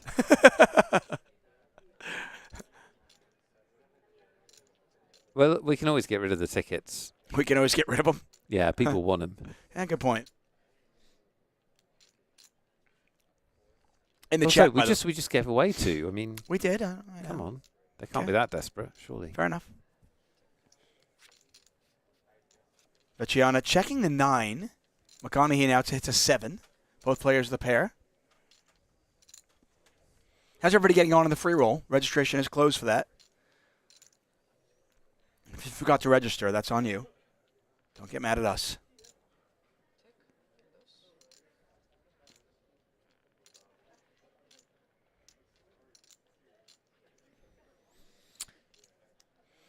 Just a word on Dave McConaughey. Yes. He's a very experienced player, very experienced live player. That's pretty obvious. 900K in tournament earnings, including a couple of results in 888 tournaments. Significant cash in Coventry in October last year. Oh, so it's on a hot run. And also a 4th in the UK PL in Reading last year. Look at that. Yeah. Okay. Like I said, the guy's a stud. You did say he's a stud.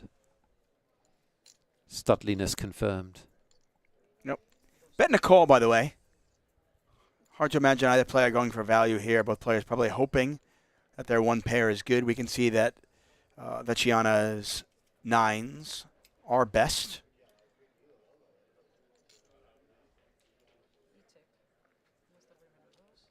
Does go to showdown. And Vecchiana's going to show McConaughey the bad news.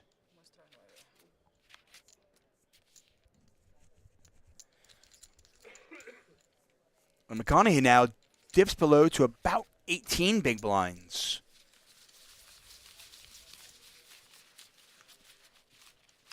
Yeah, he's a good player, experienced player. I'm sure he'll know that at some point he's going to have to start ripping it.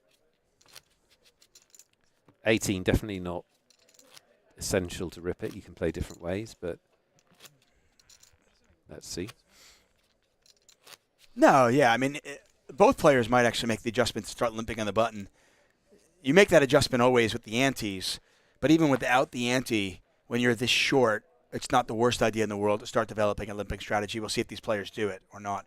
Vecchiana on the big blind with ace-5. Ooh, McConaughey with ace-queen. The chips could go in. They don't have to, but they certainly could.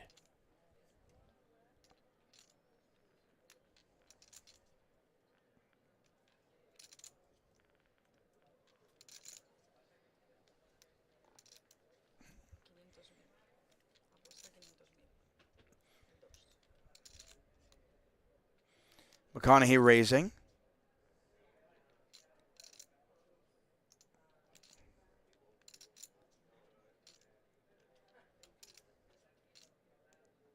Do the chips go in here? They do. What a dream scenario for McConaughey. It looks like he is going to get the full double up. Well, 27% of the time, this tournament's over. Yep. Is it over here? It's got to hold. McConaughey raising, inducing the bluff, ace versus ace, under 20 bigs. 7.5 million in there. This is a very significant pot for obvious reasons.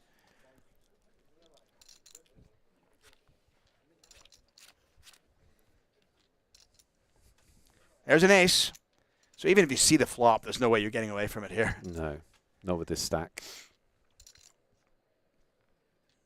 5 ends it. There are some chop outs. Nothing now, though.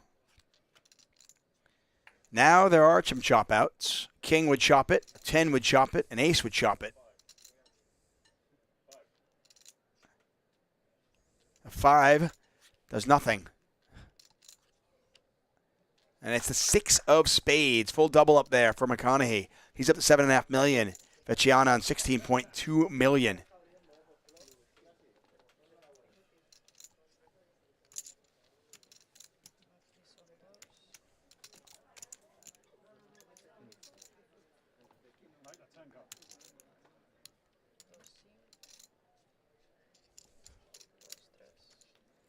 Not a Let's Go Dave's. I mean, they're all from Nobody Chris, but he'll still take it. Yeah. McConaughey on a run. I didn't realize. So very impressive to have done so well in the UK. Not a surprise. I mean, it's obviously he plays poker. He's obviously quite good. And he's got a formidable opponent across the table in Vecchiana. And as Argentum points out, this is starting to look like a battle. Yeah, absolutely. There aren't as many chips in play as you might think, as the blinds have escalated. We've only got about 115 bigs in play. Most heads-up matches end when there's about 80 big blinds in play, 70, somewhere in that neighborhood. Obviously, there's outliers.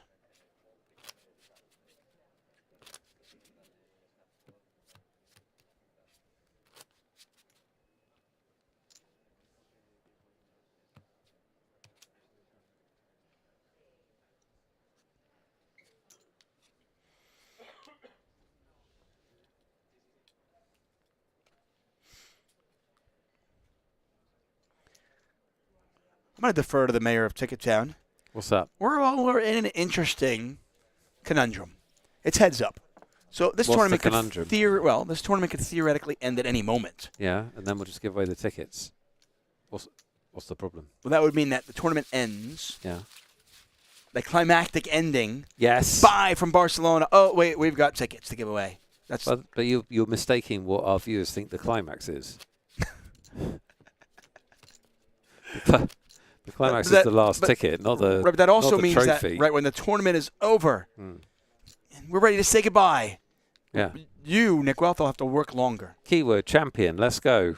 Run it. Boom. We're out. Well, in that light, though, then should we play a game of Dave Thinks? Because that one takes a little longer. You being Dave. I am Dave. Or Tuck. Either way. You call me whatever you want. I'm going to call you David like your mama did. There you go. Because that game might take longer than the keyword game. Yes, but that game's for the big ticket. It is, but... But when this gets to dinner break, as it inevitably will, how are we getting them to come back? Ooh. There's no way this finishes before dinner. No chance. You keep saying that. 0 chance. 0%. There's a 0% chance. It's less likely now, of course. It is likely. far more likely. Far less likely. Oh, sorry. Nick is very calm about all this. Lime is not. Lime's, has that positive innocence. I mean, you realize of a woman who thinks a tournament can just end really quickly. If this flop was King 7-3 instead of Ace 7-3, but it isn't. A lot of chips are going in. But it isn't, and it won't be. Instead, it's just 3 hearts and no chips are going in. Now that they've decided to have a dinner break, we're screwed for finishing it before dinner break. That's just the way it works. Right. Okay. Trust me. 45-minute dinner break. What can you do in 45 minutes? Go to the casino restaurant, order some food, get sleepy.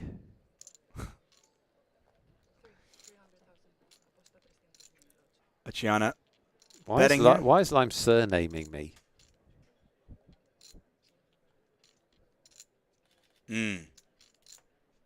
She's surnaming me. Oh. Wealthall, she's calling me. Game Changer asking if the players have a choice.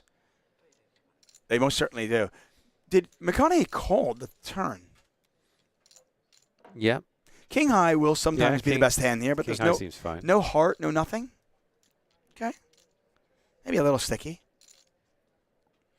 Heads up, man. No, this is a pretty easy bet here from Vecchiana. I mean, 2 pairs, very, very strong hands. And now McConaughey's hit a king and might actually lose some chips.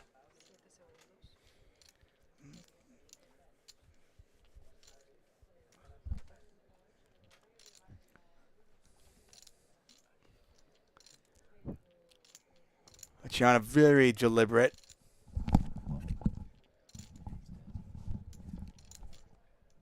I do maintain, I think that the time extensions are meaningless if they have limitless ones. That is true. I'm going to take the difficult decision to use one of my 800 time cards.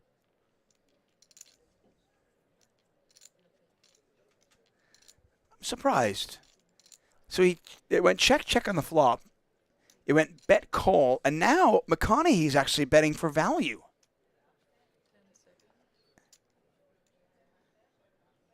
Right? Yeah, he's betting for value with a king and gets snap called by 2 pair. Look at this. Vecchiana gets value from his opponent when his opponent bets second pair. Yeah, and it all seems fair enough, really. Yeah. Probably quite a good bet on the ends. He bet pot. The second pair, no kicker. Yeah. Maybe trying to make it look a bit bluffy. I mean, it's a very hidden 2 pair and very unlikely. You know, you can't play results, can you? Very unlikely that he had 2 pair there. Right, or an ace, I guess. The only thing is, as we've discussed,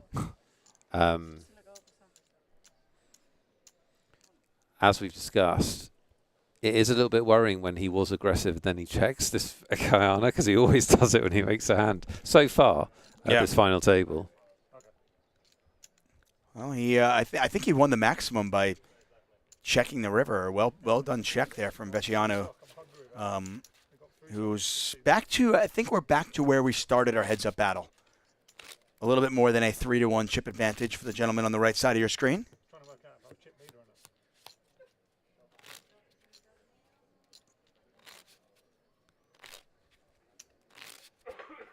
So apparently the players are going to play this level and then another 30-minute level before the dinner. So they are going to give it a little chance. They changed it. They changed it. So we're going to play a little bit more poker. Sanity prevails. In light of that, should we do a giveaway, Mr. Mayor? In light of that, we can do the big boy giveaway as soon as I've thought of a question, which I'm just doing right now. So this one is going to be, first of all, he thinks of a question. I will just throw out the rules out there. It's very simple, but it means a lot. So I want to make sure that you get it right. You can answer the question in YouTube or over on Twitch. You can only answer once. One answer. That's it. You can't answer once in each chat. You can answer once, and Lime Ricky rules the chat and rules these contests when on Iron Fist, so don't mess it up.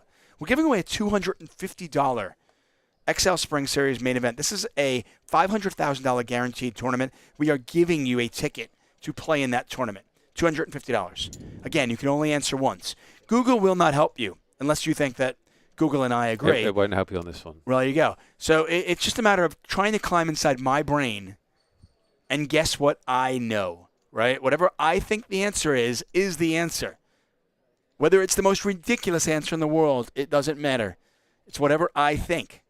Hence the game being called Dave Thinks. So we're going to hand out, we're going to do this $250 contest, and we'll hold on to these $33 bad boys. So it's time to make this all about you, David Tuckman. It's so uncomfortable when you do that. I know you hate it. Ugh. You will soon be flying to America. Yes. 13 hours from now. Chat, your answer must end in a 0, or I give Lime the right to disqualify you. Your answer must end in a 0. Probably double 0, actually. David, how many miles will you fly this year? How many miles will you fly in 2025? Okay. Chat, how many miles will David Tuchman fly in 2025? Okay, you cover the Nearest wins a $250 ticket for playing a $500,000 shut the front door tournament. Lots of luck. I hope you win it. Remember, Jeddah has already won one, so he can't take your fun away. Dow Donny, however, has not won a ticket today or tomorrow, so he's a big threat. But maybe it'll be a new winner. Answers in round numbers to make Lime's life at least tolerable. How many miles will David Tuchman? Well, how many miles does David Tuchman think he will fly this year? As we see, Vecchia cool here with a queen overcard, backdoor spades, backdoor straight draw, and the queen might be good. We're playing heads up poker after all.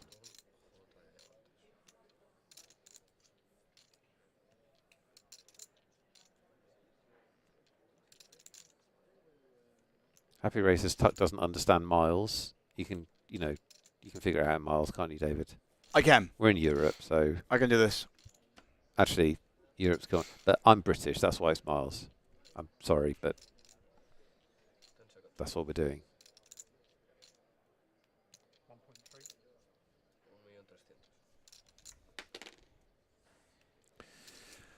So McConaughey's betting here. Presumably not to get a pair to fold, because that doesn't happen very often. Presumably to get value from king high, and maybe queen high, and maybe draws. Jack pairing the board does make it more likely that the ace is the best hand. We can see that that is the case. My answer's in. David Tuchman's answer is in. Wish you luck, players.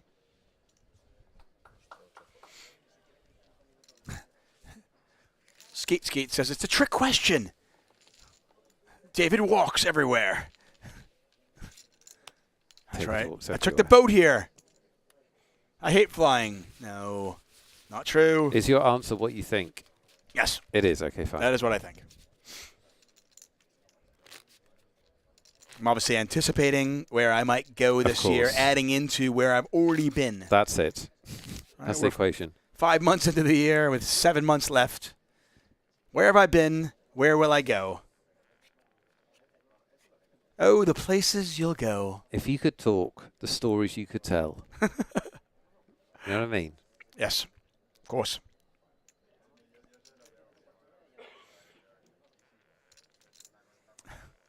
Lime. It's official. Nick and Tuck both hate Lime today. No.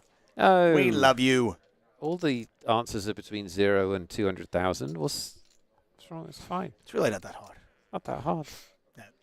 Just guess what David's written down here and you win. Right.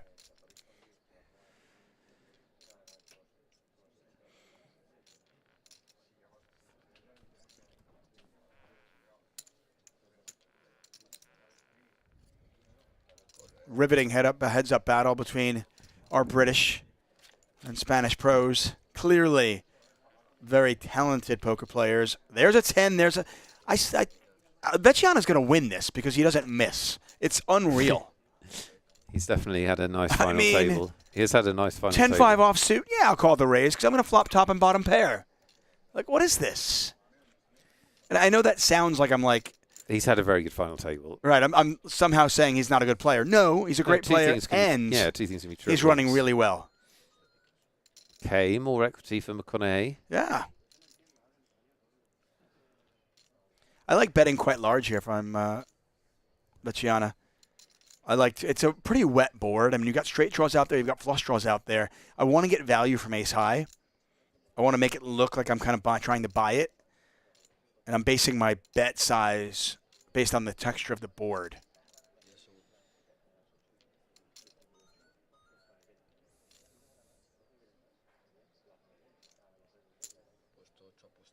I also want to build a pot because I happen to have it. He's going to go 300,000, so he goes 75% pot. And McConaughey's actually picked up a huge draw. Can win this with an 8 or spade. And he might think that he can win it with a jack or a 9. He doesn't know that his opponent has 2 pair. Yeah, absolutely.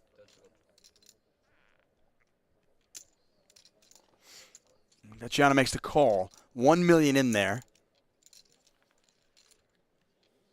8 or a spade for McConaughey. It's a 4. Not really much going on there.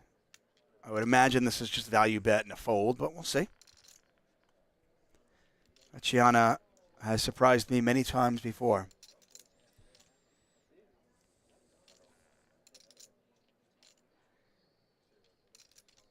Now, these players are very deliberate. So we're playing 30-minute levels. So heads up, you'd think you'd get a lot of hands in per level. Not at this pace of play. But we might only get like 4 hands in a level. Yeah. It's pretty slow, unfortunately. Stark contrast to the way Panto plays. I miss him. He was everyone's favorite. Oh.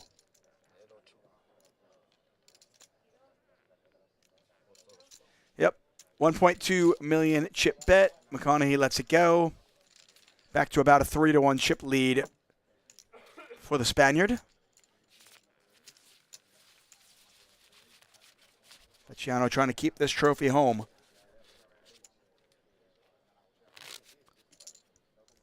UK and Spain have had many battles over the years. This is just another one.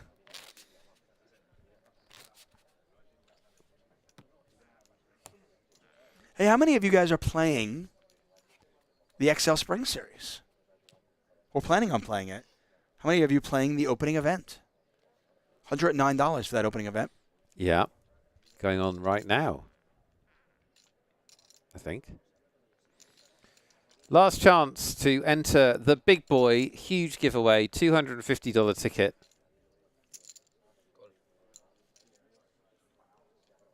You need to guess how many miles David Topman thinks he's going to fly this year in round numbers. How many miles does David Topman think he will fly this year? If you're closest, you're going to be playing the XL Spring Series main event. Wit woo.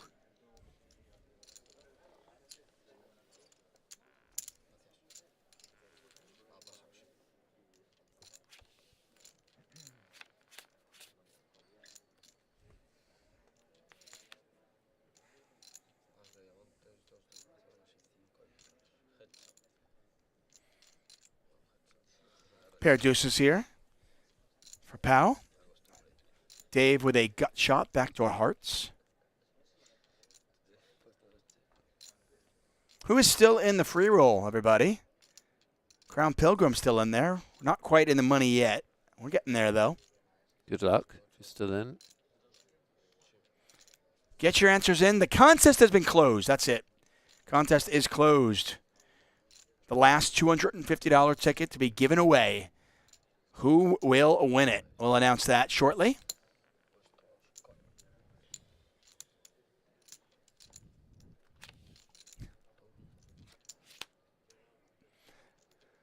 Once again, McConaughey picking up a draw on the turn. Can win this with a 4 or a heart, or just getting Vecchiano to fold, which certainly could happen.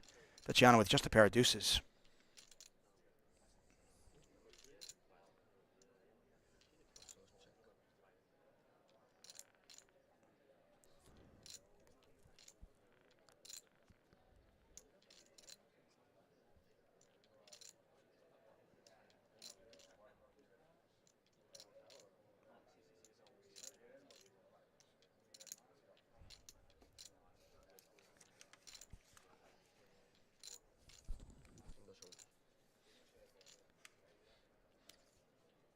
I mean, it does feel like they're taking almost all of the time, every decision. I don't quite understand why they're acting so slowly.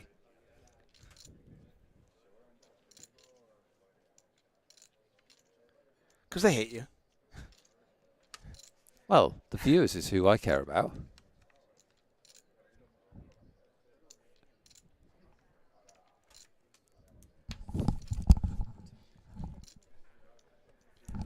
Vecchiano betting 500,000, and look at this, McConaughey dialing up the raise. I do like it. I think if you're going to continue with this hand, play it as a strong raise and really put the test to Vecchiano. Vecchiano probably wishing he had checked it back. He's getting 3-1 on the call. He's, obviously realizes his opponent's going to have some draws, but he does have the jack of hearts. You don't really want to have that heart in your hand. You'd rather it be in your opponent's hand. You also realize that even if you are ahead, your opponent's got a ton of equity no matter what they have. Well, ton of equity and then also a ton of bluffing equity on the river. Like, there's so many cards that can come that you just have no clue whether your pair is good or not. Big hand there. Which is what makes heads up very difficult. The ranges are wider, makes it really tricky.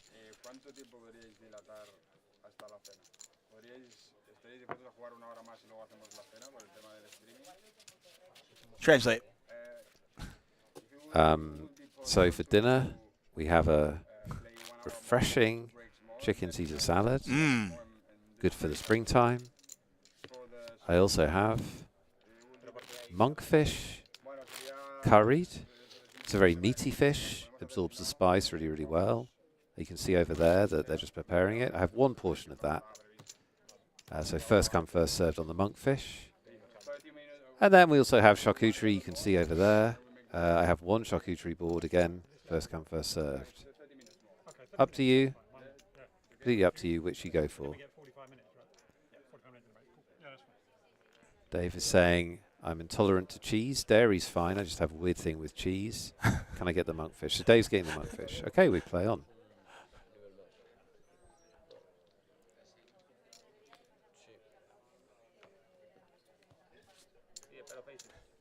Huh? I see a pair of aces.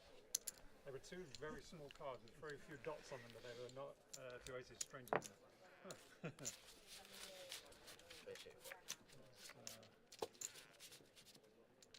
an ugly one. Hopefully you've had aces. Powell still with a more than a 2-1 chip lead, but this is You beat 4 high? one of the high points of David McConaughey. Was on 37 big blinds, $7.5 million.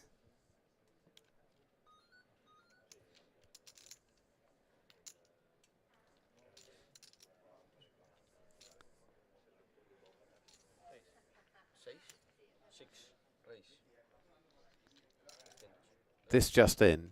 Yes. How to pronounce Dave's surname? McConaughey. McConaughey. And that's come from Emma Mac. C, no relation. Are we sure there's no relation? That was a joke. Oh. I think it's near certain that it's a relation. Believe it or not, I've actually been told by some people how to pronounce some people's name, and I'll be like, oh, that's weird because they told me to pronounce it this way. Okay. And they'll be like, oh, well, they're wrong. But, oh, you're telling me that they're wrong, they don't know how to pronounce their own name. But if Emma is related to Dave, then I'm certain Emma probably knows. So thank you, Emma. Appreciate that.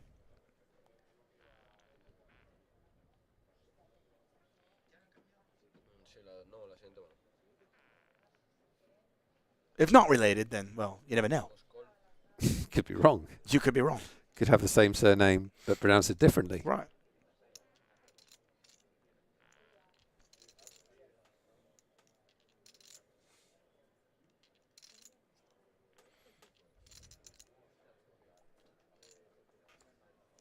Either way, thank you for your contribution. We do appreciate it. We closed the contest. We're gonna be announcing a winner fairly shortly. Blinds 100,000, 200,000. I believe they're gonna pop up to 120, 240, maybe 153. I'm not sure exactly what the next level is. We'll find out. Get a raise. Get a quick fold. Again, no antes in this heads-up battle, but levels are just 30 minutes long. How did we get here? Well, we got here very quickly. Came back today for the final table at 4:15 p.m. local time. That's just 4 hours ago, 4 hours and 21 minutes ago, to be exact. And Panto did most of the work. Panto eliminated most of the players, but a couple of hands, a gut shot later, and Panto found himself out in third. He took home 30,000 and our love. Very much so. And we are here heads up between these two beasts. Blinds are 125, 250. I was wrong on both counts. Blinds are up. We now have less than 100 big blinds in play.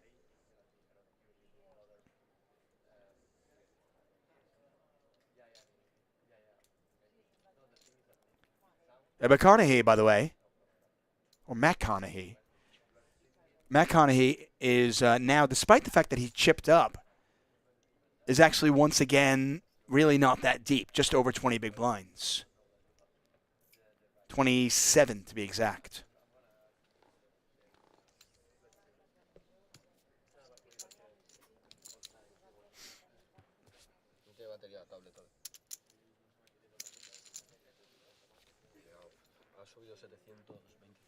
Vecchiano, by the way, does not have a folding range in the button, despite the ante. Ah, yes. Oh, he did fold. You're wrong. Right, but he limped in. Oh, there was a raise? Yeah, he limped and then there's a raise.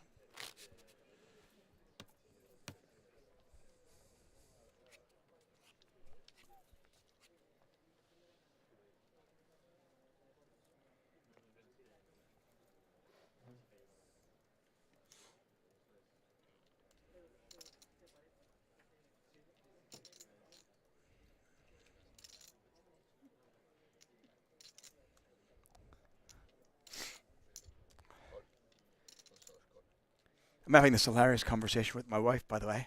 Oh, yeah, what's going down? Bears? No, so there's just like a spring hockey game. And my kid's hockey coach, apparently his wife had a baby. So they've reached out to me to ask me if I could coach today because they know I'm a hockey coach. I said, fortunately, I'm in Barcelona. I can't coach. Fortunately, I'm in Barcelona. Can't coach. Shut up about hockey, David Tuckman. We've got 2 real hands. Okay. Things are about to happen. Hold your story. There's going to be a bet. 90-second tank.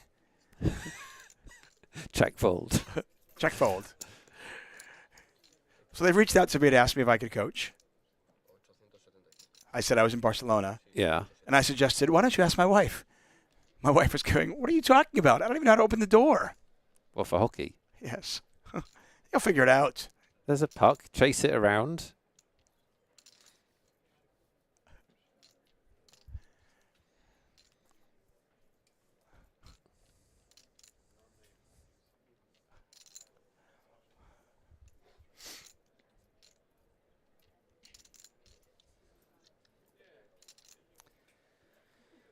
Back over to McConaughey. I hope I'm getting it right, Emma.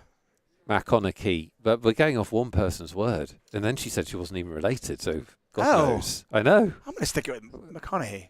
Are you? I feel like I'm close enough. Wow, what a play here from Dave, though.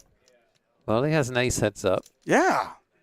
And he's saying, I mean, but he's like 27 big blinds deep.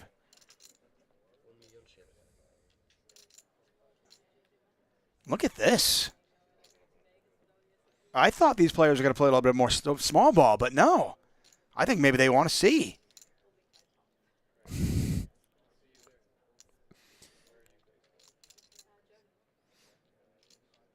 Exciting moment in this. And I think it's... Well, the 3-betting King 10 suited is actually a slightly odd choice of hand to 3-bet for this reason. Oh, he didn't 3-bet. It was a limp. Okay, that makes much more sense. So the button was limped. Is that right? I believe so. Yeah, okay, that makes more sense. Because I was going to say 3-betting after a raise with King 10 suited is slightly unusual. I mean, you can certainly do it, but I get your point. Dominica cashed the free roll. Oh, he's all in. Here we go. All in. Oh, wow. Look at this. This is suddenly a game of chicken. Suddenly we get action. I kind of love this. This is the game of chicken. Both players, neither player really loves their hand. But it's just, I don't believe you. You don't believe me. I don't believe you. Don't believe me. And now Dave's got to decide, does he want to stick in his last $5.6 million with just ace high?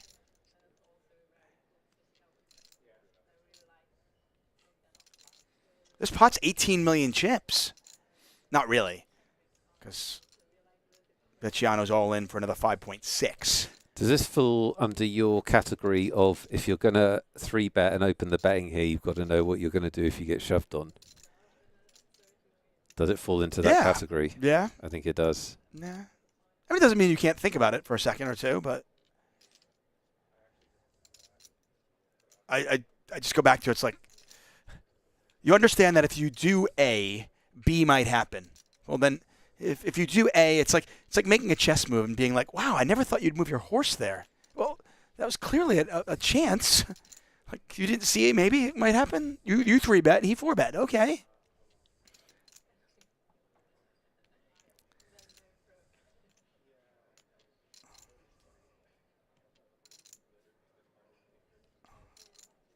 I mean, the fact that he folds, and what a play here from Vecchiana. He picked up 1.7 million with no flop, and now back to pretty much exactly where we started, heads up. This is where we started. The only difference, though, the blinds are up. The blinds are up. Should we award our ticket? You asked me a question. I asked you a question, David Tuckman. Yes. My question was, how many miles are you going to fly in 2025? Well, I had to, I figured, I flew here. Round trip, it's probably about, 11,000 miles. I'm hoping to go to London in September. Another 10,000 miles round trip. We have apparently a surprise 888 possibility for later this year. I'm an optimist. I'm going to add 10,000 miles to that as well. Mm-hmm. And then I added 10 round trip flights to Vegas. Okay. 10. 10. You like commuting, basically. I go back and forth a lot to Vegas. Yeah. Between 888 rides and between the World Series of Poker. He's keeping you hanging on, viewers here. I travel. He's going to tell you what I will get in-flight meal he's getting on each flight. Right. I try to get the kosher meal, always. I travel a few times a year to visit family, and I also travel a bunch with my kids' hockey. Just mentioning the hockey coaching thing. And when you add it all up, it comes to the astounding number of 48,750, which is really crazy when you think about it. 48,750, or 15 times around the world. That is the exact right answer, David Tuckman. Well done to you. If you guess something like 48,750, you might be playing in the Spring Series main event. The person who is playing in the Spring Series 500k guarantee main event is DF906. DF906. Oh, DF906. Congratulations. 48,000 guests, just 750 miles out. You are the winner. Well done. That's amazing. Well done. And they put 3 zeros at the end of their answer because they love lime. That's fantastic. Well done, DF906. You are playing in the $500,000 XL Spring Series main event. Good luck to you. Skeet says, subtle brag. Just say it's 0. Can't be 0. I'm in Barcelona. I live in LA. I mean, how did you think I got here? Say it's 0. It can't be 0. Well, there was the coach ride to Barcelona. That was a bitch. Right, but how did you think I got here? I mean, it's like 11,000 miles round trip to here. Yes, good luck with the ticket, DF906. And all of our ticket winners. I hope you spin them up into magnificent things, a.k.a. cash.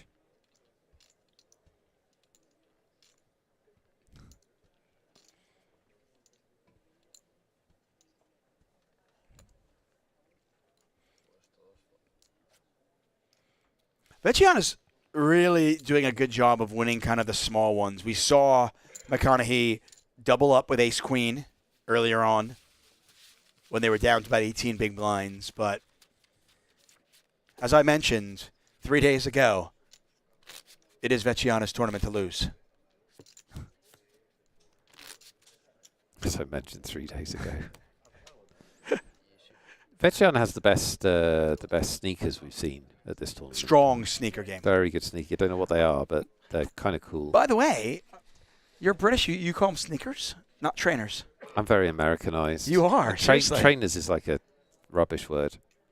Sneakers is a cool word. Do you call it sweater or? I don't like sweaters or jumpers. I don't really own them. Hoodies? Hoodies, yeah. Hoodies, okay. Not sweatshirts? Yeah, I'd call that a hoodie, yeah. But that's English, right? The sneaker is very American, though. Trainers is like... I like the word sneakers. No. But he has strong trainer game. Or sneaker game. What's up, everybody? It's all good, Skeet. We love you. Formici, hello. Hello, Doc Matouche. Yeah, thanks for being with us on this Sunday. Hope you're playing some poker while you watch. Good news, by the way. Yeah, the XL Spring Series is starting today. We also do have satellites. 3 $33 satellite ticket giveaways. those can be used to get into the XL main event if you win. It's a $33 satellite to get into the main event. So don't want to go anywhere just yet. We've got this exciting heads-up match, and, of course, those. More than a 3-to-1 chip advantage for that man right there. It's Tom Brady's cousin. What if it is? Do they look like him? It's quite hard to tell what he looks like because he's constantly got his mouth covered and cap down. Probably.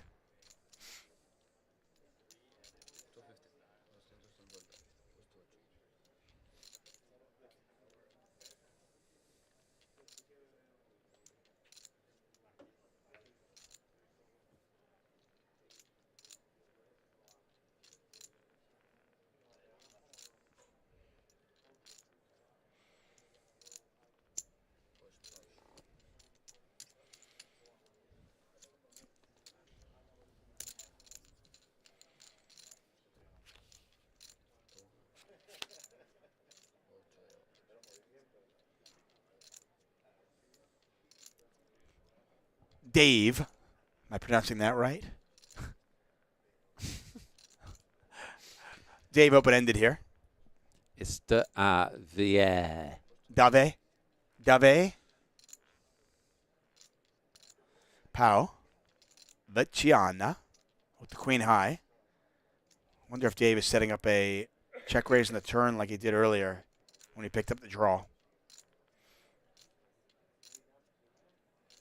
These players are very deliberate.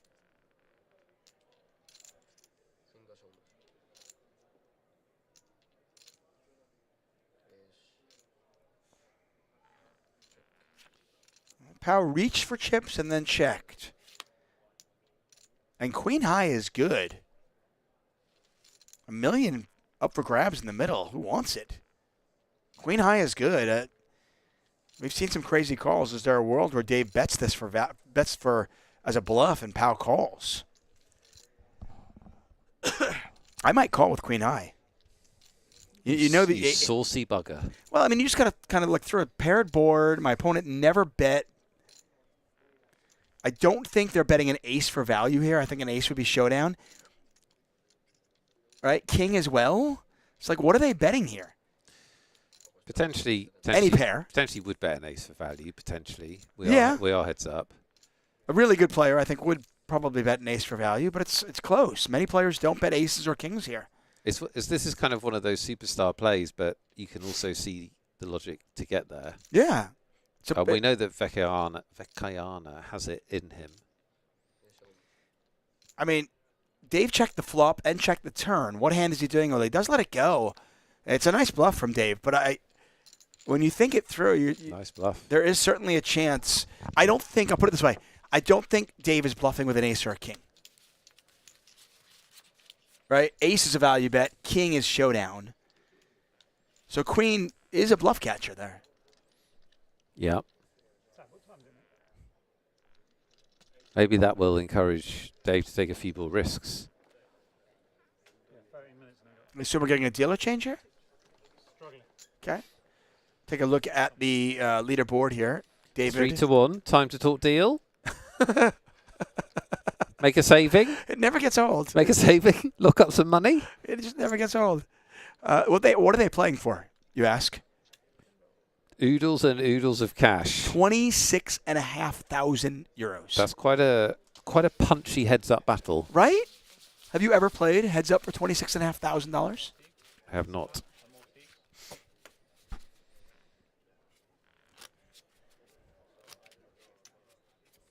I like how we keep the graphic up as to how many players there are left out of 459. I like that. Commitment. 2.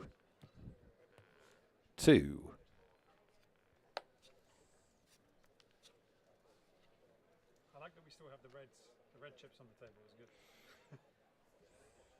Kind of random.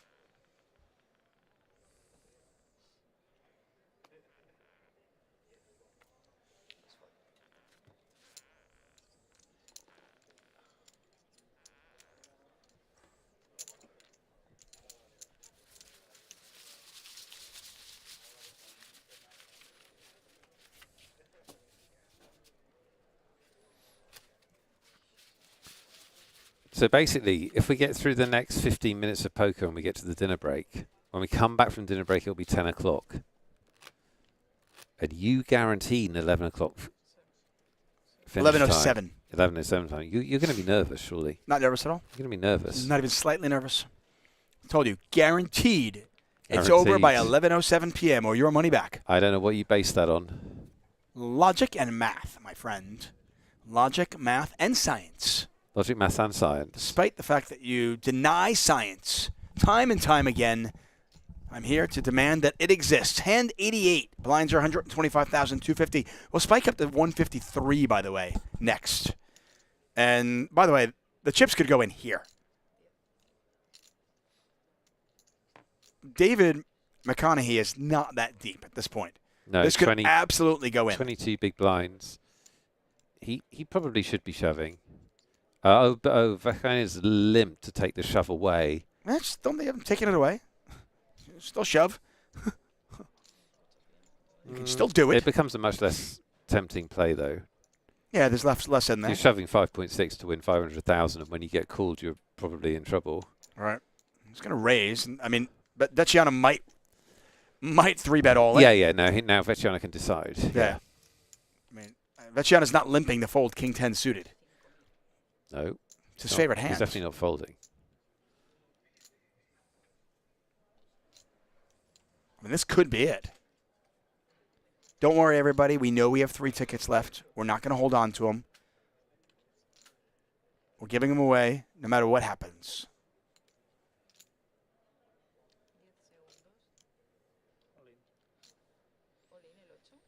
All in. That's why you just move all in with the 6s.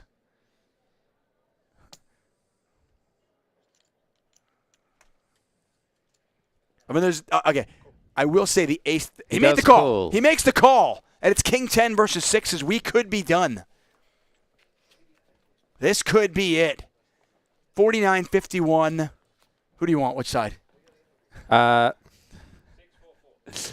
Unfortunately, we're on a delay, so I can't. I will take the King 10. I can't play the game with any honesty. I'll take the King 10. I think it ends here. All right. I'll take the 6s. 49-51. Once again, I'm taking the worst of it. You always take the worst of it. I don't really understand why. I like you. Pow, looking for running 5s, running spades, or a king or a 10. 11.8 million in the pot. Oh!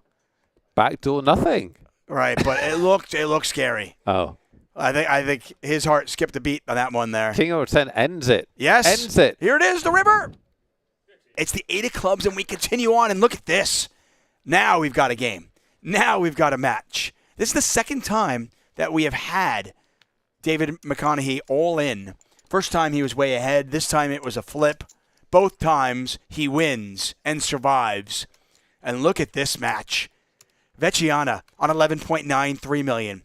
McConaughey on 11.79 million. What's up for grabs? Over 23,000 euros and that beautiful 888 trophy. All I can say is wow. That's all you can say, because we've got about 2 more hours to fill, dude. I'm going to need you to expand your vocabulary. Wow. Wow. Wow. All I can say is we need more tickets. Unfortunately, we were going off your... We have 3 more tickets. Optimistic end time schedule. That's not optimistic. Keep in mind, I do want to point out, there's less than 100 big blinds in play right now. It's not like these guys are deep now, suddenly. Is that less than 100 big blinds? Less than 100. Only just, right? Huh? No. Less than 100 big blinds in play. Total. That's what happens. The blinds keep escalating. They don't add more chips. They don't take chips away either. They're keeping all the low-value chips. If we have a dinner break, can we please chip up? Please. Please. Please. No. Please. Just for the bonhomie, for the dealer's sake, for the speed of everything. David Chip Taker 15 pointing out, David has survived so many all-ins at the table. He really has. Yeah, he has. He's had the best of it more often than not, but still, as we pointed out, even when you're 70%, winning multiple 70% all-ins is not likely. Yeah, the more you're all in, tougher it gets. Yep. I mean, listen, you play well, you've got to get lucky. Nobody wins a tournament without getting lucky. Correct. Including this man. I mean, we saw him all in with Queen 9.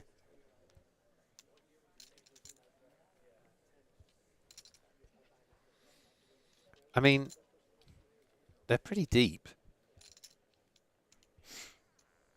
They got 46 big blinds each. Yeah, but that's pretty deep. It is, but that's going to change. Like, I mean, 2 hands from now, somebody's going to have 29. Right? My point is, like, the effective stack is not that deep. I see. It's like it's deep for this one hand.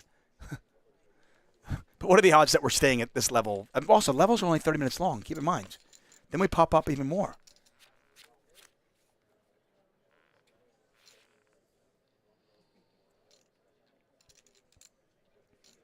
We got poker. This is exciting.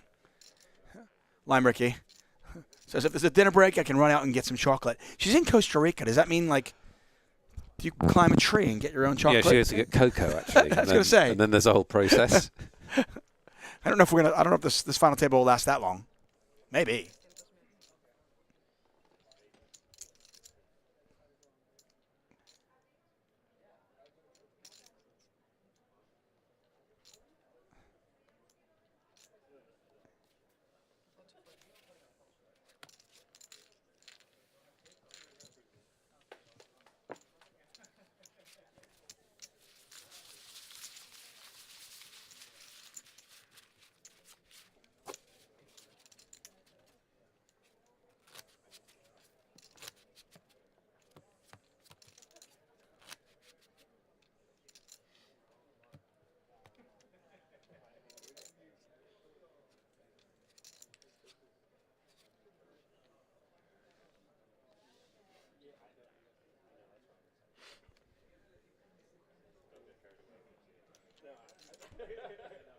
Just a few more minutes until the players will take a well-earned dinner break.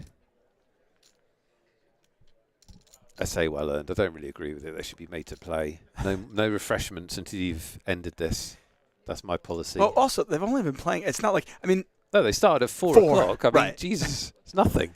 And again, this is early for dinner in Spain, right? It's about par, isn't it? 9 o'clock. That's about dinner time, I think. Mark, what time does the average person eat dinner? 9? 9 or 10 o'clock? We probably should have made that a lot of things question. Mark could have been the brain.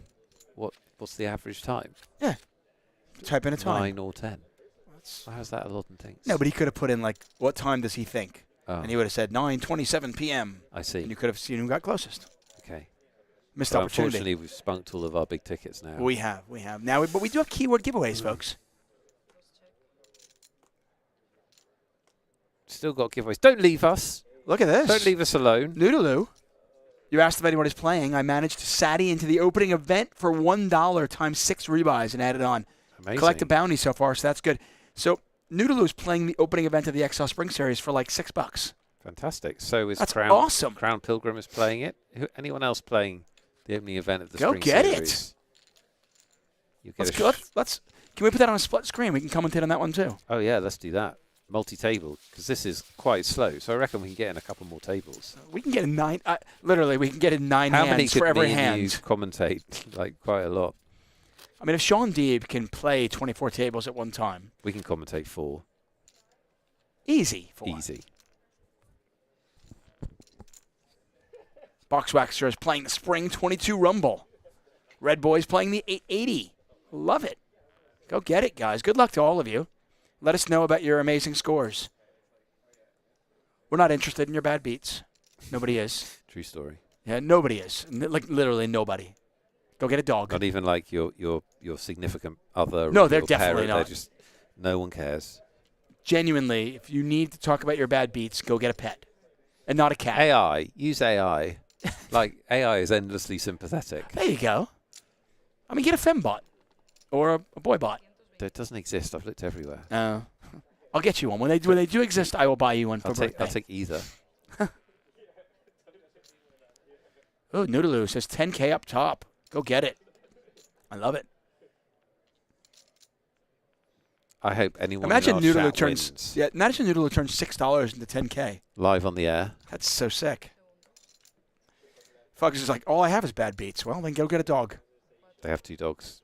Tell the dogs. Tell the dogs. Dogs will listen to Your anything. dogs will love it. They listen to anything. Just pet your dog and tell your dog stories. Go, I can't believe you're actually talking to me for an extended period. This is the best thing we've done together. Can you just scratch my ear? Scratch my ear and my belly, and you can tell me anything you want. I mean, I'm not far off that. Lime Ricky wants to know if we can name your fembot Suzanne Hoffs. As long as she can't take any legal action on that basis, then I'm definitely doing that. Yeah. PLO5, PLO6 now available on 888 Poker. If you like action, then PLO5 and PLO6 is like action on steroids.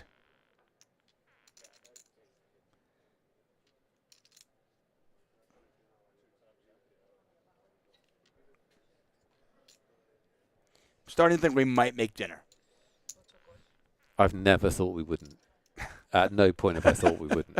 That's because you're a natural pessimist. It's not. Well, how do you know it's pessimistic?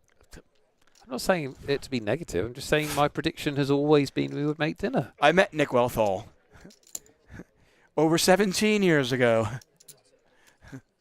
No, probably 15 years ago, though. Okay. Somewhere in that range. Okay. Pretty sure. King high flop, pair 10s. Vecchiana.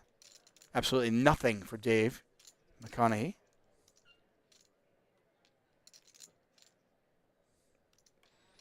A lot of people watching the stream. Welcome, guys.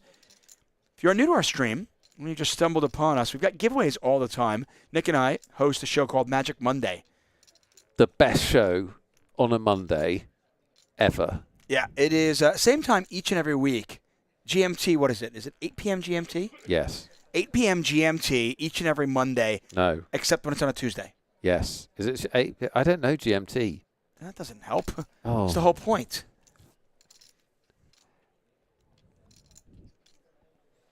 I think this is the last hand 7 before 7 p.m. GMT. That's right. It's on 7 p.m. GMT. I know it's 8 o'clock in the UK. There you go. So 7 p.m. GMT, we do that show. Oh, are you kidding me, Lime? Lime's now saying it's 8 p.m. It's 8 p.m. in the UK. You know what? Oh, my God. An argument has broken out. Apparently, someone not in the tournament's had the last monkfish.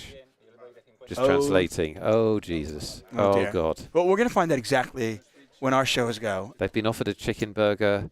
This doesn't look like it's going to end well. Don't eat a chicken burger. Players are going to go on a dinner break. When we return, heads up battle. The blinds will be up. And by the way, when we come back, there's going to be, yeah, there you go. Only under 80 big blinds in play. When we come back, the blinds are 150,000, 300,000. Pau Vecchiana against David McConaughey. Heads up for the title and 70,000 euros up top.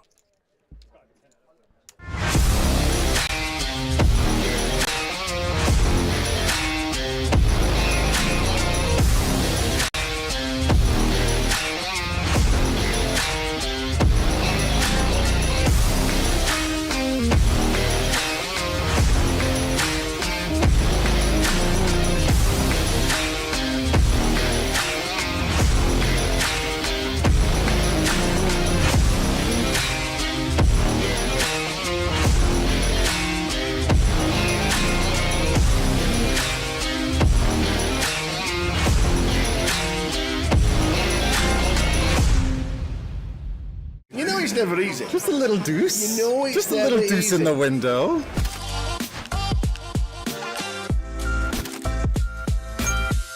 And we're going to have a quick move over to see what is occurring there on the outer table, guys, because we do have our first all-in and call on the bubble.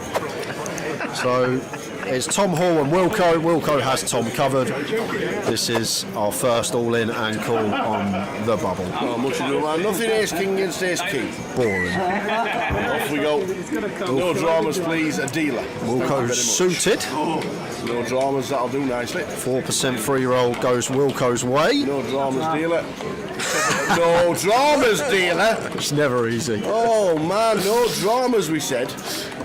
Oh, no way, man. Did that just happen? Oh, Oh, Tom Hall, feeling for you, buddy. That is an absolute filthy one for Tom Hall to bust on the bubble. Ace King versus Ace King.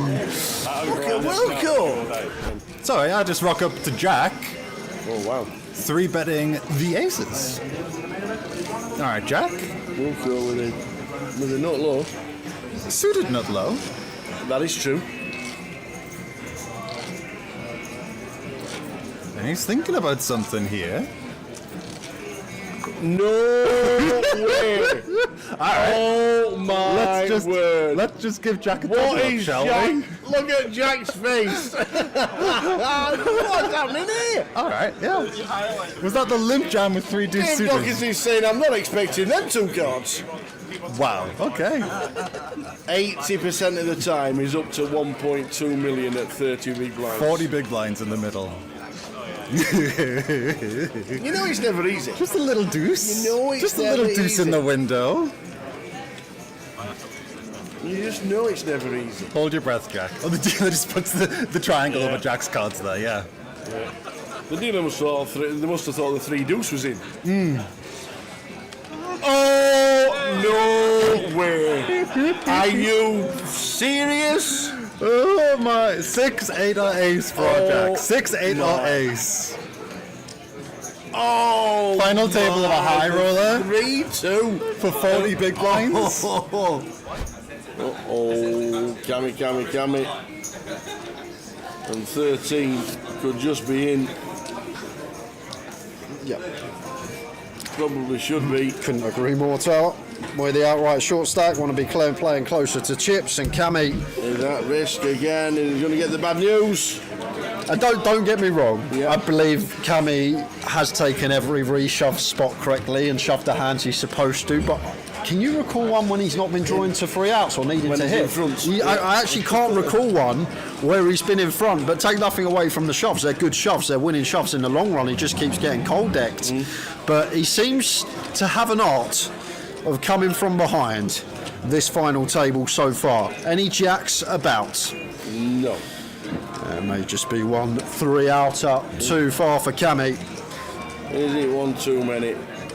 David sitting looking like he could be commanding chip leader. Well, how about a chop?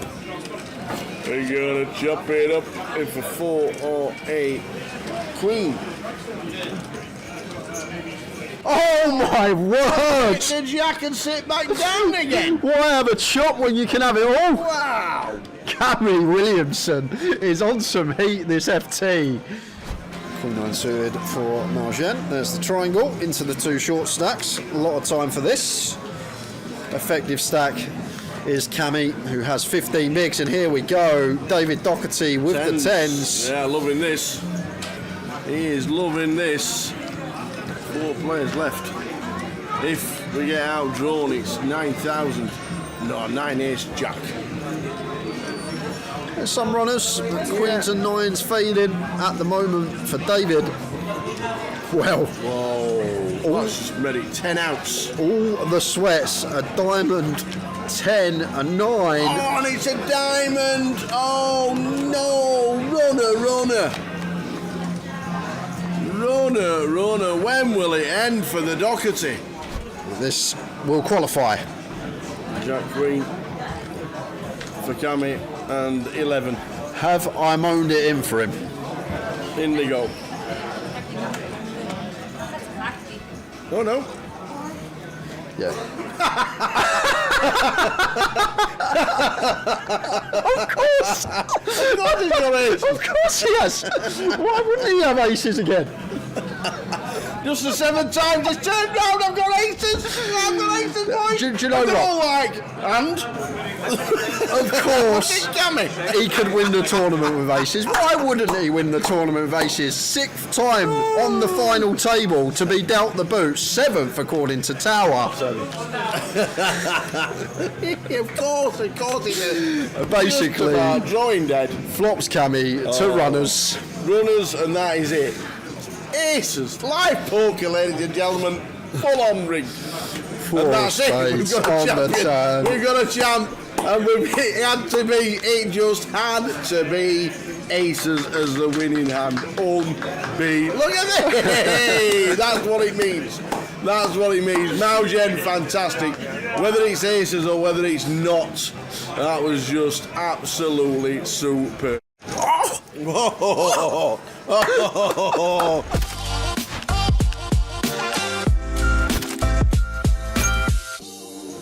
Alberto with the king queen. Bad timing. And this is going to be really interesting for Dale here. Because Bernie has been one of the few that has been active. We saw a squeeze a couple of times as a bluff. We saw a cold 4. And there you go. Dale shoves the ace-queen here for what is 70 effective. But once we're this under rep with ace-queen and we just call Bernie's open from low jack, don't mind it from Dale. Just because we run into top end doesn't necessarily mean it's a bad play. Bernie can ISO so much wider than top end. So here we go. What a spot for Bernie. Three-way all in. I was just saying out, you don't usually get much carnage these first sessions. Here we go. King high flop as well. So Bernie.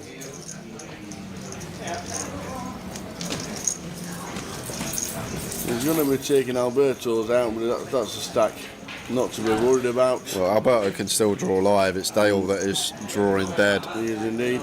Dale will be down to less than 10k.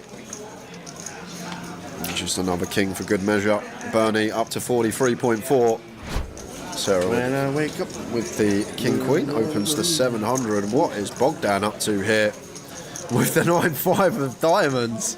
Like at this stack depth, yes, we get to like 9-7 suited would actually be fine here. Like 9-5 suited is a bit overdoing it. 100 deep, we can free bet middling, gaps, middling, connected, suited. But the 9-5 diamonds does seem slightly too wide. Well, don't think it's ever going to be in there for Bogdan. But like 9-7 suited, I'm pretty confident we'll be in the free bet range here. Low jack versus cut off. Jack 9-5, 2 clubs, bottom 2 for Bogdan. Got Sean overs for Sarah. Yeah, it's a pure check here for Sarah Tower. Shouldn't have any leads. Jack 9-5 as the caller of the free bet, meant to play 100% check, and that is just to do with our opponent still having the bigger over pairs, still has jacks and 9s. Yes, we have 5s and our opponent does not, but they still have a huge advantage in terms of range on this board. So that just means we don't get to lead as Sarah. She has gone for lead for 2.5k, 40%. And now Bogdan with his 2 pair. Is he going to spring it straight away? And looks like he's going to do exactly that. Makes it 8k. And now it's kind of annoying for Sarah to have. We check, probably met by a small bet. We just get to call and realise our equity are 2 overs and a gut shot. But now and then we get to see it too. We're in a pretty rough spot here. Bogdan makes it 8k, and Sarah sticking around with the overs and the gutty. Oh! Ping, ping, ping. What a ridiculous turn card this is. So Bogdan now turns a flush draw. Oh my word, that is the most ridiculous run out you are going to see today. Wow. Sarah turns the nut straight. All in and a snap call to see the 9-5 of the bad news. Bogdan rivers the bow. That is some sick run out for Sarah. Whoa. Well, here we go. How are we going to flip here with the ladies?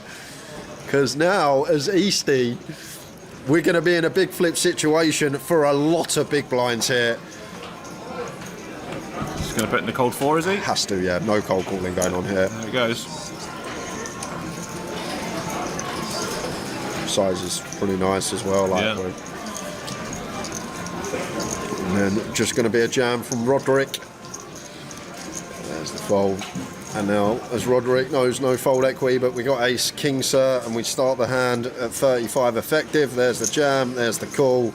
Used to expect to see aces here, I think, but same thing, aces, kings. We lose the flips anyway, according to Eastie, so might as well be aces or kings we're up against. Look, he's already like he's beaten. He's already lost, yeah. He's just a beaten man already. It's a good flop, though. The 4-5 would have had some fun. Oh, there it is. Well, just seal it on the turn, Easty. Never wins a flip. Yeah, all right, mate. All right. Just top boat. There we go. Up to 96k. 3 stacks for Easty. Wow, 96k already. Okay. And he's actually having a good session on the feature table for once. Table chip leader too. This one raising to 3.2. And now the triangle is in for David with pocket jacks. Dave Camera with the jacks. Szechuan says call with the ace 10 of diamonds. David Camera, pocket jacks. King 9-6, no good at the minute.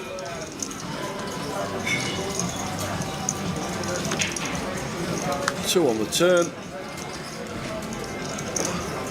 Needing to fade an ace. Oh, one of the 2 aces in the deck. Oh, that is grim. The fist pump. Queen Jack of Spades on the bottom for James. Love to see jam here, Tower. Would really love to see jam. Zexwan's got about 20. Mel's got? Yeah, it's a really nice one to just say the words, I'm all in. What is it, 20 effective, I think. I could be wrong. I might have just said the words, I'm all in here as James at 20 effective, 2 to get through. Yeah, the one gappers are definitely seeing a flop. Man in race. Nah, just cool. With the 8-6 of clubs, pretty standard. Yeah, when the effective stack's 20 bigs behind us in the button, I feel like this is one that does like to do some jamming. Oh, what is that for a flop? How does this not go in? 2 against the flop flush with the redraw to the straight flush here. And there's a continue for 2k for James. X1 with the fake club check. Have I got a club? You got 2, sir. What a flop. I'm going to raise straight off the bat. Oh. Now I think we're going to be the bare ace of clubs, the bare king of clubs. It's just a call from James, like it. Glad he didn't just rifle this in here, just recognising our opponent repping straights and flushes. Ace of spades, no difference. Oh, now. Imagine a check here now, Tower, from Zexwan, because you think about James' calling range on the flop, like he's going to continue his King X, right? So we're not going to get to jam for 120% pot, so I guess maybe there's some checking going on here. Just the times James has a king, he's going to be firing it. 9,500 he goes for, trying to get it over 2 streets. And now James with the Queen Jack suited, awful turn card, even some bluffs getting there now. The perhaps King X. The call, and he's like, cool, any Queen of Hearts about, he's thinking, oh, the Queen of Diamonds. Oh, how has he pulled that out? Oh, he loves it as well. He sits up in his chair. As X1 less than half pot back and wants the value from the King X, so I guess he just jams, but he's going to have some bad news. James going to be beating him into the pot here. There's the jam, and there James says call straight away. Shows him the flush, and before he's even showed him the flush, he's flooding the house. Oh. What a river card. We still need a 9.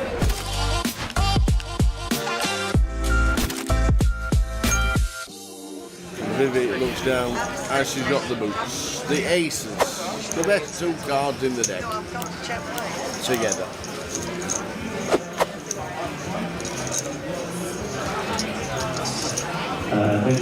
Oh my word. Wow. This isn't fair. Getting closer and closer to the money, and you find the Cowboys and you are crushed by the boots here. And this always has to get in. 21 effective. Can't really see a world where this doesn't get in pre. Assume Vivi just always jams here. But haven't really got the room to click. My click to 37 is essentially saying that we're committed against the effective stack size, so I guess we just play jam.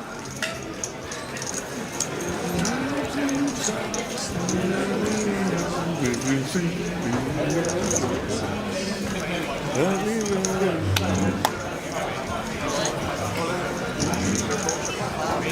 they go. Straight call. Over go the aces. Over go the kings. 7, 8, 4. Final call was registered for the Omaha, and the event is being written till 21 upstairs in the bar area. Told him. 9 on the river on the turn. We need a king, or we will be losing the belt. And it's a 2. So Vivi up to 326,000. And we got some out-of-table action, guys. Here we go. Let's have a quick look at this with Steve Barnes in the hand. Yeah, so big old pot here, guys. The board reads A7 210 with 3 clubs out there, and Paul McCauley is all in for his last 180k, and Steve Barnes is in the tank.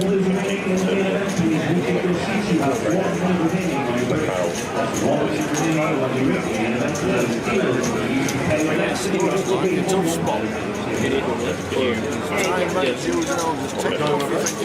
Tough spot, Steve. 360,000 starting day 2. What is Paul McCauley working with here? So it looks like Steve's in the big blind, so he's obviously defended. Paul's the opener, so we're going to have some of this ace-king, ace-queen type stuff. Maybe like a king-queen with a club as a bluff tower. Barnes has just said he's got ace-4. Ace-4? That's what he's just told him. Tough spot with ace-4. Can't let it go. Yeah, it shows him. And it shows him jacks. Wow. Oh, Paul McCauley. Jacks, no clubs. Turns it into a bluff and gets the ace-x to fold. Paul McCauley with the move. Nod of approval from his table mate as well. Oh my God. What do? We fold, don't we? Jay? I'm thinking. Jay is here, guys. He just doesn't know what to do. I am thinking. Are we going to use the time bank here? Yeah, we are. What a ridiculous. What on earth do we do here? We just mark, don't we? God, this is like... Well, now 2 off the money. It's actually grim. It's actually filthy here for Josh. I may still send here. Oh my goodness me, don't send. I may send here, I'll be honest with you, Nick. I mean, to be fair, he's not one to shy away from a spot. He is all in. Oh God, good luck, my son. Do not wake up with something, guys. I'm sorry, I can't watch these cards get peeled. Vivi, snap fold, thank you. They're looking good. Ace 3 off, that's fine. Just need, oh, he's grabbed chips. No! Oh no! I can't believe it. So sick. It's actually so sick. I think jam is the only option we have. Oh, he's gutted and I'm gutted. Like we definitely jam 10, so like not. It's grim. How's he get this spot? Any 9s, please, dealer? We don't have hearts covered either. Oh my God, that is the most Matt Davenport thing I've ever seen in my life. Josh, we need a 9, man. It has to be a 9 or Josh Manley's 52nd. The river, it's a deuce. Oh, good run from Josh. And Maljen, the man that had aces 7 times on the final table in the high roller. Oh, would you look at that? Aces against queens. I mean, this guy must be like the best he's ever run in his life. He had aces 7 times on the final table of the high roller, and he won with aces heads up. No, anytime there's a winner pick with aces in it, you know what's happening. So, is he fading? Oh, okay. Back all spades? I mean, he can't hang on again. They could have got this done half an hour ago, these two. But there was a river. Oh my word. Could you imagine it? Could you just imagine it? Timer. Queen. 7 of spades. And that is it. And that's the bubble bursting. And he's not happy about it. Twice hit bad. It's the same player. Not really that much. Steve Barnes in the money, which means Eastie's in the money. Right with the jack 8 and the cut-off. 18 bigs. Fold, final table bubble. Oh, all of it with jack 8. Jack 8 all in for 18? Wow. How often do we see it though, Tower? Back end of the day, it's always like the last session people just get tired and like you just see these crazy moves. It's probably going to be working because we just got to get through the big blind now, but what a mad moment. Wow. Jack 8 suited for 18 bigs, rifled in from the cutoff. I'm not sure what Martin's dwelling up for here, but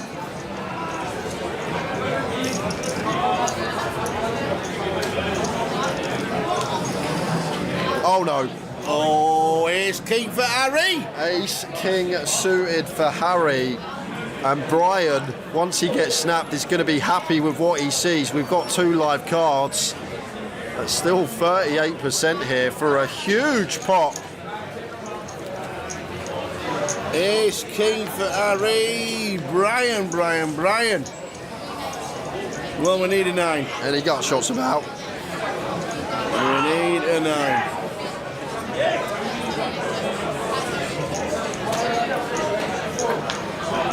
We still need a 9. So is it going to be done for the day, or will we continue? Brian needs a 9. It is not, and Brian has been eliminated, and that is it. Yeah. The FT. Brian tomorrow. Here at 888 Ride, we go above and beyond. Today, we're headed to Los Angeles to pick up poker superstar Maria Ho. She is the first 3-time guest in 888 Ride.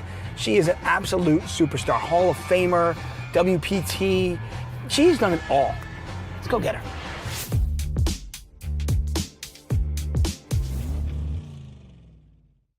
You were, by the way, you were the first 3-time guest in 888 Ride. Yeah, I just found that out earlier, and I'm like, that's pretty cool, because I still remember, like, I very vividly remember doing it with you, and it was so much fun. I mean, we've done Canes. Yeah. You did karaoke. Yeah. And you, like, were all in, which is, by the way, just so awesome. Like, I ask other people, I'm like, hey, we do, like, karaoke, and they're like, no, they're too embarrassed. And you just jumped right into Baby Got Back. Yeah. Again, you know, that's me. Just saying yes. Saying yes. Being open. Apparently you were the all-time winningest woman in World Series poker history until Liv stole this from you. And I know you and Liv are bitter enemies, right? I'm super happy for her. But it just gives me like a good benchmark to go for now, you know? Right. And I know you're in the Hall of Fame, Women's Hall of Fame. Mm-hmm. What about the Poker Hall of Fame? So you have to be 40 to be eligible, I believe. I'm not actually quite sure. It is, yes, so 40. I just, you know, I'm 41. And are you asking like my thoughts on your thoughts on, is this something that's or- important to you? Is this something from a legacy standpoint? You've done so much, you've achieved so much from not only on the felt, but off the felt. You're such a huge part of what poker is. And I'm wondering, to me, it almost feels like a disservice to even say, oh, you're in the Women's Hall of Fame. It's like, why aren't you in just the Hall of Fame?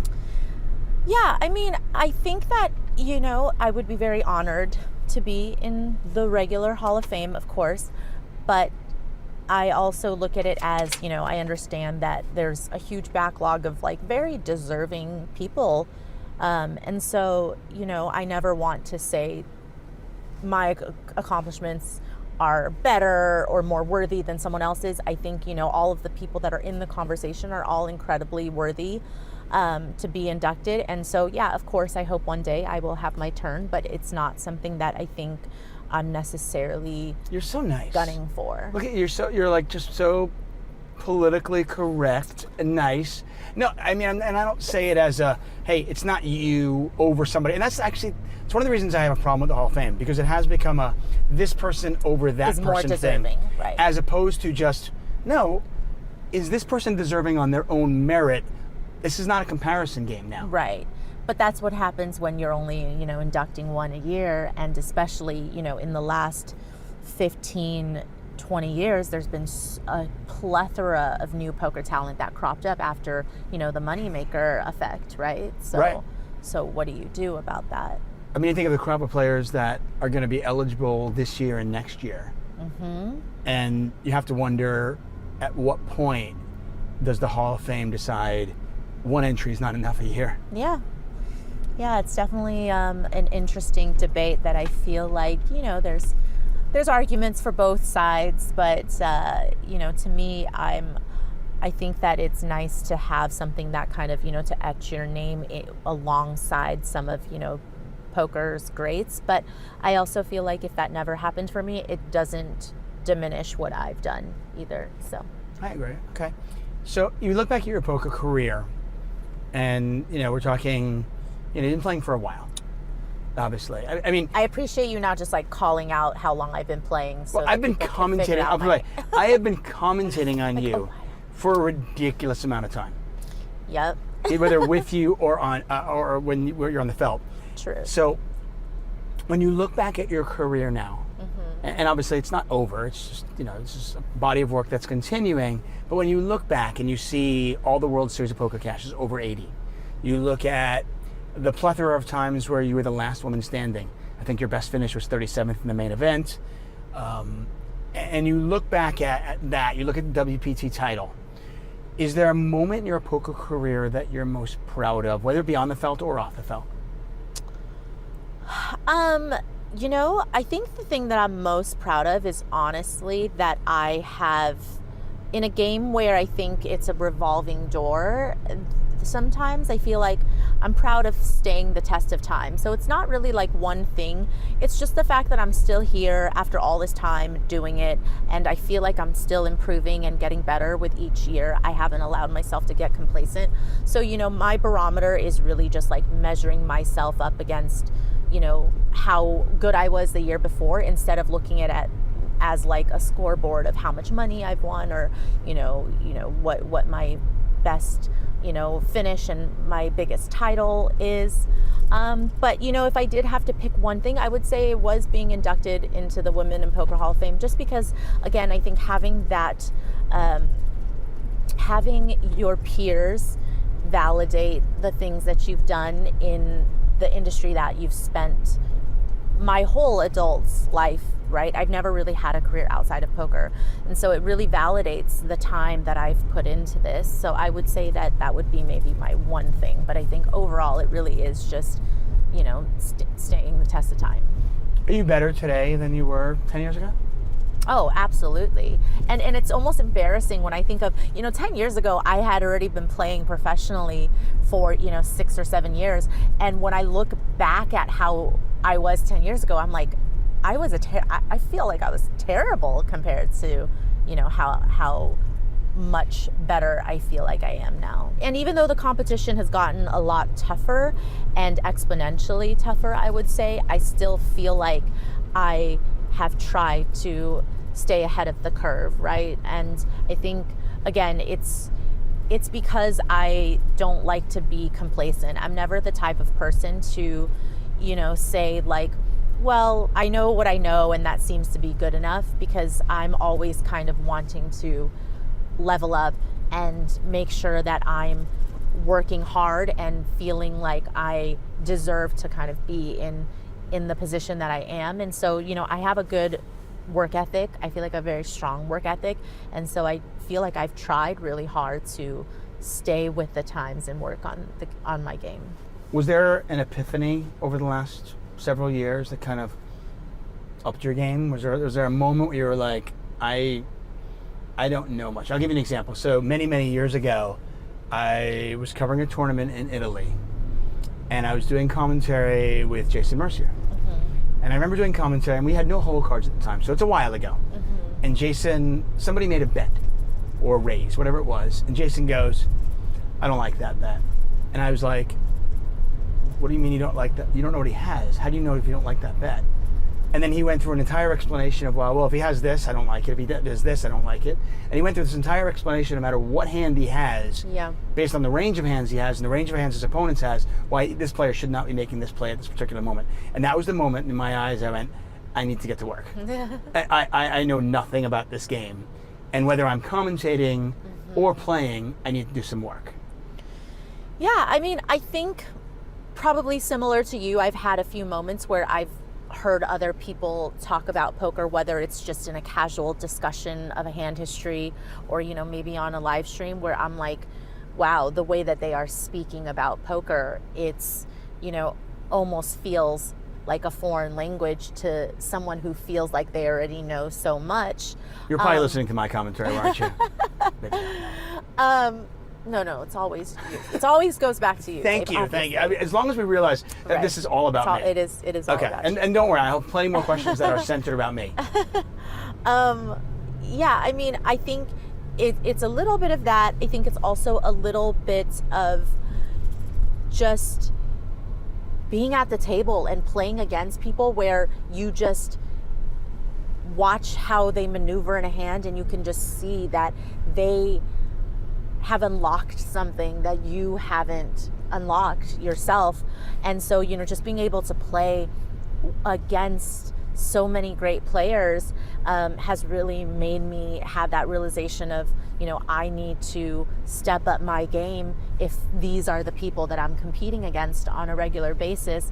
And I've definitely been inspired by people like Seidel and Negreanu who, despite having accomplished so much already in their career, they have still been able to reinvent themselves in the game and still been able to compete at the highest levels and in the highest stakes against the best in the world and still be able to hold their own, whereas a lot of their counterparts, people who played and grew up in the same era of poker as they did, they've really fallen off. You're talking about Phil Hellmuth? I mean, Hellmuth, white magic is not really something you can teach, right? So, he's got his own brand of what he's working with. However you want to define it, it seems to work. I mean, there's just dropping like, hey, scoreboard. Yeah. Right? For sure.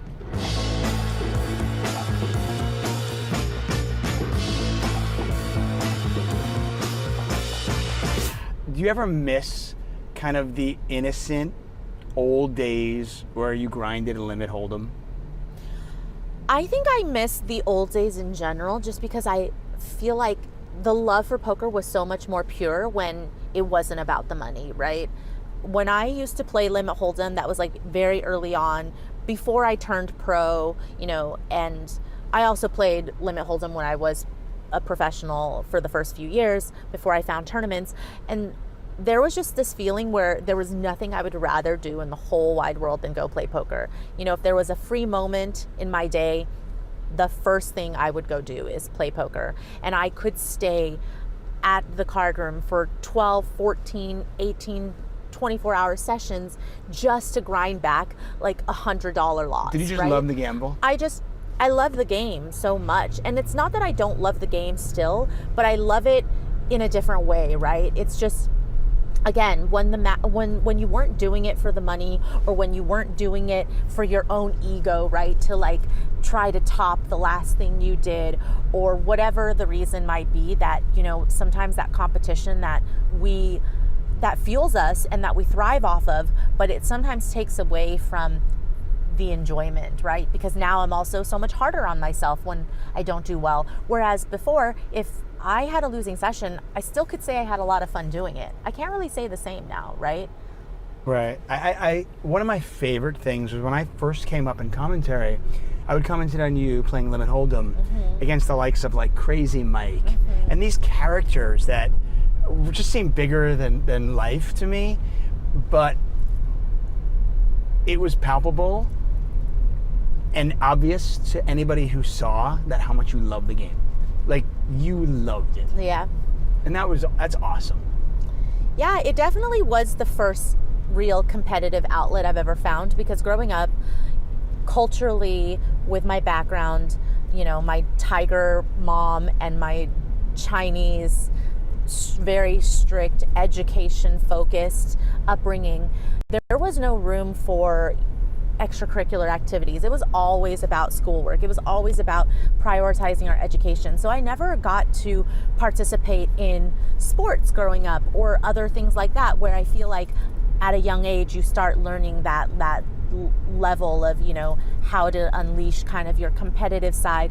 But I always had it in me. I just didn't have an outlet for it. And when I found poker, that was the first time that it really tapped into that part of me that I wasn't able to explore when I was younger.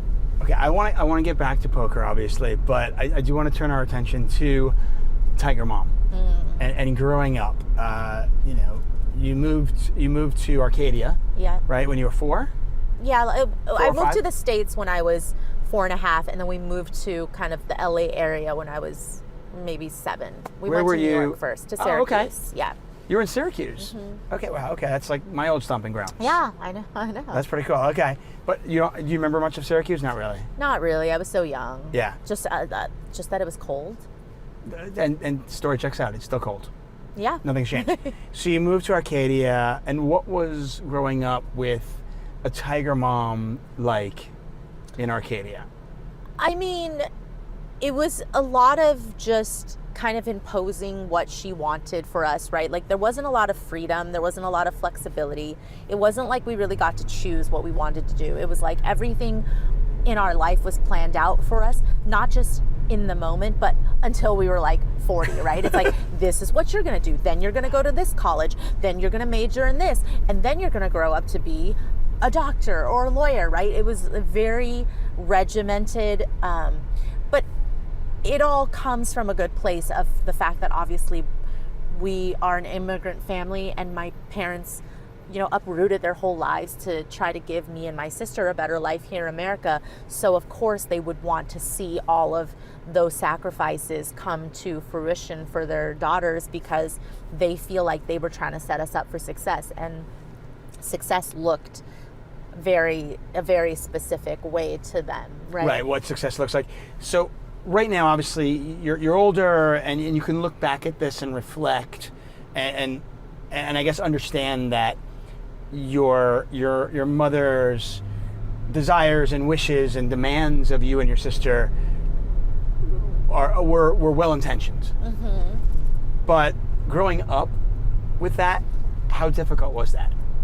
I mean, it was incredibly difficult, which is why I grew up as a bit of a rebel, right? Because it was me trying to fight back against all of, that. By the way, I had so many Asian friends growing up Yeah. that they all smoked. They were all like smokers and this, and they would basically come out and be like, and you found out it was basically because they were trying to be rebels against their parents. Right. It's like you want to fight back against all of that structure. And also, I think a lot of why I wanted to be a rebel too was because my sister really conformed to all of the things, and so it just made me want to go to the extreme end of the spectrum and say, okay, well, if you have somehow gotten my sister to kind of comply to everything that you are expecting of us, then it gives me less of a reason to want to do it. She's already fulfilled a lot of their expectations. And also because I think deep down inside, it was probably just my way of, I didn't think I could live up to their expectations. So it was easier to be a rebel. It was easier to say I didn't care and I'm not going to get straight A's, not because I can't, but because I don't want to, when maybe it was me feeling like I couldn't fulfill it, right? Right, so it's almost just sabotage yourself. Yeah, definitely. Just a little to bit avoid of actually self-sabotage. failing. For sure. That's interesting. When you started to kind of dive into poker and gambling and decided that maybe this was a career for you, how much backlash was there from your mom? I mean, there was definitely a good amount of backlash because, again, I think your parents only want the best for you, and their idea of what's best for you might be very different from what your idea of what's best for you is, because especially when you're young, like my idea of what's best for me is kind of like letting me do whatever I want to do, right? But they can see like a bigger picture. And although, she definitely didn't agree with my choices, and I think it felt like a disappointment to her because, again, they feel like they invested so much into our future and they gave up so much for our future that I think she couldn't really fathom that this is what I saw myself doing with my life. But again, because I did have that rebel attitude, it didn't deter me. I think some people, once they get a certain level of backlash or they don't have a certain level of support from their loved ones, they might be like, all right, I'll change course, right? Because it feels really hard to continue on a path when you're not getting any support. But I think that actually fueled me to keep going and to kind of succeed, to prove them wrong. So in some ways I have them to thank, because I feel like there were times when I did think like, wow, playing poker for a living is hard. I don't know if I want to keep going. But just because I didn't want to have to go back to my parents and tell them they were right, I forced myself to play through the times when there were self-doubt or the times when I was going on a downswing and I mentally didn't want to keep going, right?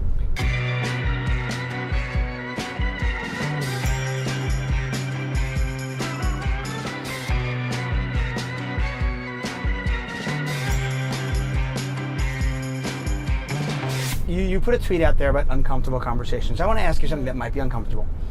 And anybody who knows you how much you absolutely love your sister. Yeah. I mean, your adoration for your sister first of all, I'm jealous of it. I literally reach out to my own sister and I'm like, can you love me as much as Maria loves her sister, please? But was there a moment growing up where you resented your sister and hated her for being perfect and conforming, and then you were the bad? Like 1,000%. Like I took it so personally where I would feel like I was like, she's doing this to try to make me look bad, you know, instead of me feeling like, oh, she's just doing this because she's an overachiever or because she really cares about what my parents think or whatever. You know, I almost thought that she was like doing it to spite me. That's how resentful and upset with her I was. But our relationship has done a complete 180. Like, first of all, you know, we weren't very close growing up, not just because our personalities were so different, but because of our age gap. Like, she's 4 years older than me, so, you know, it's just kind of right at that age where we never went to school together. You know, she was always moving on to, like, you know, high school when I would go into middle school and this, that, and the other. It's funny, by the way, because 4 years for boys is like 4 months, but 4 years for girls is like 20 years. Right. And so, you know, we just weren't that close growing up for like the reasons that I've stated. But I think especially when I got older, I just realized how much I looked up to her, just because my sister is so incredibly self-motivated and she's so good at so many different things. And so like this idea of like maybe almost like jealousy turned into just like adoration, right? And so I kind of think, you know, you just get older and you realize that, you know, it's just us two. So it's just so nice to have a sibling, and you just appreciate that relationship so much more when you're older. And I just trust her with anything. And I also, again, I just really admire her, and I feel like the work that she's doing is also so important that all I want to do is support her. Was there a moment, I want to go back to your parents for a second, was there a moment where your parents were proud of you? You know, it's funny because I think, and this is probably not just, you know, my parents. I think other people can relate that they might have parents that do something similar.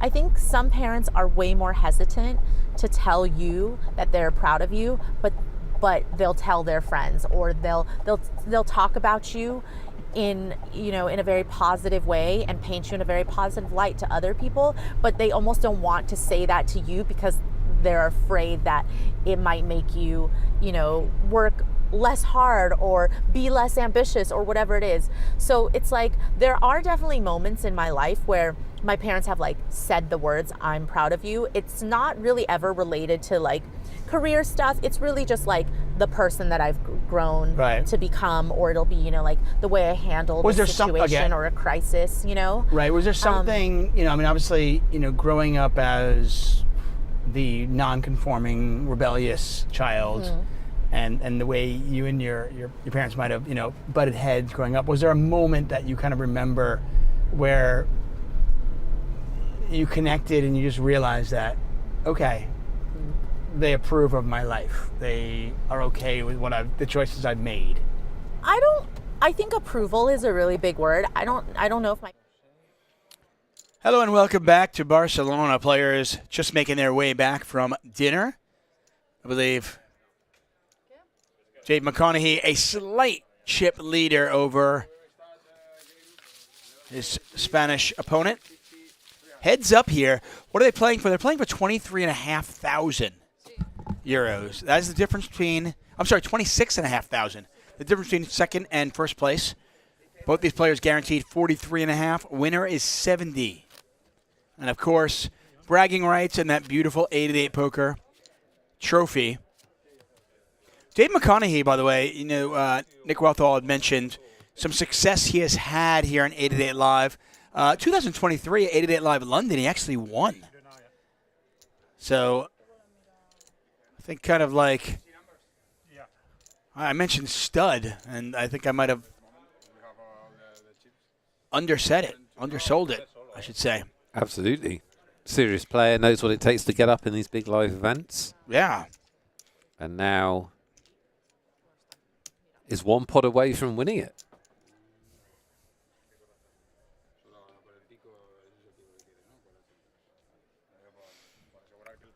So here's a question for you, David, while we wait for the action to begin. 37 big blinds average each, 41 plays 35, whatever. If one player is better than the other player, how much more of a percentage chance do they have to win? 70, 80%? 73% maybe? No, in actuality, I mean, if you took Phil Ivey and a player who was just competent, solid, Phil Ivey would probably win 2 out of 3 times. You think it's that high? You think yeah, 66%? Phil Ivey versus somebody who's just competent. I mean, doesn't know anything really. Okay. I'd say, but that's not that big an edge. So these I'm saying Phil Ivey versus... Yes. You're saying like the Tiger Woods of... Right, exactly. Yeah. Versus just a dude. So these two, it's sort of impossible to tell who's better, really. You'd have to run they'd have to play a lot of hours together. Yeah, I mean, they probably have their own opinions, but... I mean, if there's an edge, and even if you thought you had an edge, it's going to be 4%, 5%. Yeah. I mean, if you took 2 good players, even if you took a heads-up specialist, I mean, if you put me against Doug Polk, with escalating blinds, and the blinds are going up every 30 minutes. Yeah. If I put in this match for Doug Polk maybe wins 53%. I win 47. Yeah. I mean, there's so much variance. Yeah. It's 30-minute levels. But I don't think most poker players believe that. No, or of they course don't not. act like they believe that. No, of course not. It's an interesting thing. They're actually talking deal right now, by the way. They are talking deal. This tournament could be over. No. Some has to stay on the table no matter what. They're playing for the trophy, and they're going to play for something, no matter whether they make a deal or not. Question is, do they make a deal? I can tell you, I've done the calculations, and that the ICM chop would be 52,000 to about 50,000. That would be the ICM chop right now. Okay. Because each chip has value, right? We've established that. The ICM chop is 52,000 and 50,000.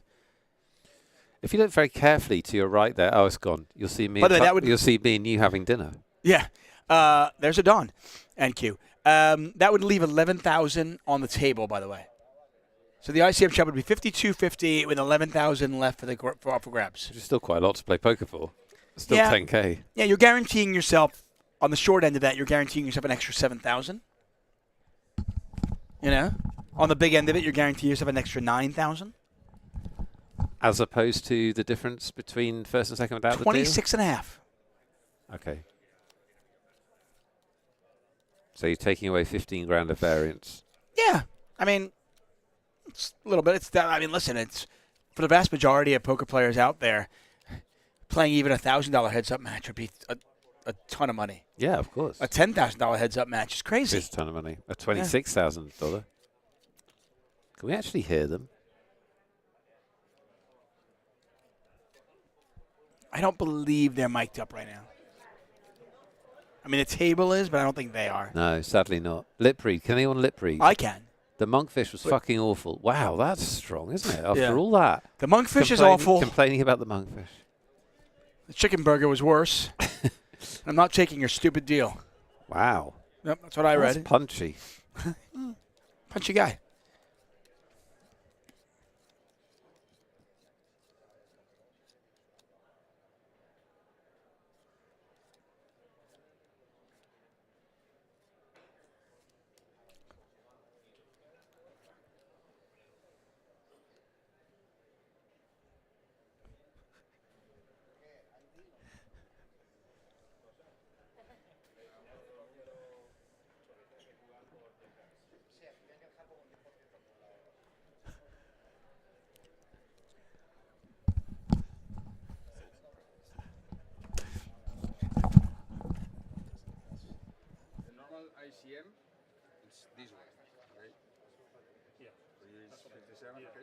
And if you want 58 and 55.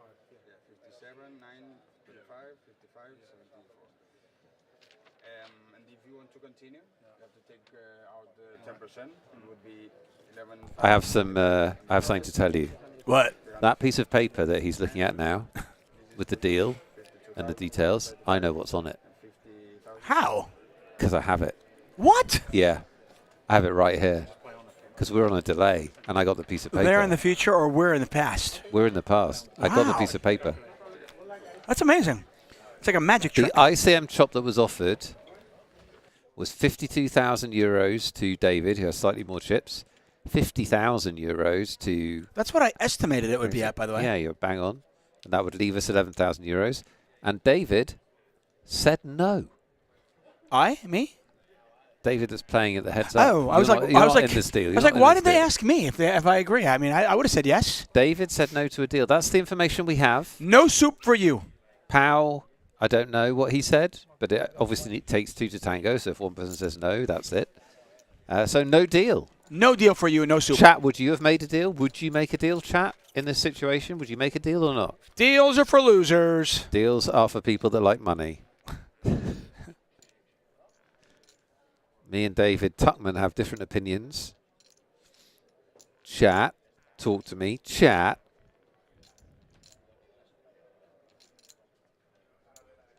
You're basically turning a 26,000 euro heads-up match into a 10,000 euro heads-up match, and you're banking 50k.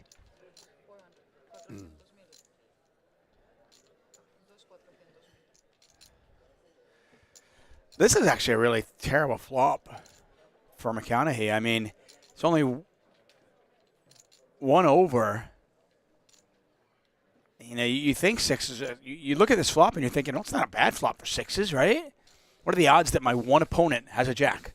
Every single person in chat is with me. They're all taking the deal. Don't blame them. Yeah, they all want the deal, all of them. The crazy Scotsman has got to have the faith I'm going for the win. No, they're all taking the deal as far as I can see. Oh, okay, Crazy Scotsman isn't. But he's crazy. It says it in his name. Andy Exxon, Skeet Seek says he's up $2 million. That's a horrible deal. Not going to be up He's not $2 going to be up $2 million million anymore, this pot, is he? This could be even. Things change fast.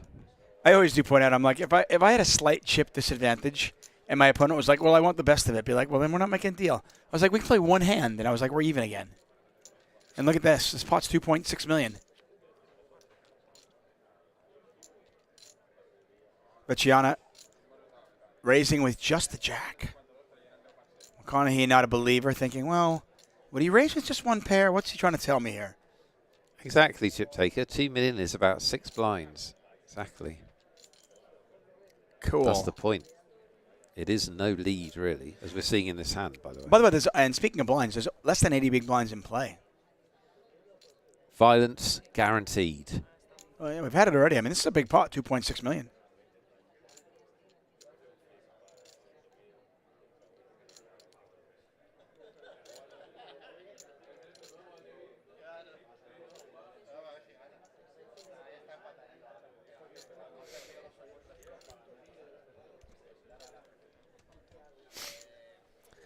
Vecchiana going to continue firing, and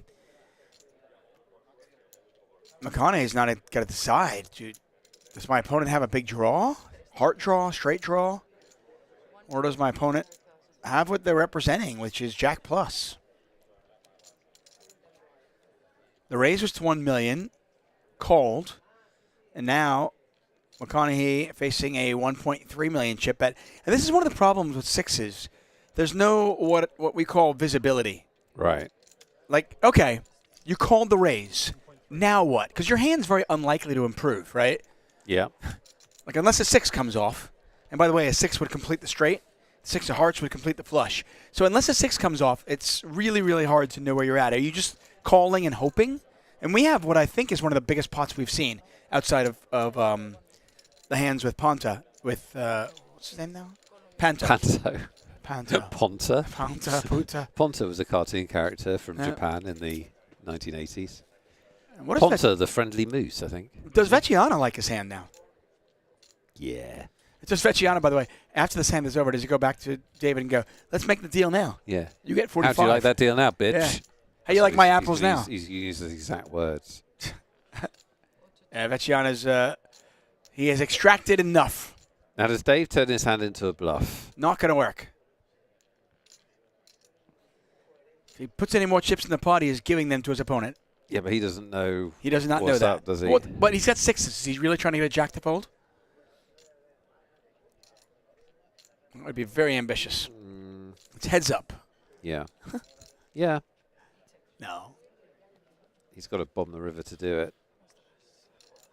Don't think. Yeah. I mean, I don't like the idea of getting somebody to fold what was top pair in a heads up pot. Maybe if a heart came out or something like that. But either way, big pot here, and look at that. Spaniard now in the chip lead. That's how fluid the situation is. Deal? Deal? And I guess, I mean, that would be, by the way, that's worse than making a deal is stopping every 4 minutes to make a deal. Yeah. To talk deal. True. Either make the deal or don't.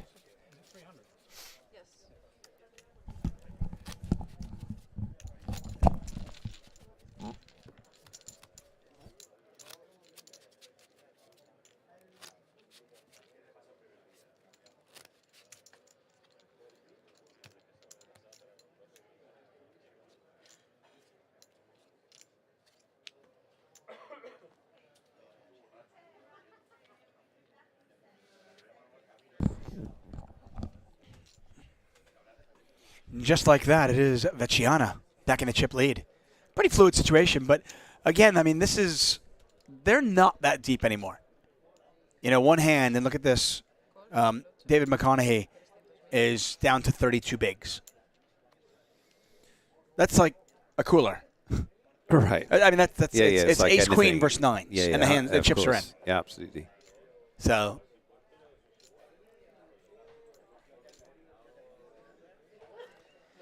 They are going to limp, and let's see a flop. So I'm not sure I understand limping the button. The ante isn't in. No, yeah. Your opponent's got 32 big blinds. He's not going to shove. What's the point? What's the value of limping the button? You want to flop top pair and be dominated. That's what you want. Right. No, I don't.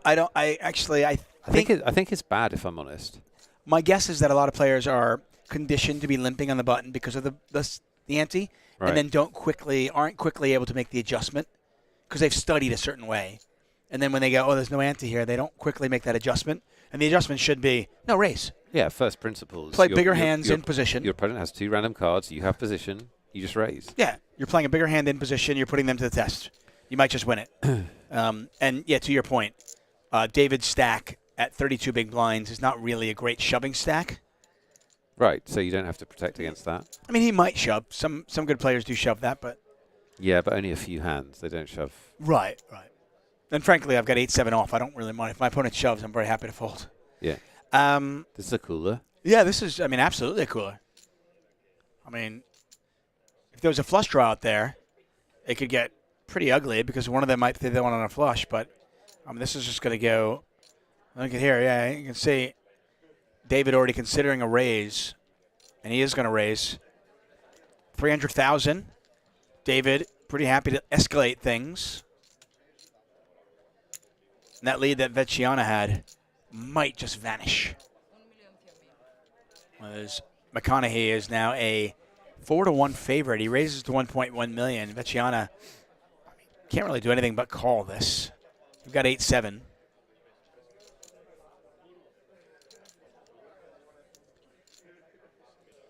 What's the biggest pot you've ever played? You can only call, but, going to think about it for a tremendous amount of time. Yeah. Oh, yeah. What's the biggest pot you've ever played? This should be a lot of things question, to be honest, but... How do you mean? The biggest cash game pot you've ever played? Like, about 10K. 10K, okay. It was only half my money. As in, I had half my action. Oh, half your action. I was like, usually pots are half your money. Yeah. I was like, if you're the only one playing, I was like, it's not really I've told you this before, I never played super high stakes. I was always a mid-stakes player. Right.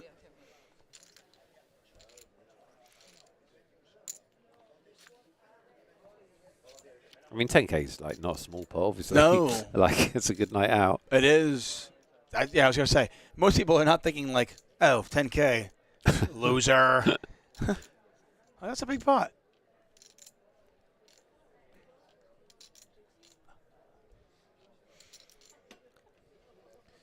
I mean, 10-8 here is a monster. There's just no... There's no reason why I'm slowing down. It's a limp pot, right? I am betting.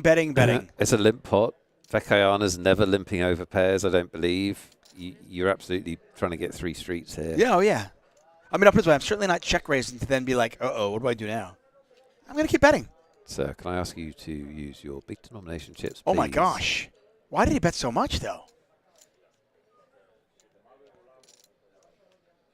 Why is he betting $3.5 million? That I don't know. I mean, what's he trying to get value from? Trying to make it look bluffy, I guess? Yeah, but, I mean, it just so happens Vecchiana has one of the few hands that may give him value. I don't think he's going to. I think this is actually going to... I think this bet is going to achieve exactly what you don't want it to achieve, which is fold out one of the few hands you beat. Like, this is the hand you actually want to get value from. 8-7.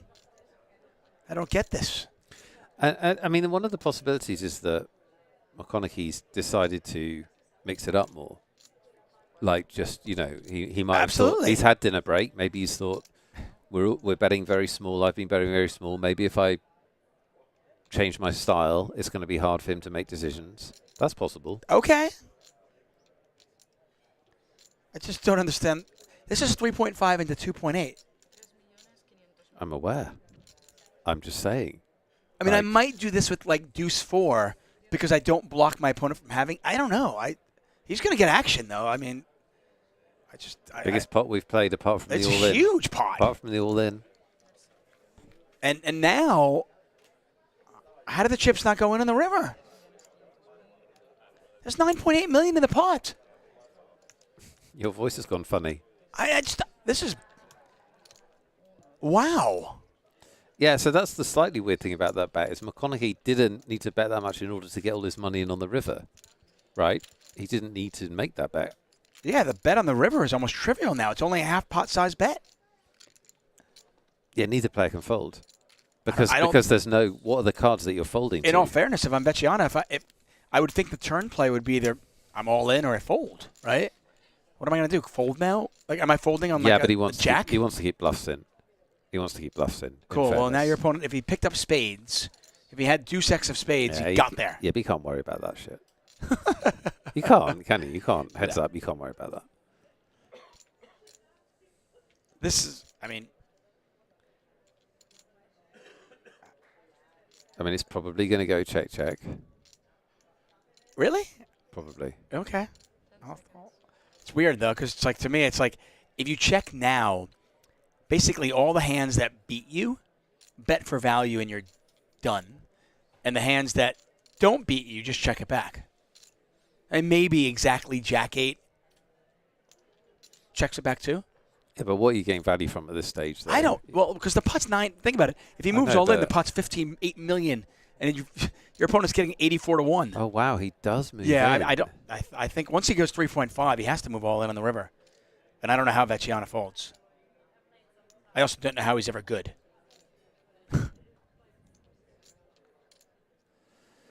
Let's find bluffs. So obviously, there's a possibility he turns some hands into a bluff, like he started betting ace deuce, which has a draw on the turn. Ace deuce of spades.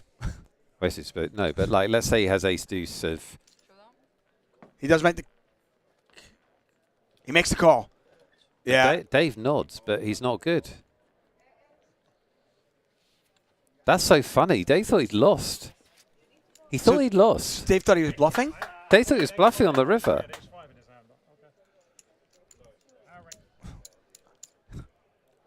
That was such a weird hand. That's one of the weirdest hands I think I've watched in a lot of days. So was he bluffing the turn with top pair? I think he thought Dave's reaction on the river there was so like, strange. Nice tournament, well done, you win. Well done, yeah. Yeah. Yeah, look at him. He's like, wow. But I'm so confused. Chat, Everybody's confused. We're all confused. That is honestly one of the most interesting, confusing hands I've commentated on in a long, long time. David McConaughey was bluffing with the best hand and got called by worse. Well done, him. We think that's what it is from his reaction. I don't think there's any. But why did he misread his hand? I don't understand because he overbet the turn and then he only had 5 million left and then he bet it. And when he got called, he tapped the table, as you said, as if good call. No, and then in his reaction afterwards, it's kind of been like he's bewildered that he was ahead. He was. It feels like, and again, it's impossible for us to climb inside somebody's head. We'd have to ask him, and hopefully somebody can. But the question would be, I assume he raised the flop because he has top pair and he's got the best hand. Yeah. Then when he got called, he was like, oh, maybe I don't have the best hand. I'm going to overbet and try to get some better eights to fold. But when that was called, I think he was convinced. Well, so must be. Well, I don't. You think he's bluffing with top pair on the turn? Again, this is not me. I'm just so confused. I'm trying to climb inside his head. By the way, it's a 6-1 chip lead for David McConaughey. I feel like he raised the flop for value. Yeah. And then he was a little bit like, uh-oh. So then he overbet the turn, thinking, okay, well, maybe I can get some better eights to fold, right? Right. And then on the river, he's like, well, I've come this far. What am I going to do? I might as well stick it in and see what happens. Hope there's a fold. I hope there's a fold. Clearly he was rooting for a fold at the end. Clearly. Yeah. From his reaction, clearly he was hoping for a fold. And yet he got called by worse. What a fascinating and weird hand. Really weird hand. I think it's a bit of an overplay, but 10-8. But, I mean, I think maybe because the hand didn't make so much sense, that's why our Spaniard called him and just said, well, you're not doing this with one pair, are you? So it's hard to have two pair. I've got top pair. And frankly, once that pot's that big on the river. Once he called, well, I think, to be honest with you, if I'm calling the turn, I'm probably just moving all in. If I decide that I'm going to go with this hand. What do you mean? Who's moving all in? Vecchiano. At that point. Oh, you're moving it on turn because of the draws and yeah. I'm like, listen, I'm not calling 3.5. I'm going to leave 4.9 behind. I know, but he wants to keep the bluffs in. Yeah. I'm okay. Not that there were. I'm assuming all the bluffs have some equity. So they're not going to fold. And if they do fold, I'm okay with that too.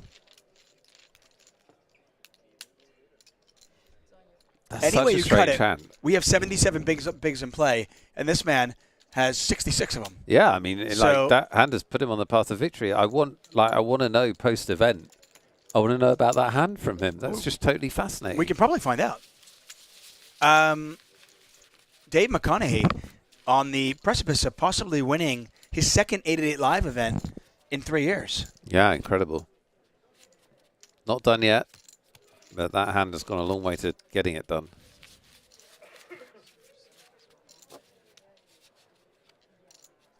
Apparently, trying to get some confirmation on this, who won the free roll?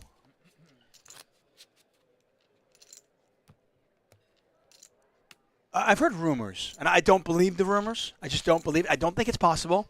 Who won the free roll today, folks? Somebody in the chat, let us know. Because I don't believe it's possible for Andre Pinto to win it, and then Max to win it, and then to have another chat fan to win it.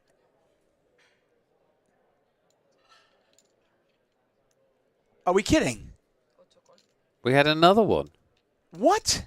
This is weird. What Kiss is my happening? cat? What is happening? Max was our hero for 24 hours. Andre was our hero for 24 hours. And are we saying that Kiss My Aces has won? That's amazing. That is amazing. Well done. Only slightly more my amazing cat. than what we're seeing at our table here. I mean, top pair versus top pair is a cooler heads up. I did not expect that many chips to go in from that without the... I think it's like more understandable if they just pile on the flop. The turn was really bizarre. The turn was a weird business. And then the reaction after the river was really crazy. I think certainly the last part of your analysis is right. Certainly when he got called on the turn, he was like, "Oh shit!" Right. Like, like I wasn't. I was kind of hoping to just end this hand right now. Yeah. Oh, well, I'm stuck now. I've got to put in the last 5 million and What just am I gonna hope. do? Just hope. Just a weird situation. Lime has confirmed. She saw proof that Kiss My Aces has won the free roll. So that is 3 new folk heroes, new free roll folk heroes in just 4 days. Unprecedented. Unprecedented. Our chat has, by watching us, just become smarter and smarter. Mm. I can't understand. I don't know which is the bigger mystery, that or that last hand. Both huge mysteries. We'll never know. We'll never know. Very well done, Kiss My Ace. And you've now got a shot at being free roll folk hero for some time. You are now a command. Max, it was great. Andre, it was great. You're both dead. Wow. It's over. Yeah, good news. We don't have a stream until May 27th. Now, we do have a stream. We are streaming tomorrow, not us, but we have to do a Magic Monday show tomorrow. Strangers are doing it. Yeah. Other people. We're not making a new folk hero for tomorrow. We've got to be on the job for that, right? So, good news. Kiss My Ace. You will be folk hero for until at least May 27th.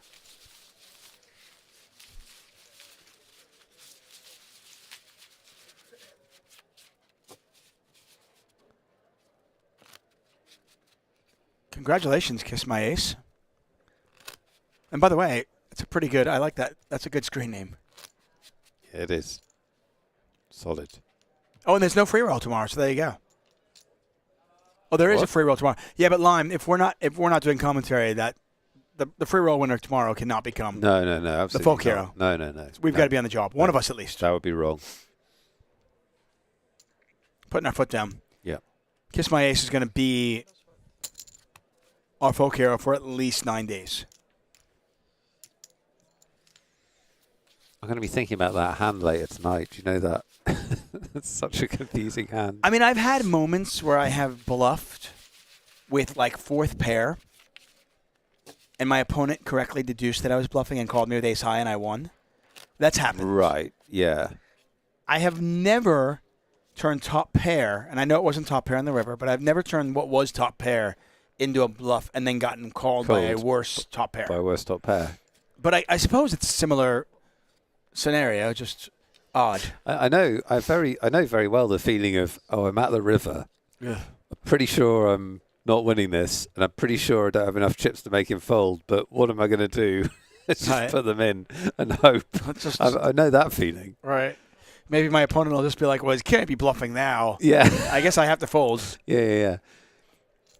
The interesting thing is that I think Vecchiana, I believe the thought process on that was like, I don't know how 8-7's good here, but what am I going to do? Like, the pot is 15 million, and it's 4 million to call. Yeah. Blinds are 153, so as you can see, Vecchiana not with a lot of chips, just 13 big blinds behind, so we are at the shoving portion of this tournament. We've reached the random number generator section of the adventure. You feel comfortable doing a keyword giveaway, or should we wait till the end of the show now?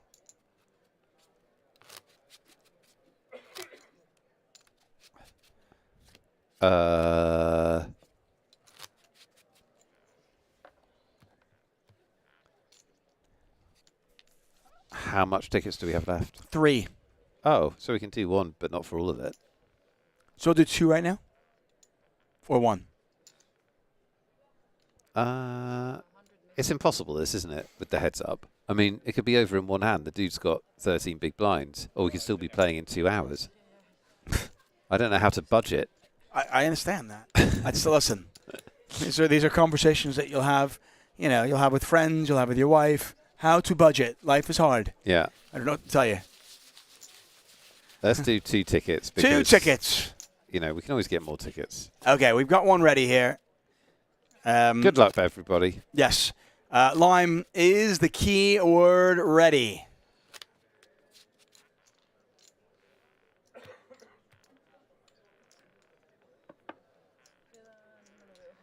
Powered by Limes, never stops. The best in the business, and she has said yes. in 2 separate chats. Take a look at this leaderboard. And as you can see, David McConaughey way ahead, more than a 4-1 chip lead over Pao Vecchiano. We're going to do the keyword. Let's run it. It is in honor of the new games offered on 888 Poker. Oh, yes, fun game. PLO5, PLO6. PLO5, PLO6. Get them in the chat. We are giving away 2 $33 tickets, folks. 2 $33 tickets.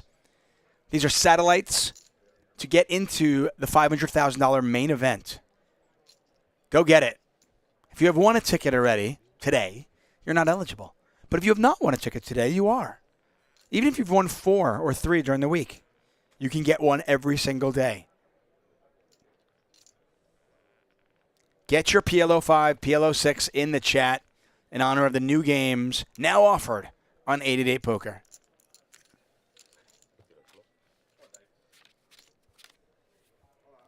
We're going to save 1. Like I said, you always want to keep 1 bullet in the gun. Don't walk around with an empty clip. Never. You never know when you might need it. I think there's a really strong argument here for Dave to just play big pots because Vecchiano clearly doesn't want to. He's still limping buttons. And boom! Vecchiano can't now, has no room for maneuver. Why not force him to make decisions? The smartest thing you have ever said. Oh, hot damn. And it comes down to something very simple. No matter what game you're playing, sport, poker, whatever it might be, if your opponent is trying to do one thing, disappoint them. Exactly. Totally agree. I don't agree with him limping buttons, but he's done it throughout the heads up, and that's clearly what he's comfortable doing. So he's now got 12, 13 big blinds. He's got no room for maneuver. Yeah, just keep piling on him. Make him gamble. Yep, absolutely. One more Because if minute. he doesn't gamble for 6 or 7 hands, he's stuffed. Oh, he's down to like 8 big blinds. Right. Absolutely true. Listen, whether it's sport or poker, if your opponent wants to play a certain style, disappoint them. Don't let them. Take them out of their comfort zone.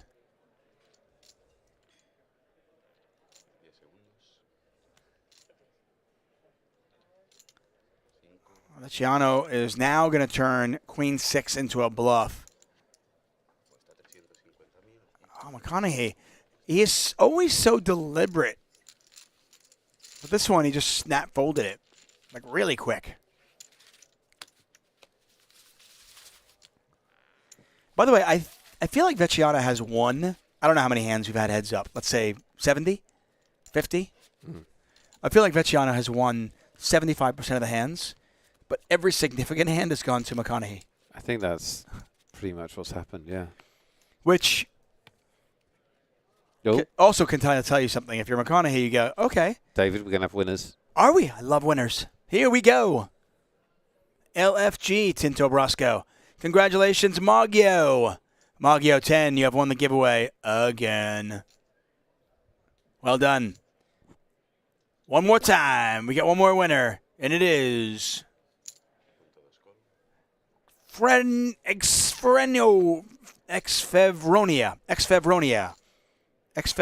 you have won the giveaway. You are each playing in a satellite to get into that main event. $33 Good satellite luck. tickets. Good luck. We have one more ticket left, everybody.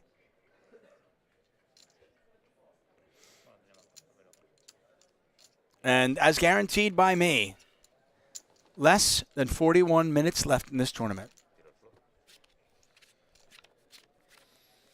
Are you nervous? Guaranteed.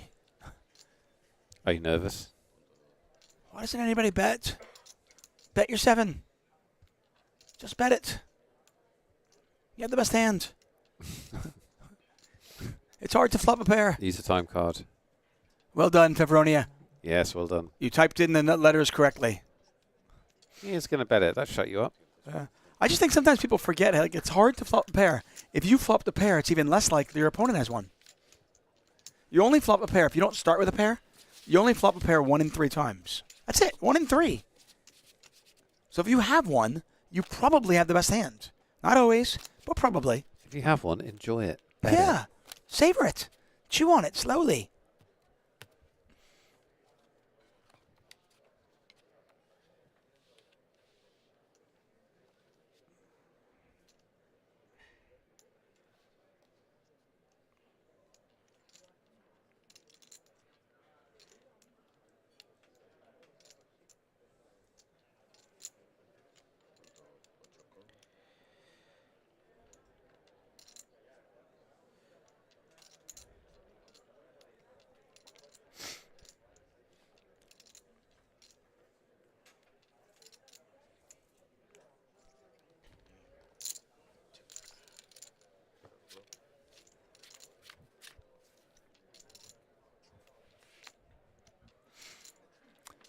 2 pair versus what is 1 pair.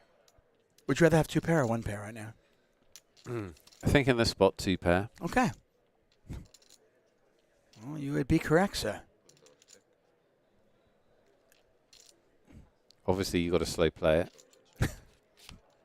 Check. Everyone slow plays everything. And now Vecchiana wins.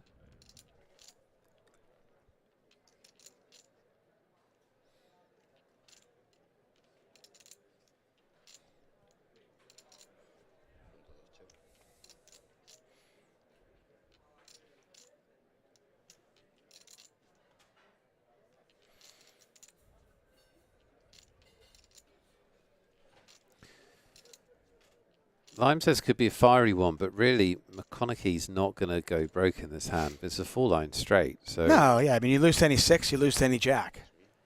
This is, I mean, at best it's a call, and then think about it. It's a small enough bet here. You're going to call 1 time. Yeah.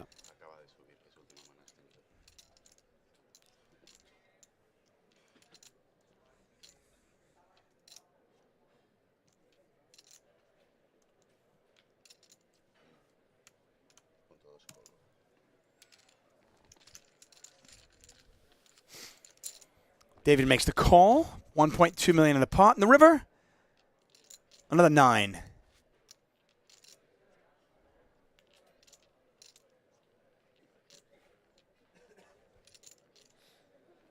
One of my favorite bets of the tournament, though, was when David McConaughey, the pot was like $1 billion chips, and David bet like 100,000 into it with Ace King on the Ace King Queen run out, and then folded. Yeah, that was a cool move. It was really cool. I mean, I don't think that play works against a lot of players, but I think he was able to bet small and get the read that he wanted, so he could fold a hand as strong as Ace King.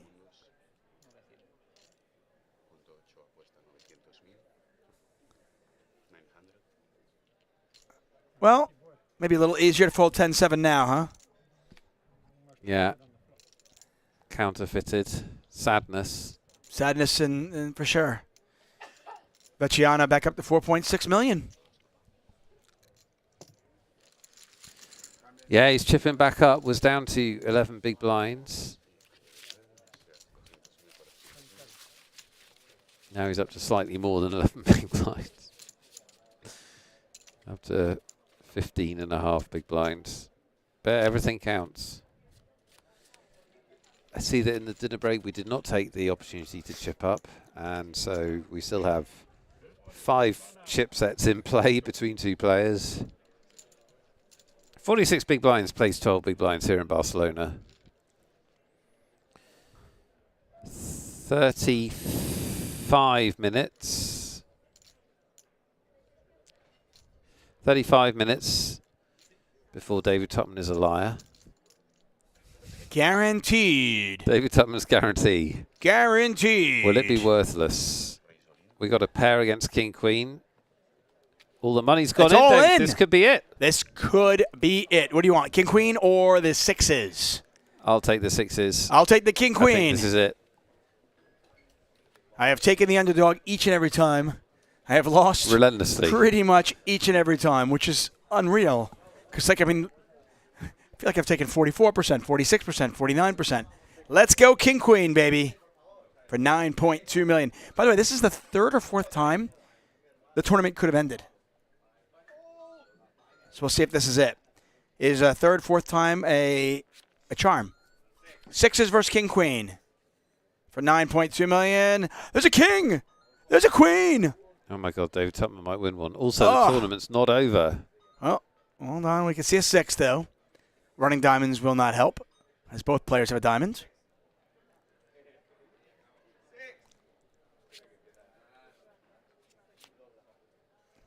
Four of hearts.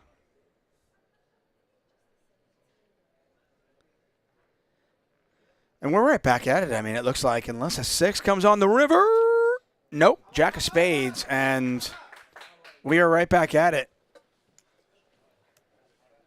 We need more tickets. I said this 2 hours ago.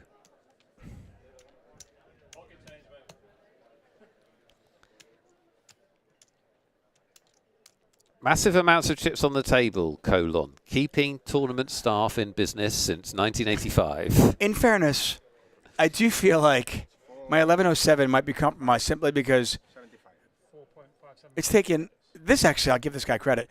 Most of the chip counts, like when they got to pay somebody out, feels like it's taken forever. Yep. This is actually pretty quick.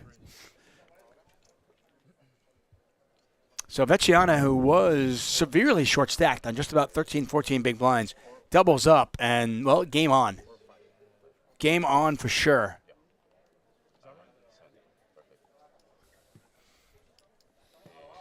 And the players are talking deal. Are they again? No. They're not. Just run out of things to say, to be honest. Wow. Is that a problem? Wow. I talk about other things. Who do you think Liverpool will sign this summer? Not me. They won't sign you, that's correct. They were unlikely to sign me. I'd come cheap, too. You do? Yeah, I mean... How much would you want to play professional football? What kind of salary would you be after? What you demand? What's the min salary? There isn't one in British sport, yeah. Oh. I'll take... you would take the minimum, though. I'll take 1.2 million quid. Per year? That seems right? To play football? Yeah. Yeah. I think we all would. I mean, I'd be one of the lower paid ones, wouldn't I? In the Premiership? At 1.2 million quid? Yeah. Yeah. Listen, a bargain. You would be one of the lower paid ones. 1.2 million. Not underpaid. I'd be overpaid still and be one of the cheaper ones. Yes, Bodware, the chip count should be automated. This has not come to live poker. If you'd like to start a business that brings it to live poker, I will eternally thank you. Yeah.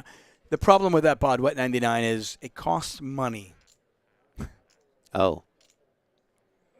So that's the issue. I'll tell you what drives me crazy. Why can they not put chips in golf balls so that you can instantly find your golf ball? They can put chips in, like, card tables and cards. I think they clearly can. In fact, they actually tried to put chips in hockey pucks. So they could see, rather than replay, they could see definitively whether it crossed the line for a goal or not. Yeah. Right?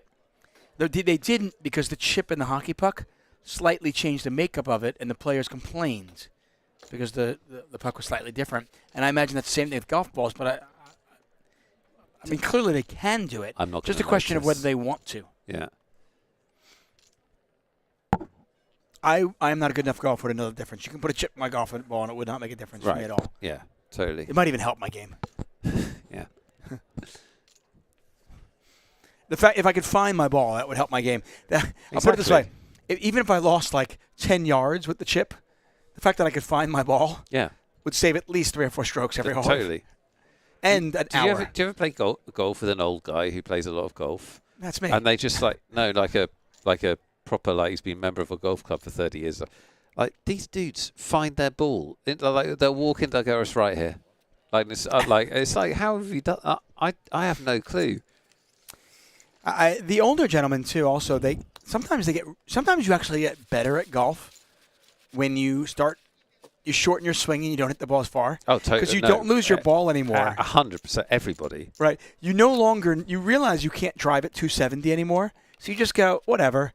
This par 4 is a par 5 for me, and I'm fine with that. The reason I go to the golf course, David, is to hit the ball really hard. Right. And hope it goes a long way. That's what I'm doing. And that involves a lot of lost balls. Right, and then you've got, I will tell you, so I play with Maury Escandani. Yeah. Poker Hall of Famer, great guy. And he no longer hits the ball very far. But the guy's short game is just unreal. And he is, I kid you not, 180 straight as an arrow. 170 straight as an arrow. 2-putt. Or he actually will often not get it on the green in regulation, but then chip it in. Chip to within 8 feet. Yeah, and then it's either a 1-putt or a 2-putt. And then at the end of the day, you're looking at it and going, he's got like an 83. He's never hit the ball more than 200 yards, and he shoots an 83. And he destroys me. Poor David. It's terrible. David McConaughey is going for it with 5-3. Look at this. Change of pace. Oh, hello. We've got a 2 million chip pot, and nobody's got more than 9 high. Okay.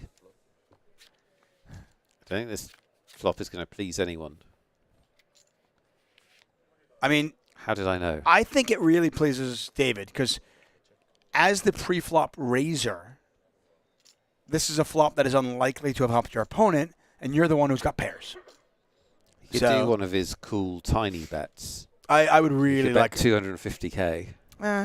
I'd go like 450, but yeah, I think tiny is really good. I wasn't serious about 250k, but look at this. It looks like it's like 650. I like it. I mean, he's just telling the story that he's got a big hand, whether it's an ace high or whether it's a pair.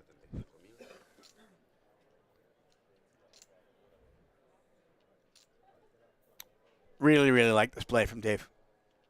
This might be the best play he's made all day. So it's just a continuation bet, mate. It's amazing. It's the sexiest continuation bet I've ever seen. It's a continuation bet. So Vecchiano will know he has nothing, but there's just not very much he can do about it. So well, how does he know he has nothing? Well, because he almost always has nothing. Why can't Dave have 9s there? Or 6s or whatever.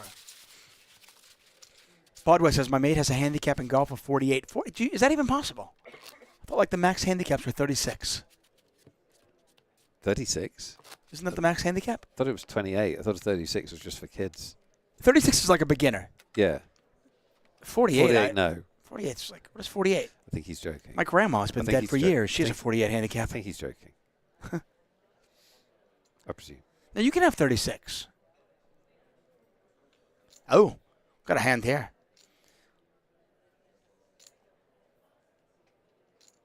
And again, I mean, the blinds are 200,000, 400,000. Vecchiano only has 19 big blinds. That's it. Is he all in? No. Or just raised? Just relax. Well, I'm just, I mean, I got I know excited. you're on a hair trigger. I know that. Does he realize he only has 19 big blinds? 625, so it's 800. Oh, he didn't know the blinds went up, that's why. Oh, we're playing 200, 400. He's got 19 bigs. I mean, I'm not going to lie. I think this is either a shove or a limp trap shove. For who? For Vecchiano. On the button. No, he's just raised. Okay. He's not doing what you say. I guess McConaughey can just call this then. Yeah.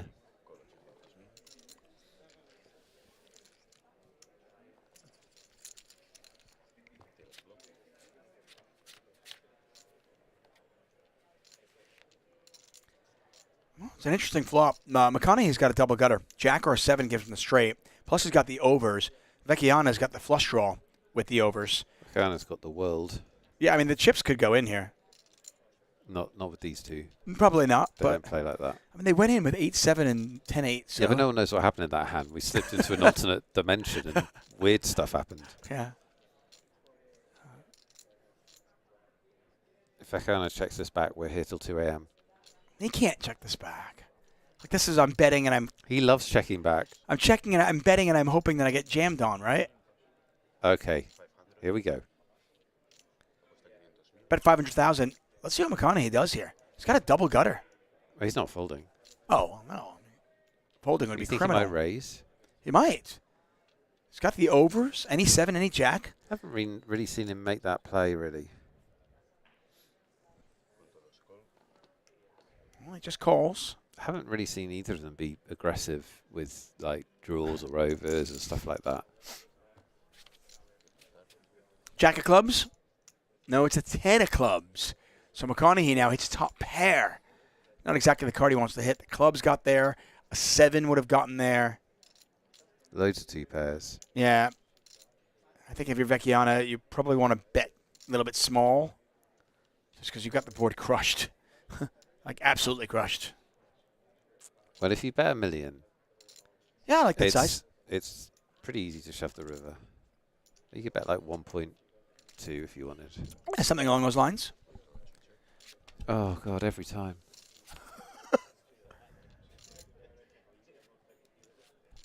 Well, or you check it and let your opponent hit a straight. Well, that's the genius, I suppose. That's brilliant. Just if you can just guarantee that. Check it. Your opponent hits the straight. And then they bet and you raise and they're like, wait, what? It's the long game they're playing here. Well, This is obviously going to get the stacks back to pretty much even. McConaughey has bet 1.9 million. Vecchiana does not have the nuts.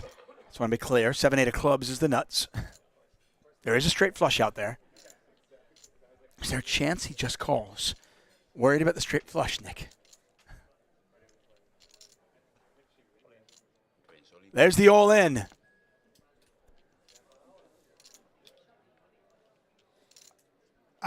Yeah, this is pretty sick. I think you can fold. Really? Yeah, you can. Really? Yep. Well, if I had the queen of clubs, I would say no, but I don't have a club in my hand. I'm hoping for a chop at this point. yeah, but you might be folding. Yeah, but a lot of the times it is a chop. And some of the times it's not. It's quite- 4.6. It's quite hard for it not to be a chop. No, this guy's got a flush. I Guy's know. got king queen. Okay, so that's your analysis.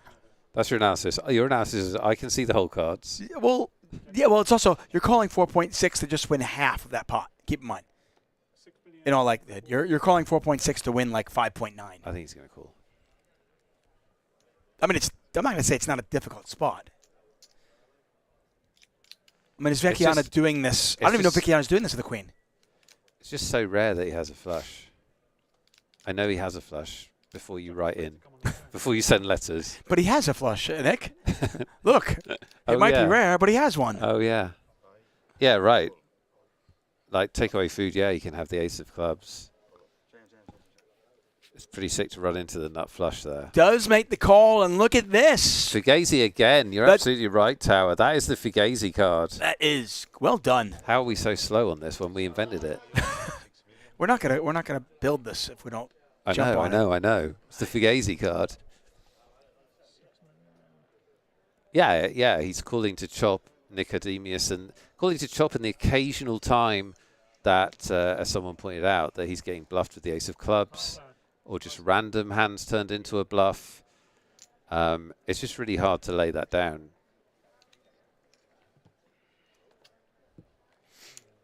Yeah, I mean, at the end of the I don't day, even know if you should lay it down, really. I mean, you've got to be so sure. So certain. Sick run out. The card you want, the card you wish for, but ultimately it just cost you chips. And look at that. The tables have once again turned. It is now the Spaniard ahead of the Brit 2-1 in chips. And keep in mind, with the blinds at 200,000, 400,000, the effective stack is under 20 big blinds. We are, theoretically, one hand away from ending this tournament. I feel like that has been true for some time.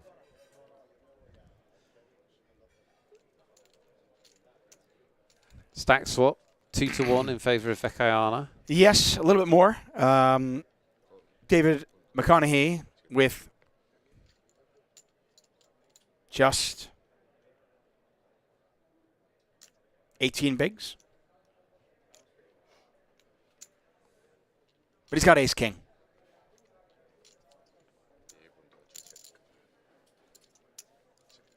McConaughey calls, trying to set a trap. Vecchiana, too smart to fall for that. Doesn't take the bait.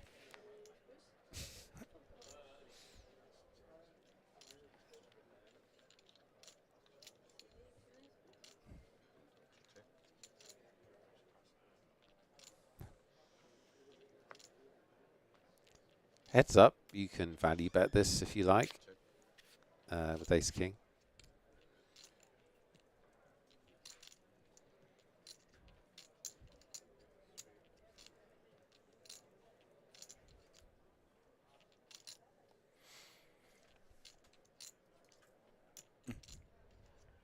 Yeah, limit hold'em pros. They will squeeze every ounce of juice out of the orange. Right. Ace king is oftentimes a value bet and getting called by worse.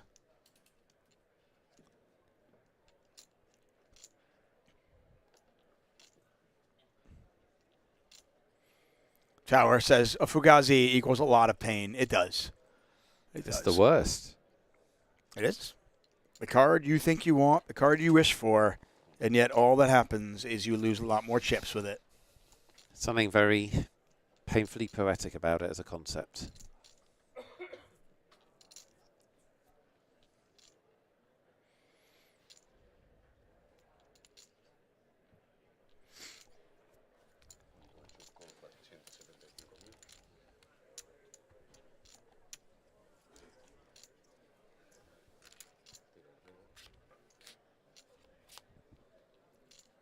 So Vecchiana called, by the way, with Queen 9, had a gut shot, hit the 9.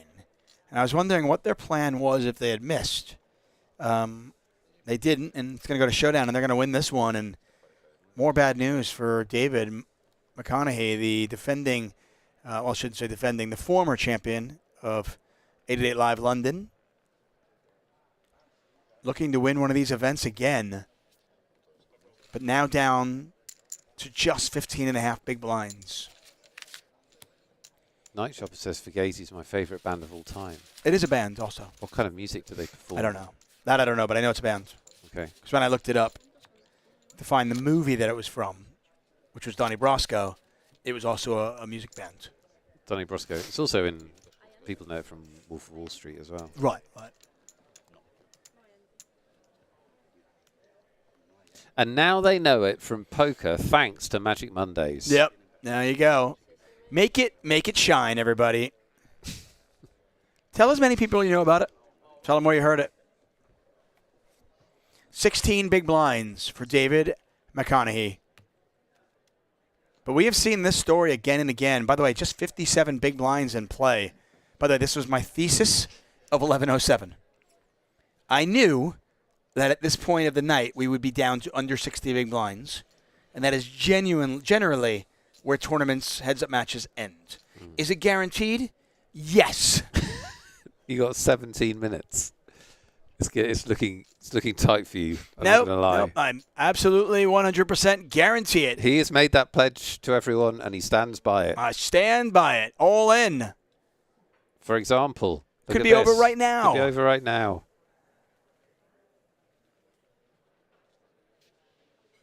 It isn't. No, but another pot there. Yeah. McConaughey now below 15 big blinds. He's probably, in fairness, he's probably going to be all in soon and called before 11:07. So you're probably going to get a shot at this. It's going to be tight. Might even get 2 shots. It's going to be tight. There might be 2 all-ins before 11:07. But it is guaranteed. Guaranteed. It's a David Tupman guarantee. Take it to the bank. Yep. He hasn't been wrong this weekend, apart from the times he was. Let's not focus on that. The point is this. He's made a guarantee. 888 Live, next stop is September 4th, the 14th. Let's not banter on about silly things about being wrong and stuff. We're going to be in London, everybody, September 4th and the 14th. I know London. I am lobbying my bosses to take me there, send me there. I haven't been to London in a long time. I miss it. I'd like to go.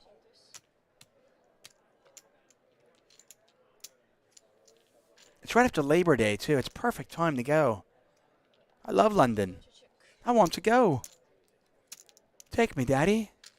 Sorry. Just relax.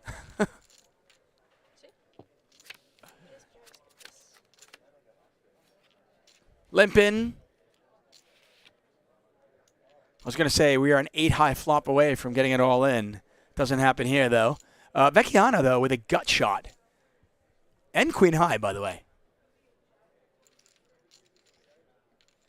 McConaughey with the very garbagey deuce. King on the turn. I was going to say a jack would have been really interesting because McConaughey would have had a straight draw and might have put some money in the pot. Vecchiana would have made a straight. Instead, it's just a king. See if Vecchiana wants to bet. Or just spin his chip a couple times. He's going to put a little sprinkle out there. Sprinkle, sprinkle. McConaughey folds. Chipping away. Down to under 14 big blinds.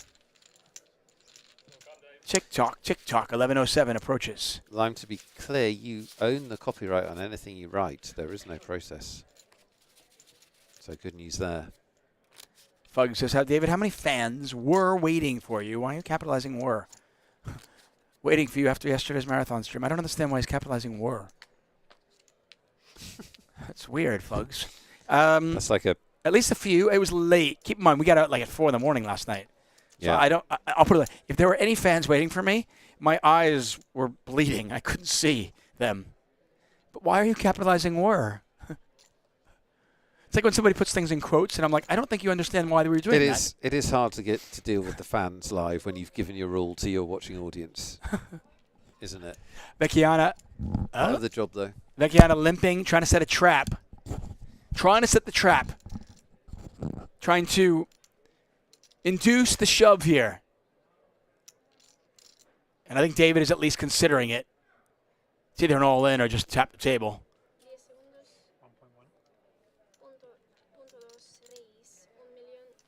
Did he just raise?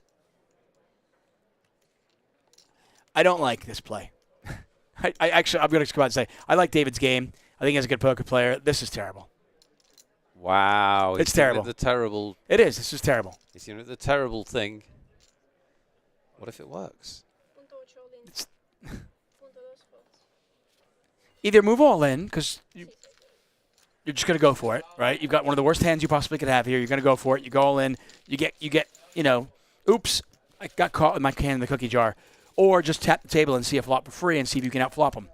Raising, more often than not, your opponent's just going to call you. And then what do you do with 9? Now you're playing 9 deuce offsuit, out of position. Sounds bad. Or your opponent's going to shove on you and you're not going to see a flop. Also I think bad. It's like Mr. Miyagi. Go all the way or don't go at all. You go in the middle, you get squashed like grape. When did he say that? Karate Kid. When in the Karate Kid? Huh? I don't remember that in the Karate Kid. Go watch Karate Kid again. Are you sure it's not Karate Kid 2? No, Karate Kid 2. Stop with that. I know Karate Kid That is very well. That is blasphemy. That's not blasphemy. Oh, you either go or you don't go. You go in the middle or you get squashed like grape. Do I sound like a man making this up? Is that an outtake? Yeah, I got the DVD extras. It was one of the bloopers. Oh, I believe that. It was a deleted scene. Yeah. My philosophy of life: don't get squashed like grape.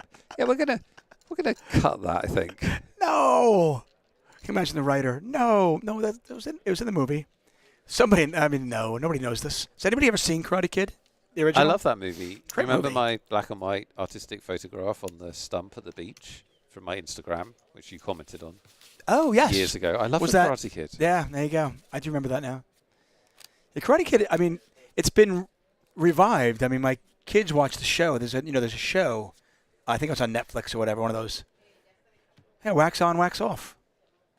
Daniel-san. Oh yeah, I remember the quote that Happy Ray's put up. That's slightly. I remember the walk on the side of the road. Yeah, there you go. Walk on road, walk on right side safe, walk on left side forgot safe, that walk bit. in the middle. Sooner or later, you get squished like grape. Sure. That's the middle. The middle is but that's the analogy that Miyagi was making was that. Go all in, don't go all in. Go in a little bit, no. It's like getting a little pregnant. Doesn't work. Well, I'm going to keep trying.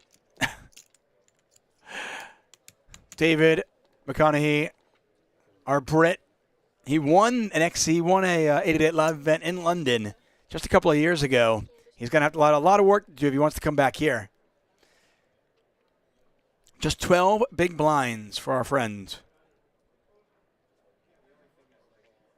Thank you, David. Thank you, Fugs.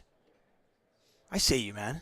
My favorite bit of Karate Kid is when he does like wax on, wax off, paint the floor, sand the fence, sand the floor, paint the fence, and then he masters those things, right?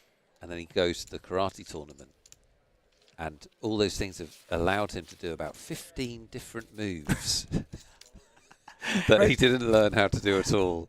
Kicks, right. punches, sweeps. It's quite incredible. Yeah.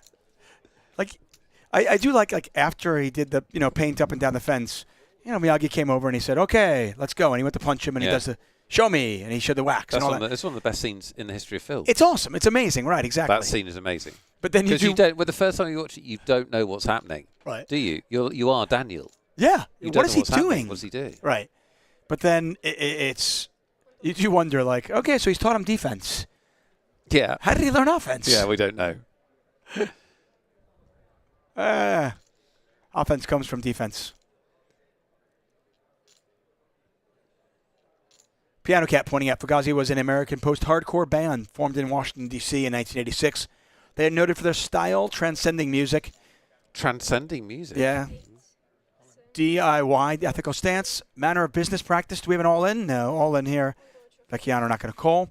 Manner of business practice and contempt for the music industry. Ooh. Ooh.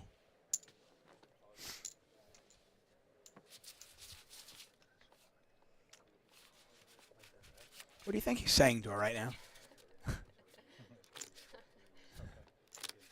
Saying, seriously, these two?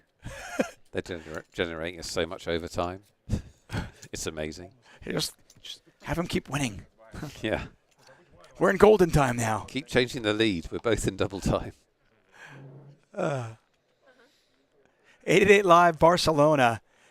459 entries. And it is down to these two. Pau Vecchiano, David McConaughey. One of them will take home that beautiful trophy and 70,000 euros. They discussed deal. The parameters of the deal were out there. And they yet were deemed unacceptable. They were. No deal. When they play it out, and they are playing for 26,500 euros, everybody. The all-in. David not going to call this. We are really just at the moment where both players find the hand that they feel suitable to go all in with. And then, does somebody get lucky or not lucky? They have 7 minutes. 8. Or everyone's going to find out the worth of a David Tuchman guarantee. Yep. Not worth the paper it's not written on. It is. It's guaranteed. Guaranteed. Guaranteed. No way it can go beyond 11:07.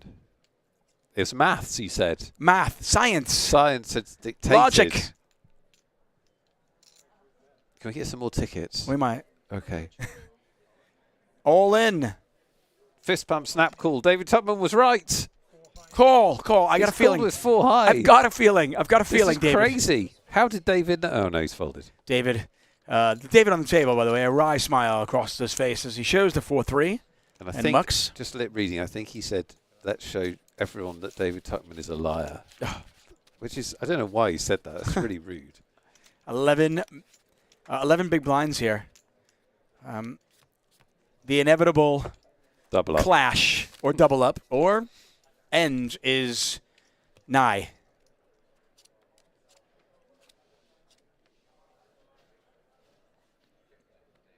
Check out the latest 888 Poker video on YouTube here. Click on it right there. It's in the chat, everybody. Just don't do it right now. That'd be weird. You don't want to miss this. No, don't miss this. We have another ticket giveaway still. Oh, we do? Yeah, one more $33 ticket. I think we need about 5 more. You can't go home with that. 10 seconds. There's like 40 big blinds in play, and these guys actually are playing. So they're all in here. You got a pair.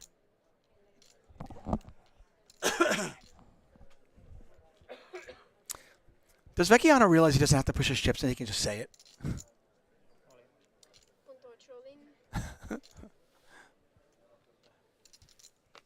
Vecchiano knows what to do with a pair. Stick it all in. McConaughey folds the 10-4. Over and out. Now down to 10 big blinds. Chip Taker saying, Chuck, who do you got lined up for the next 888 ride? We're in discussions. The last one, which has not been released yet, was with Lucky Chewy. Lucky Chewy and I drove around Vegas. We talked about, how's this? He and his wife have pet doves. That's unusual. Right. Well, Lucky Chewy's an unusual guy. And he and his wife have pet doves. We talked about that. We talked about him, his life, and the fact that Lucky Chewy, guess what? What? He and his wife are expecting a baby. Lovely. Yeah, he revealed it on the show. All in. Oh, McConaughey is really getting frustrated. He's like, I just can't call with Jack High. Maybe if I Jack 10. McConaughey is still trying to play. How many more shots has he got? McConaughey is still trying to play small ball, though. Have you noticed he's like limping in? He's still trying to control the uncontrollable. But yeah, he revealed it on our 888 ride that he and his wife are expecting. Baby exclusive. Yeah. He's got a baby girl on the way. He even told us what her name was going to be. That you'll have to watch the show for. Wow. Oh, teaser. Wow. If Is you it want to Leia? know what Lucky Chewie's daughter's name is going to be, It's Leia. it's not. It's obviously Leia. It's not. Chewie. You have to watch the latest 888 ride on YouTube. I don't think it's out just yet. Don't bother, guys. It's Leia. It's not. I'm going to stab him. Why? Oh, no, watch it. Yeah, watch the thing. There we go. There's the all-in. I mean, I feel like conspiracy. One guy's got a playable hand. The other one's got 7-3. Come That's on. the way it is. You've got 4 minutes, David Tutman. This is ridiculous. Oh. Can David Tutman keep his job when all his credibility is gone? He's lied to the audience. Have I had credibility? But what the last vestiges, what was just remaining, has been spunked away with your lies, or we're about to see the dramatic end of the main event. Follow us on Instagram for instant fun. Have you done that yet? I'll do that when we get to 2 a.m. on the final day. There's no chance we get to 2 a.m. Your word means nothing. Nothing. No chance. Vecchiano with a suited 10. Don't think it's quite what you want to get in all the way, but if he tries, he's going to get called. Nope. Just a limp. Here's the all-in. You don't need to cover your mouth. You're not giving away any tells, buddy. You have 9 big blinds. They've been covering their mouths the whole thing. I know. They have 9 big blinds. Yeah, there's no Like, what are you giving away here, guys? No. He's calling or he's not calling. Like that's what I mean. Can you imagine being like, I saw his lip quiver. Maybe I'll call him with 10-3 now. It's a good point. How have we not won a Global Poker Award for Best Commentating Duo? This kind of stuff. This is brilliant. No, it's not. It's awful. People hate it. It's the Yeah. Okay, everybody in the chat, you guys hate it? Love it? What? Why are you asking their opinion? You can't. If you're going to be a creative genius, you can't adjust to the audience. I'm not going to adjust. I'm just curious. Look at that beautiful trophy that's got fingerprints all over it. Can we have a duster to the final table? Some polish. That thing's been manhandled more than certain individuals. Straight from Chip Taker, your commentators for the evening have been the mayor of Tickettown and the liar from California. Wow. Not yet. I have 2 minutes. He's got 2 minutes. Oh, gosh. Kayana could call here. Let's gamble it up. No. I've literally had 19 all-ins over the last, and no call. 12 minutes with not one call. I've had so many opportunities. Podwet says bottom of the barrel stuff. I'm only here for the ticket. Thank you, Bodwet. We appreciate it. That's why we're saving our bullet. We've got 1 ticket left. We're not going to let you leave. If we only got 1 ticket left, that's pathetic. It.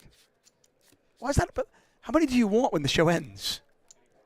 I don't want to die with nothing. I think it's a stupid idea. No, that's what Bill Perkins says, die with 0. I know he does, but I want to, as I'm about to die, I want to think, oh my God, I'm loaded. It's a great thing to think. Instead of thinking, oh my God, I'm broke, dead. Bury me with all my money. Well, at least some. No. At least like a 10 grand in each hand. And 10 grand down my pants.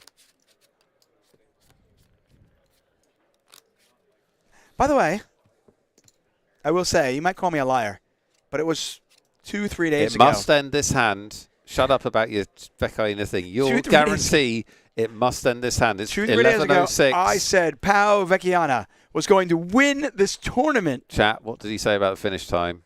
What did he say? Guaranteed by 11:07. Guaranteed. It must end this hand. Will it? Suspense. I mean, the old Jack Deuce Queen 6. Yeah, we could have a limp pot and things could go crazy. All right, like what? It could be Queen Jack Deuce flop. Queen Jack Deuce. Don't tell him that. Mark, stop it. That's terrible. I'm being conspired against.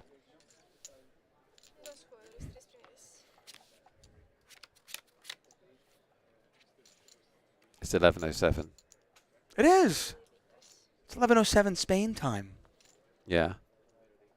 I didn't say Spain time. I said 11:07. We all know that we talk in GMT. This is pathetic. This is pathetic. We know we all talk in GMT. It'll be over by 11:07 GMT time. I said that from the start. Chat, help me. I want to come and hang out with you. I don't want to hang out with this cheater anymore. No. It appears I am wrong. Unless somehow the chips go in here. Unless somehow the chips go in right now. Which is highly unlikely. Why is nobody betting? Vecchiano's pair of deuces are best. But you go check, all in, call. If it does end on this hand, I'm taking the win because the hand started before 11:07. But it does not end on this hand. Yeah. Vecchiano wins. David McConaughey down to about 12 big blinds. And my guarantee has proven to be worthless. So there's a movie with John Candy. Yes. No. Planes, Trains, and Automobiles. No. Oh. Not John Candy. Chris McFarland. Okay. And David Spade. Okay. And what's the movie called? Liars at 11:07. Yes. No. Chris called? McFarland. He has to. Basically, the auto parts and da da da. Anyway, there is a line in the movie where Chris McFarland says, "You know what a guarantee stands for? I could take a dump in this box and give it to you, and there's your guarantee." And that's apparently as valuable as my guarantees. I'm paraphrasing the line. It was Chris McFarland did it much better than I did. Okay. Does anybody know what I'm talking about? Chris Farley, not McFarland. Okay. Chris Farley. Chris Farley. Thank you. Fugg says at least you're entertaining. Thank you, Fuggs. At most. At most. Black Sheep. Yes, Nico. Nico Demas Serpico. Well done. Yes, it is Black Sheep. You guys remember that movie, right? Great movie, by the way. Good knowledge. Chris Farley, David Spade. Really funny movie. Very clever. And there's a line in it where Farley talks about guarantees and how much they're worth, which is apparently as valuable as my own guarantees. Well, I hoped for more, but I must say I'm not surprised. You're not at all. Also, can we have a dealer change? Because this one's lovely, but she keeps dealing like absolute junk.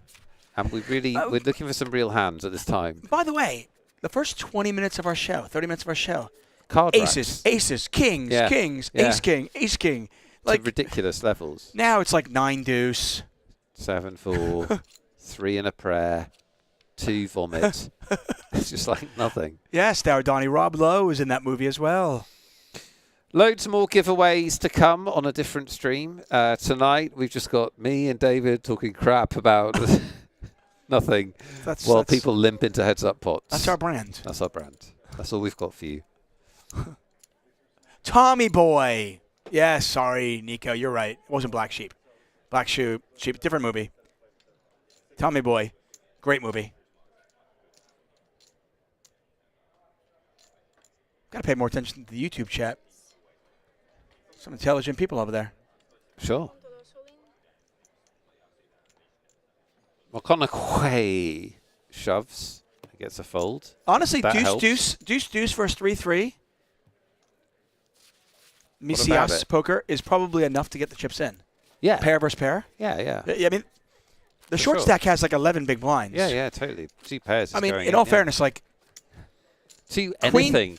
Queen 10 and deuces. He just shoved with Queen 9. Yeah, I was going to say. Like anything, we're getting it in. We just can't get anything. I'm the fact that we've had like 20 all-ins over the last 15 minutes and nobody has been called is pretty uncanny. Okay, dealer lady, you are forbidden for dealing any more 2s. If you deal another 2 in this hand, you lose your bonus. You sound like you sound like one of those like terrible poker players No who more blames the 2s. dealer for everything you can't do. It's a magic trick. She's finding a deuce every hand. She's only dealing 4 cards. You always like to blame somebody else for your inadequacies. Yes. The dealer has no control over what she deals. Well, let's see if I've motivated. Let's see what the hands are. Right, that's awful. That is awful. Oh, my God. Insubordination. Fire her for gross insubordination. It's really bad. It's really bad. That is outrageous. Outrageous. Thank you, that Chip was a slap in the face, wasn't it? Yeah, that was not only am I going to deal one, I'm going to deal the literally In all nut fairness, lows. 2 well, nut yeah, lows. when you threatened her, she was like, "Okay, fine." She's like, "Screw you." Exactly. Who are you? Who the fuck are you, Wealthall? Yeah. Jog on. You're not even commentating on Magic Monday tomorrow. Quite rightly. Okay, better. Good. Things might happen here. Oh, this is enough where the chips Punchy. could go in. Punchy. I mean, I'll put it this way, if McConaughey limps in here, it could go all in. He does limp in. This could be an all in and a call. Yeah, but probably. Oh, look at that. Vecchiana just too smart. Soul read. Sensed it. I don't think McConaughey did not pull up his hood enough. There's a jack.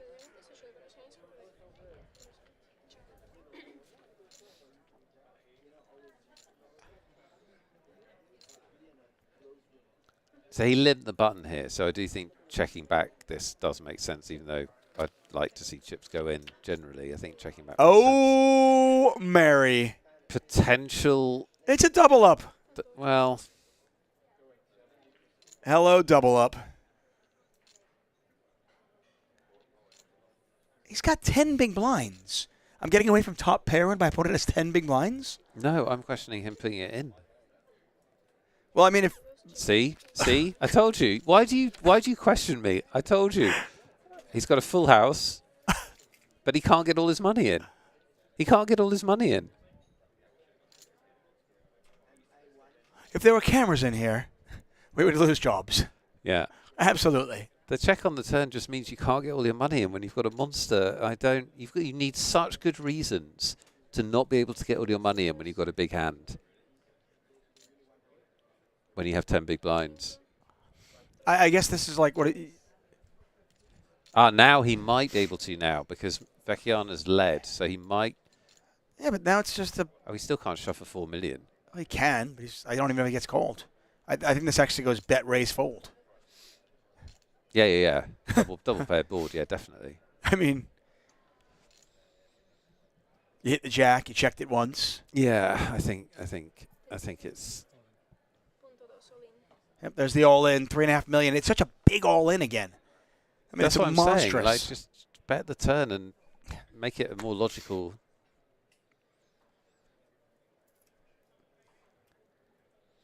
You're bluff catching with a king, obviously. You're not doing anything else. Just to be clear, David McConaughey, he checked the flop when he flopped top pair. He checked the turn when he had top 2. Yeah. It just very disciplined. The thing is, it just doesn't look like a bluff. No. Like, why would you suddenly be like, now I'm going to bluff? Right. I wasn't going to bluff the flop. I'm not going to bluff the turn, but now I'm going to go crazy. Exactly. It looks like exactly what it is. Good disciplined stuff from Vecchiana. It's Yeah. easy to get frustrated and think, and also think, I could win the tournament. It's easy to think that and not make a good decision. Absolutely. Good discipline. But yeah, bet the turn. You made a very good point as well. Like, whoa! Somebody clip that. Somebody clip that right there. It's hard to get paid off when you can only have value hands, right? It is hard to get paid off because you're relying on your opponent having a big enough hand to call you with in that case. And there were no bluffs, as you rightly said. As Noob Frost Mage rightly says, maybe he's thinking about the Mirage. I mean, you just have to realize that in heads-up poker especially, and I'm not going to pretend to be an expert in heads-up. I just think in heads-up poker, you are going to check back in certain spots, but your opponents are going to call you pretty light because it's unlikely either of you have anything. They're going to call you with ace highs. They're going to call you with king highs sometimes. Certainly going to call you with a pair. They'll call you with gut shots. And as I always say, I just want to give my opponent a chance to put their chips in the pot when I've got something. I'm not saying slow playing is bad. Slow playing is good once in a while, but you have to have a strong reason to do it. And poker is easy from the rail. Absolutely. And we can see that the dude had a hand he would pay him with, and that's going to influence us, and yada yada. But he's so short stacked that I think you've got to give yourself a chance to get the money in that situation. Yeah. This was limped in, I assume, right? Yeah, Vecchiana's got the button, so I presume. Why is there $1 million in the pot though? The blinds must have gone up to 250-500. Maybe so. Okay. They must have done, yeah. Because there's no ante, so I'm trying to do the math. That was 2-4. I guess 255.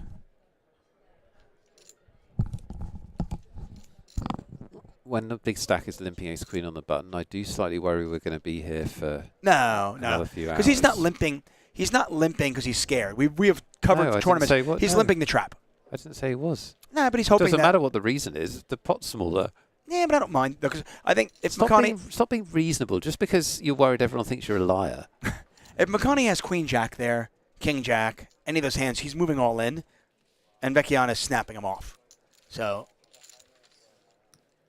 not terribly concerned about that. Like I said, my guarantee is worth as much as a pile of poop. I think that's been well illustrated. That said, I don't think this is going to go on like forever.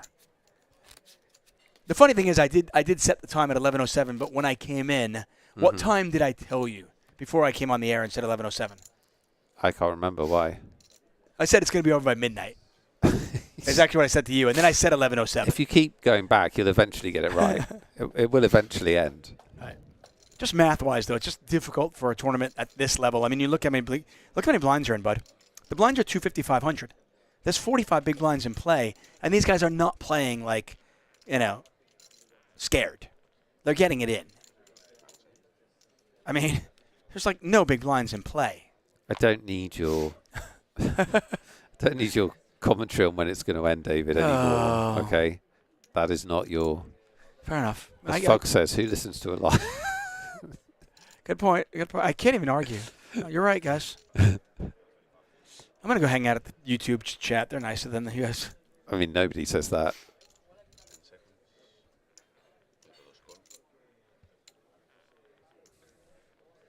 There's the call on the button. Pow with an ace facing his opponent only has 10 big blinds.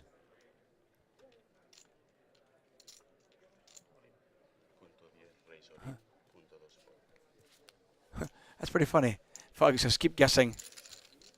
No wonder I can't win what David thinks. He keeps changing his mind. We have one ticket left.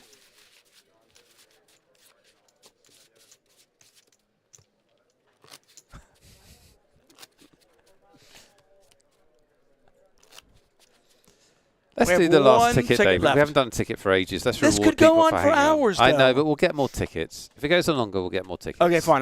I'm gonna say that. I will make the guarantee. If this goes on beyond 12, I will go get more tickets. Yeah. Done. Okay. Make everybody happy. So we need a keyword, Lime. What is the keyword? Tuck's a liar? Yes. No. Come on. There's no love. I don't feel the love. That's too strong. Thank you. I've recommended a slightly softer version. Got an all-in for McConaughey. Does Vecchiana call? David, does Vecchiana call this?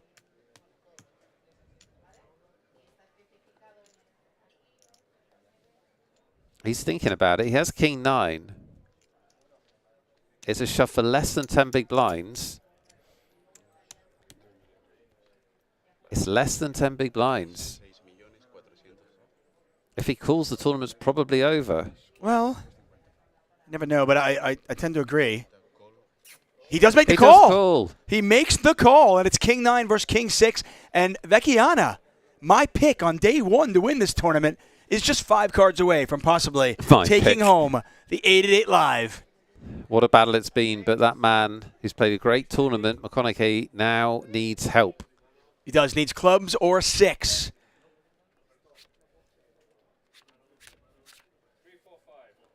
King high flop.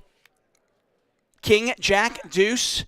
2 hearts out there. 1 club.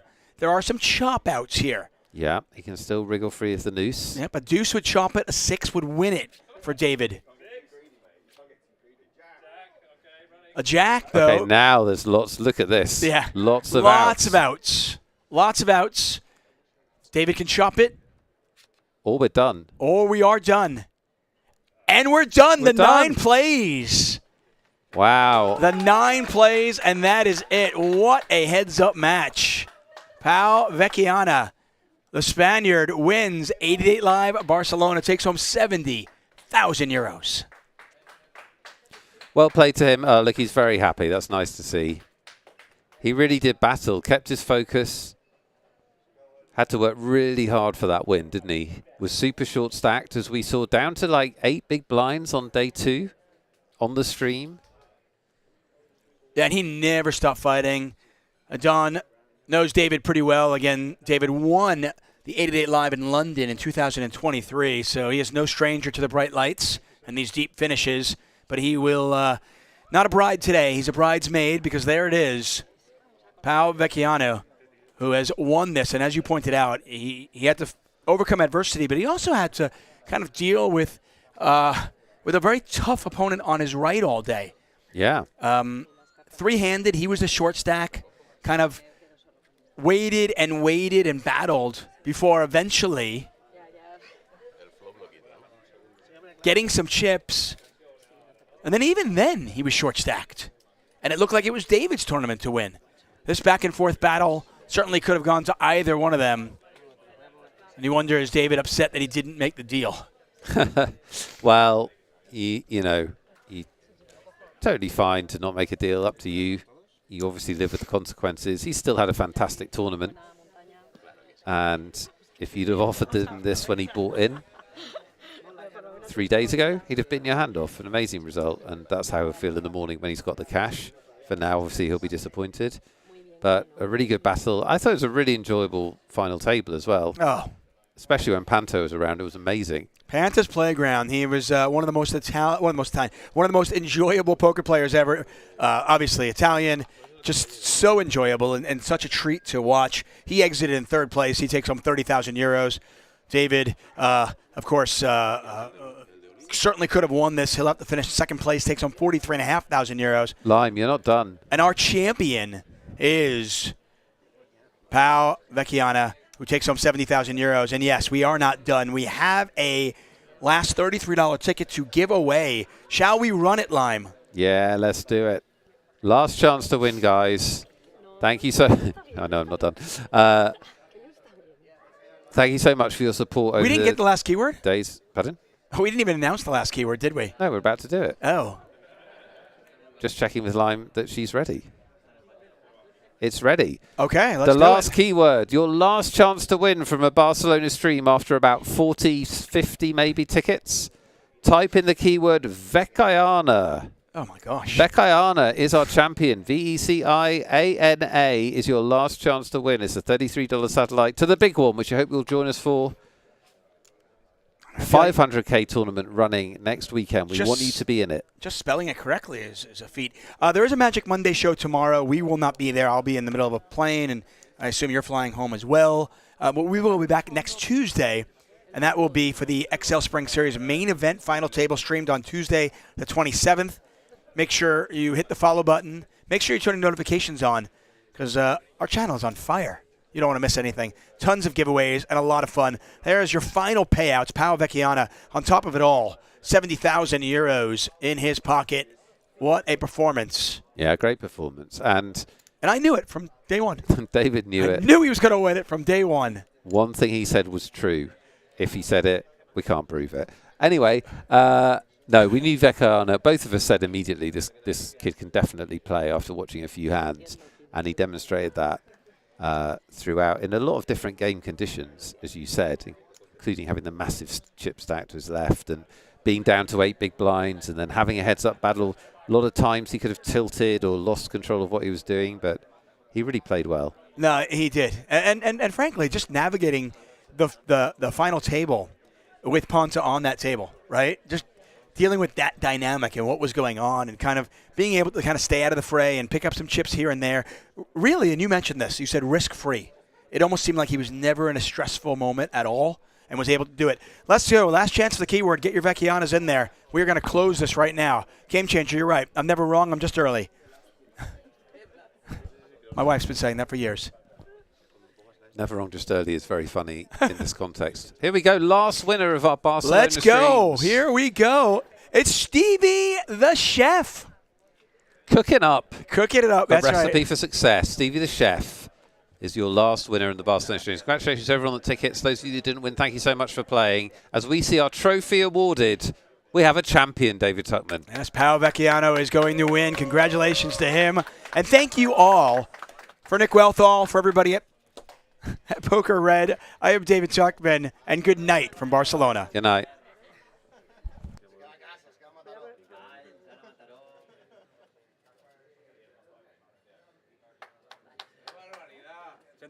sientes, por favor?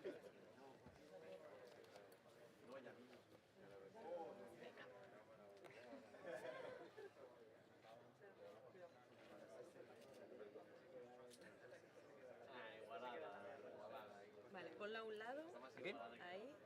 Bueno, si quieres, o con la mano, y coge las cartas con la otra si quieres.